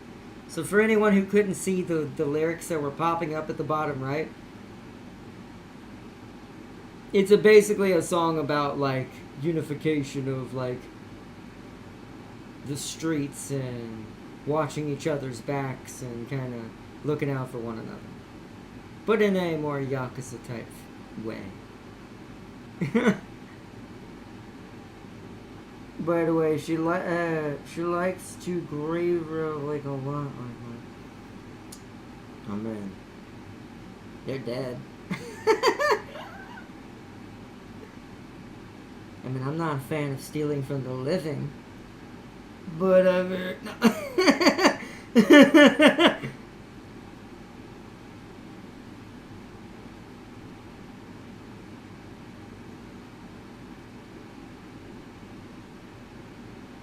also, she got a big off cannon. Oh, is this just Saris Victoria for Arknights? What is happening?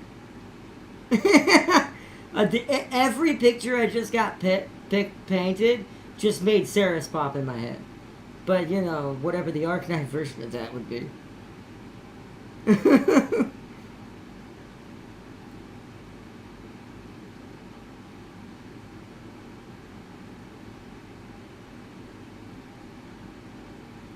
She also summons sentries, are it not?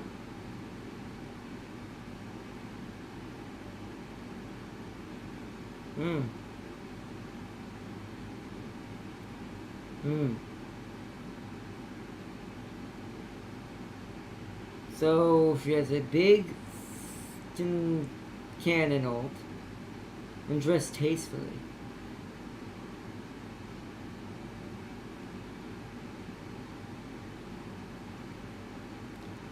Hold on. I think it'll be fine if I just search it up normally. Hold on. Let's see how boned Google is actually going to make this. So, let's see. Oh, and she camouflages when 1 century is out. Oh, okay. So, it's an Arknight's character. An Arknight character that has a cannon for an ult and can deploy sentries. Oops. That's Batman. It didn't understand what I was saying because it ended before I could finish it. An Arknight character that has a cannon for an ult and can deploy sentries.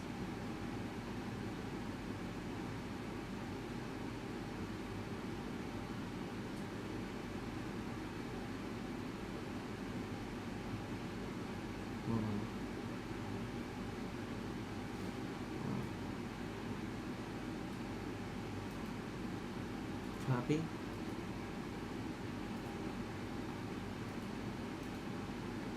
Paste.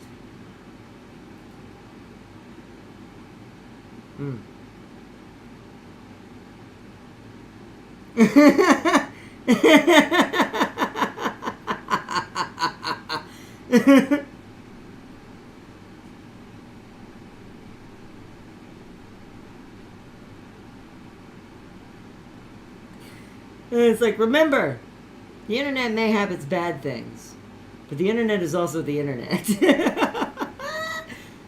Oh, man. So like a normal, hopefully there's no blasty pictures in here. Some people put some blasty stuff even when you type up normal. That's a good picture. Oh. Actually, hold on. Better, but I don't like the background. Man, holy crud.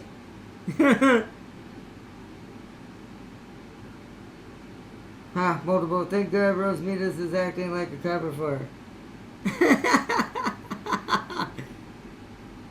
Oh, okay, let's see. Alright, if that's the case, let me do something real quick. Let's see how many it comes up with then.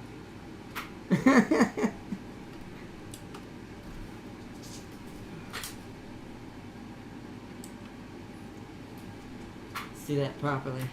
Instead of alt. It's trying to type in alt.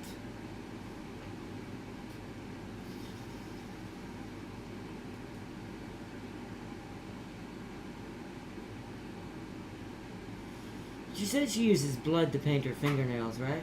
So blue wouldn't match that, right? Can't be her then, right? Although, does she have red fingernails? Hold on. Can I even see that in this picture? I don't even think I can see her hands in this picture. She's wearing gloves. So I doubt that's it. So, okay. Alright, let's move to the next one then. So this one...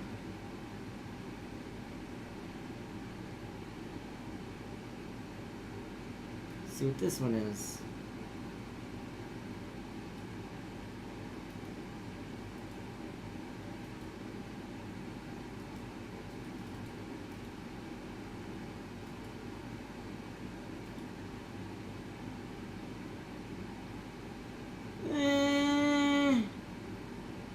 Seems a little too innocent for that kind of behavior. Is there any pictures of her hands? She's got her hand. Oh, wait. No, that's not what I wanted. Oopsies, accidentally opened up the Arknight's fandom. I wish I could, like, enlarge. I don't see red on those nails. Oh, wait, hold on. Oh, that's a tiny picture. Oh, the bladder's starting to kick up. I don't think that's it. Are there any other?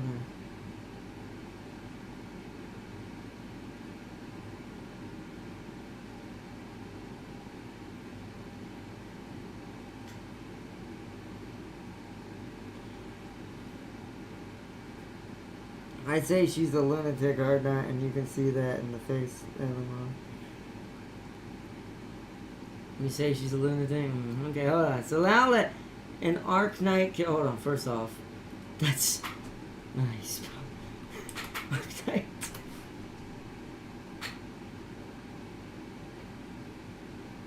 For an adult, no. Ah, come on.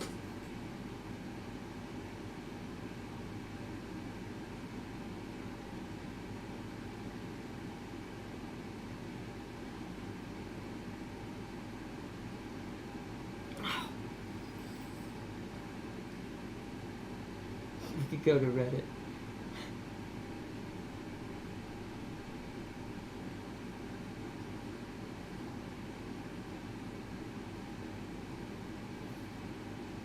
Oh, come on, come on. Come on, bladder, stop.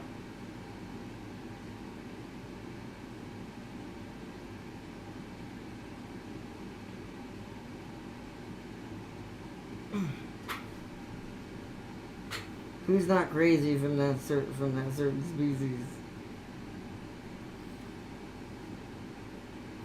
See, it keeps coming up with Rose Midis, but I don't think that's her. Alright. And let's see, let me add. I'm gonna get real specific with this now.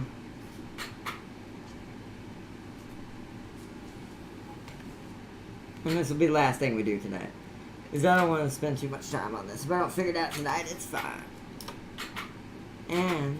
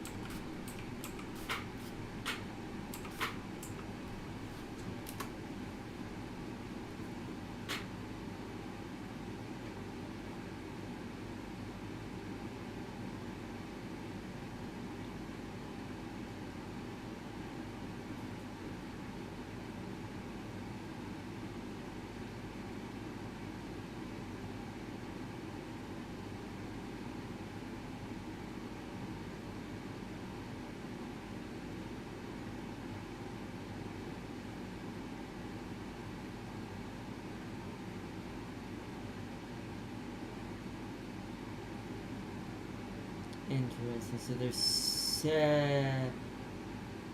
several options here. So let's try this one.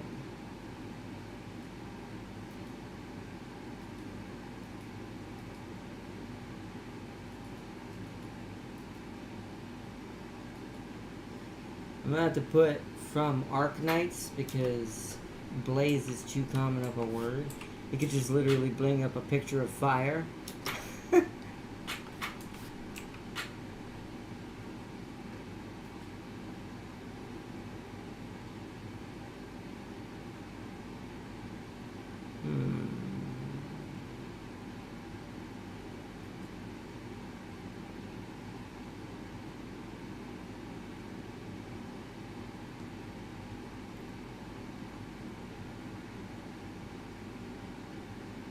She doesn't say it in the game, just hints at it.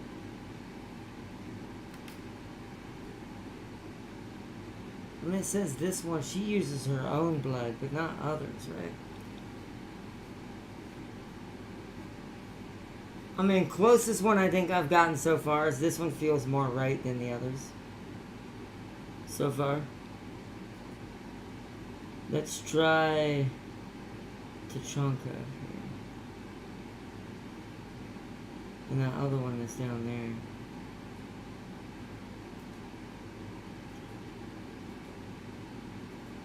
I didn't do that. Shit.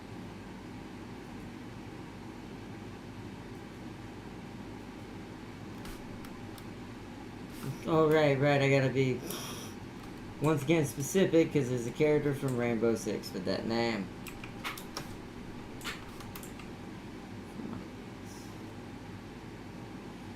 Is it, or is it actually referencing a character that's not from? Oh, well, I say that. Is he in Arknights? Wait, why?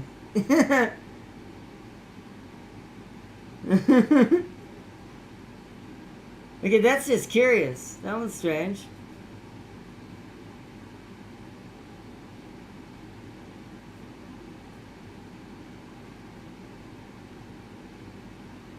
See, that's a male. You said it was female. That's a male.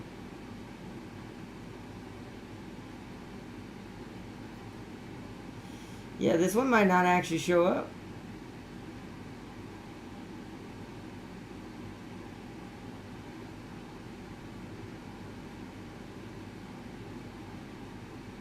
I can't pick other. I can't click other videos, so I don't know who that is. Don't know who Carnelian is.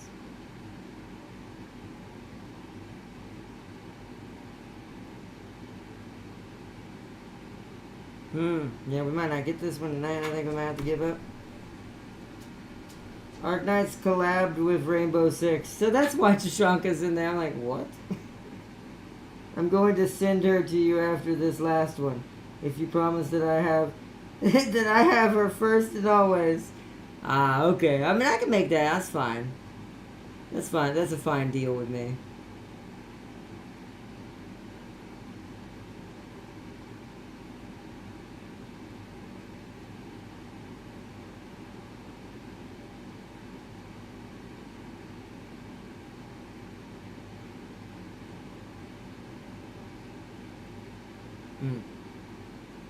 No takebacks. Alright, yeah, I know.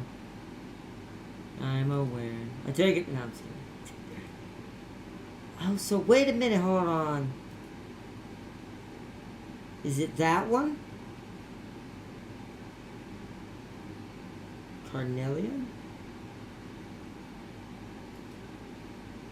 Not really. It kind of looks different.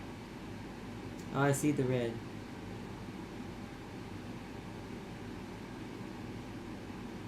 Okay, so you actually can see it. That is cool, though.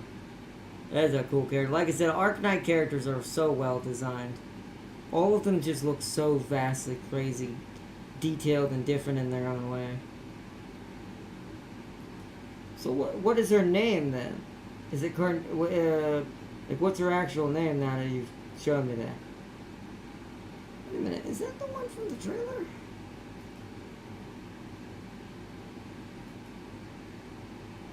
No, that was blonde.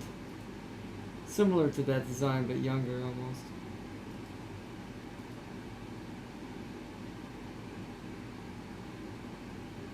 Yeah, that is a pretty cool setup. She's definitely got a cool design. She's definitely that I can see you've definitely grabbed the sister of battle of the team. Well, the Corn sister. The sister of blood. W is... Oh, it's just W. I don't think that came up with that at all, did it? That's weird it didn't even mention her, right? You would think it would kind of somewhat have pegged her in some of these.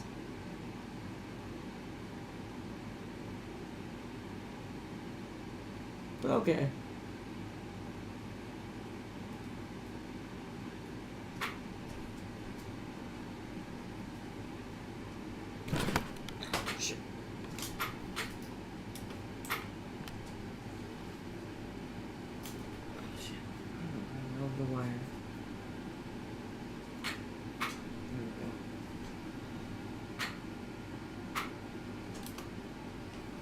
Oh yeah. Okay. Weird. Didn't even get anything close to try to suggest her. She's good. Someone put her in a what's his name? Oh, what's his name? Itachi. Someone put her in a Itachi outfit. She kind of got an Itachi feel to her. Kind of Sasuke mixed with Itachi kind of feel, but with silver hair. The coloring of her outfit's definitely very, very much that feeling, though. Okay.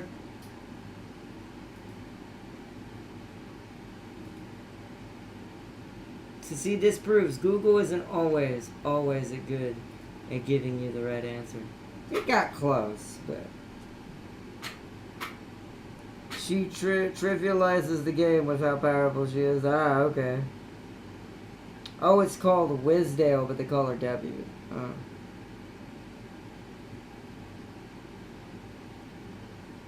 Oh, and the pic I sent you, both versions of her. Oh, let me see.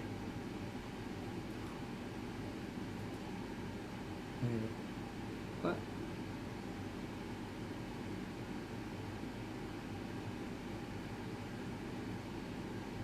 I don't see a picture from Celia. You mean the one Farseer sent me?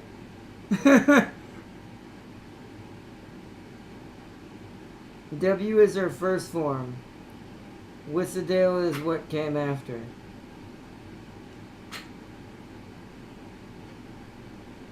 Oh, the pic with my account. Oh, right, because she was in here, wasn't she? I saw that. A W. So I did kind of wheel right past. There she is, Wizardale. I did kind of wheel right past her. I saw her because I see Sister of Battle hair as well. Like I recognize Sister like this one as well. I read which that's Lapland. I see. So but I recognize like the Sister of Battle look when I got drawn to her first. But I didn't kind of second guess that.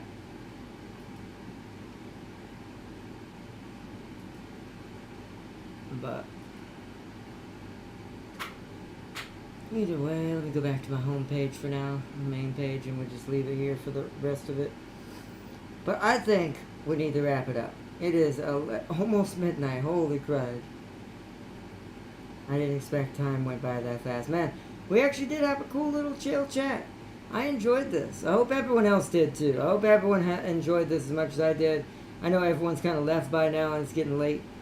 But I'll talk more about this in tomorrow's stream, and everyone who joins in kind of get like 2 cents on what y'all think tonight was like and how much you enjoyed it. So if I told you she was a cannon operator, she'd never be found.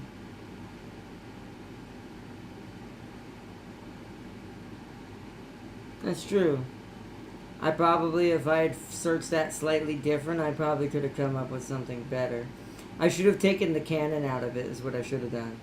I bet you if I had done just red blood nails, I would have eventually gotten her suggestion. But oh well. I didn't think about that. I wasn't really trying that hard, to be fair. I wasn't really like trying to actually get Google to discern the mystery. You could if you tried hard enough. Google is just good for that. But I wasn't going to do that. See, but Ardnot, you stay away from my deal. Now see, Farseer has made the deal, Sealy. I will stay away from W and Wizardale. Wait, hold on. I wouldn't be surprised if Farseer invades my base and tries to kidnap my Wizardale. Silly, I tried, but the swarm of cats is blocking my way. But, see, I made the deal with Farseer. I won't mess with Wizardale. I'll leave W alone. That's Farseer's first choice. But no one said anything about Dijon.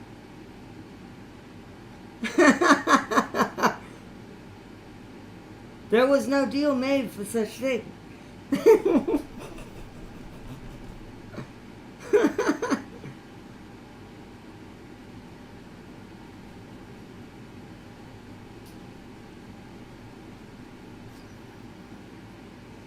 But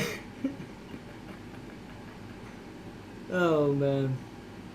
Farseer, me and Dijon are connected. She carried me so hard. I got her in the 5th Singapore. You stay your hand. Guess we'll see what happens. I mean, she's not going to be in infield, I assume, right? So it's not like you have to worry. Or hopefully not, for your sake. Depends. Oh, well, you better hope not then. Because if she is, I guarantee I'm going to get her as one of my first characters. And we are going to enjoy the world together.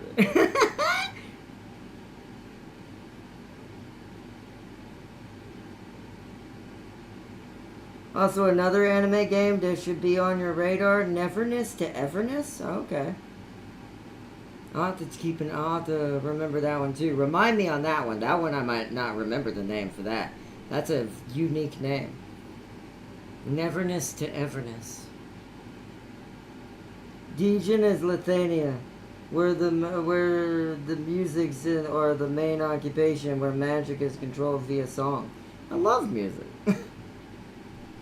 She sounds like a lady I get along with quite well.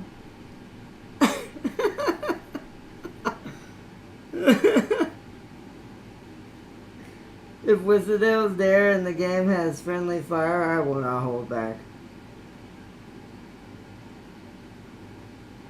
Oh, is Gotcha GTA? Oh, is that new anime GTA game that's coming out? Is that the one you're referencing? The one that's like basically GTA, but it's anime? I'm definitely checking that out. I saw that. But Dijon had zero talent for Zero talent for it, so it became a dual sword master and won the Commisera's championship 6 times in a row before they tried to get rid of her for winning constantly. No, that's Ananta. This is the gotcha one. Oh, there's another one. Wow, there's a bunch then. Okay, I'll check it out then. Neverness to Everness. I'll look it up when I get on the PlayStation here in a little bit and show it on YouTube and watch some Babish as I prepare for bed.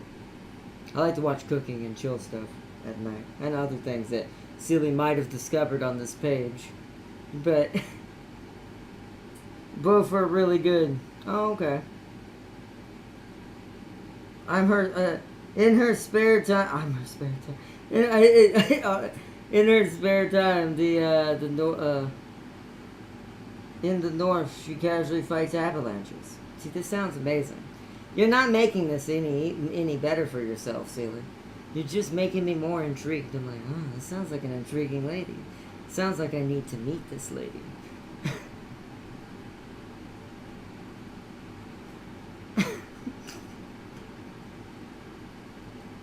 This would be like you're barely with your girlfriend and you're selling your girlfriend up really hard to someone you know, and now he's interested in trying to get her to date him instead of you.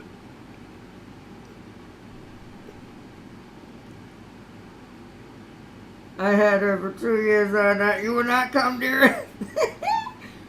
Silly stuff. That's it. Oh, man. And then you can break the law and fight. Oh, wow. Okay. Barely known. Bloody hell, I'd not have her 200% trust. Nah. No. That just means 200% faster in the other direction when something goes wrong. Oh, man. And lose horrifically to cop bosses, and they added prisons to the. Oh wow, I'll look it up. I won't do it tonight because we don't have time for this vlog. But I'll look it up when I get on my PlayStation after I get off here, and I'll check it out.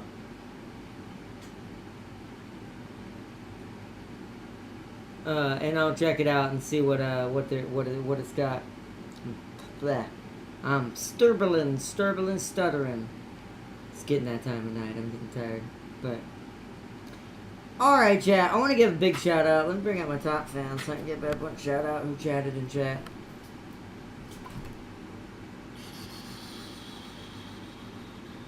There we go. It took a second for some reason. I want to give a big shout out to, of course, my moderators, Sir Sealy and Urban McFarsier. But then a massive shout out to Crispy Bacon, Tam King, and Ryun for joining in the chat tonight and chilling as much as they could. This is, like I said, this was a late one. The late shift one's going to have that problem slightly too, which is why I'll probably start at 8, not 10, in order for us to at least have an hour or 2 hours for people to see the craziness that they're going to get involved in. They don't, once again, you don't have to stay for that special event. That's just going to be a special event for the channel and for those who like to walk on the fringe like I do and play weird, awkward, strange games, who are only for certain tastes. But you know. Oh no, I sent you the song. It's the song about the golden age of Hold on. I'm not gonna play it, but I'll look just to see it so I can bring it up later. Alright, I'll check it out.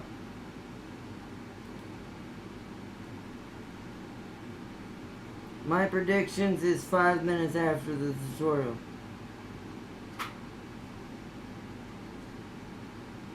Wait, what did I miss?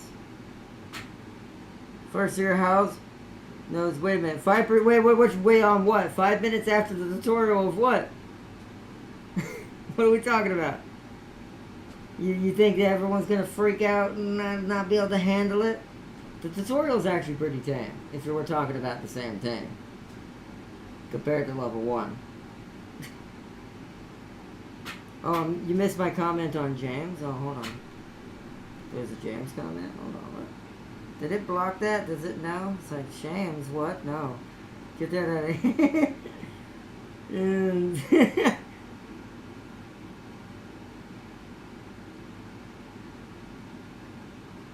that's Ananta. Both are really good. You can break the law and fight back. Lose horrifically. Oh, I see. I think I see it. There we go. You said, bye, Ardnot. If James play it, how long before he's turning big rock into small rock? Probably you're right. Probably, you know, yeah. No, now that I've seen it, you're accurate. I think your predictions are accurate. Probably 5 minutes. Maybe not even that, but 5 minutes. Guaranteed. I think Farseer's right. Oh, Farseer, I need to mention this. Once you get into the Lungman arc, that's where the first strategy wall is.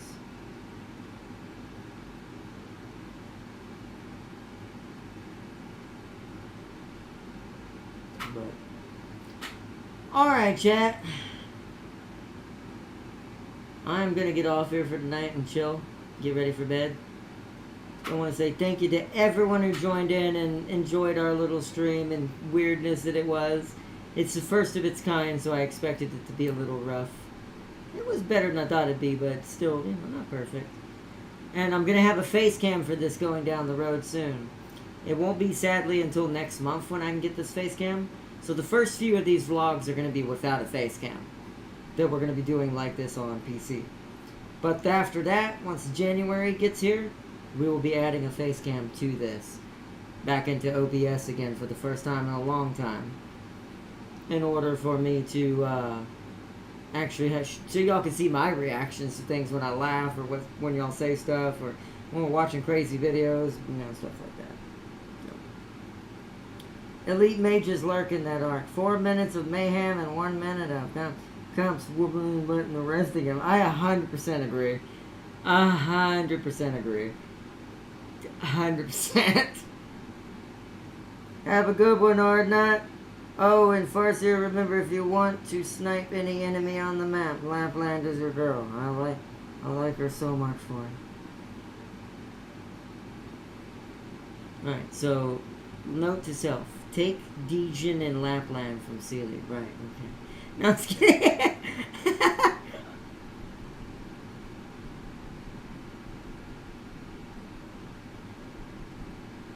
No, but anyways, I hope y'all have a good one, and until next time, peace and love to everyone watching tonight's stream. I swear to God, you stay away.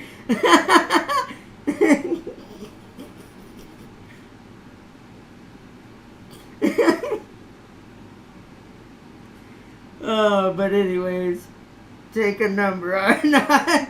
I imagine that's the case. It's probably a long line. There's no sharing in this Guardian Corps because I read the fine print.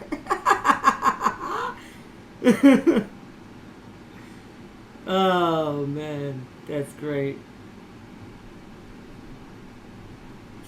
Oh, alright, chat. Peace and love, Farseer, Sealy, Crispy, Ryun, Tam King, everyone who watches this, if you get to see the last part of this. Thank you so much for joining in tonight. And I hope everyone has enjoyed watching the stream. It's been a really good one. Going forward, I've enjoyed this. It went better than I thought, but there were still some things I've realized I can improve on. But we'll get to that. But thank you so much. And it's like, you didn't read the fine print. Well, you stay away too far here. My base is not no shopping mart for stealing the characters.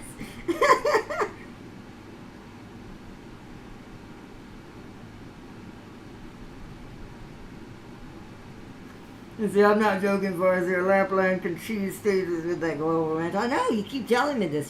This just makes me more intrigued.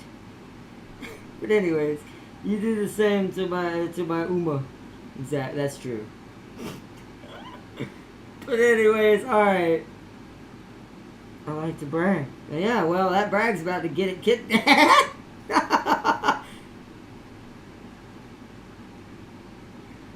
Be careful how much you brag, Sue. It's about to get it taken.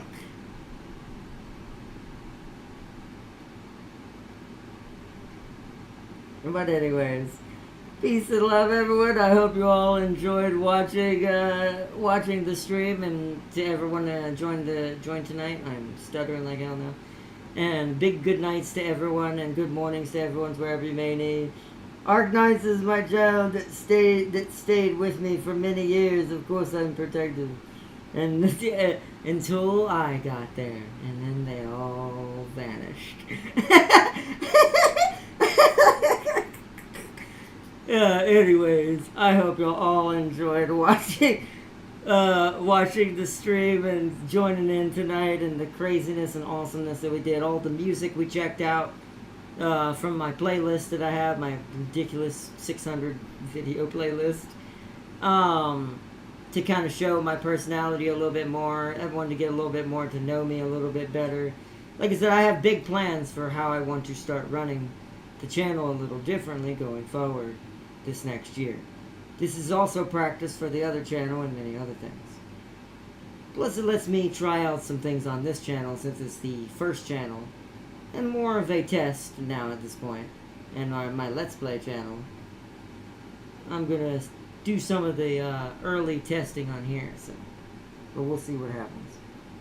Farseer, if I see you in my base, that'd be funny. Even although I wouldn't know Seely's online account name, that'd be funny if, you know, I just took up a certain game out of nowhere, blitzkrieged it in like 10 days, or maybe a couple, like, few days, and then Seely expects to see Farseer show up his base, but then he says, Ardnot?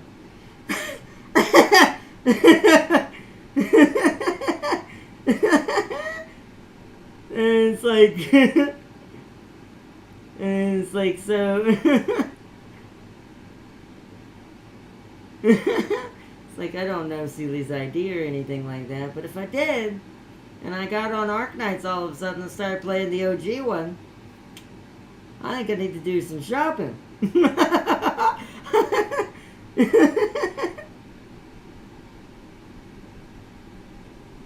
Anyways,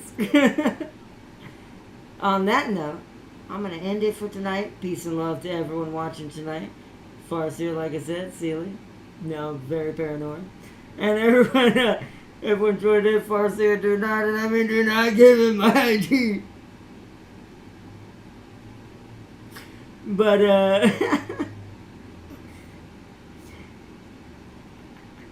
I'll say this as I go. And you know what's even greater, Seely, if I did know your ID? You know what's great at stealing cheese, or stealing the cheese?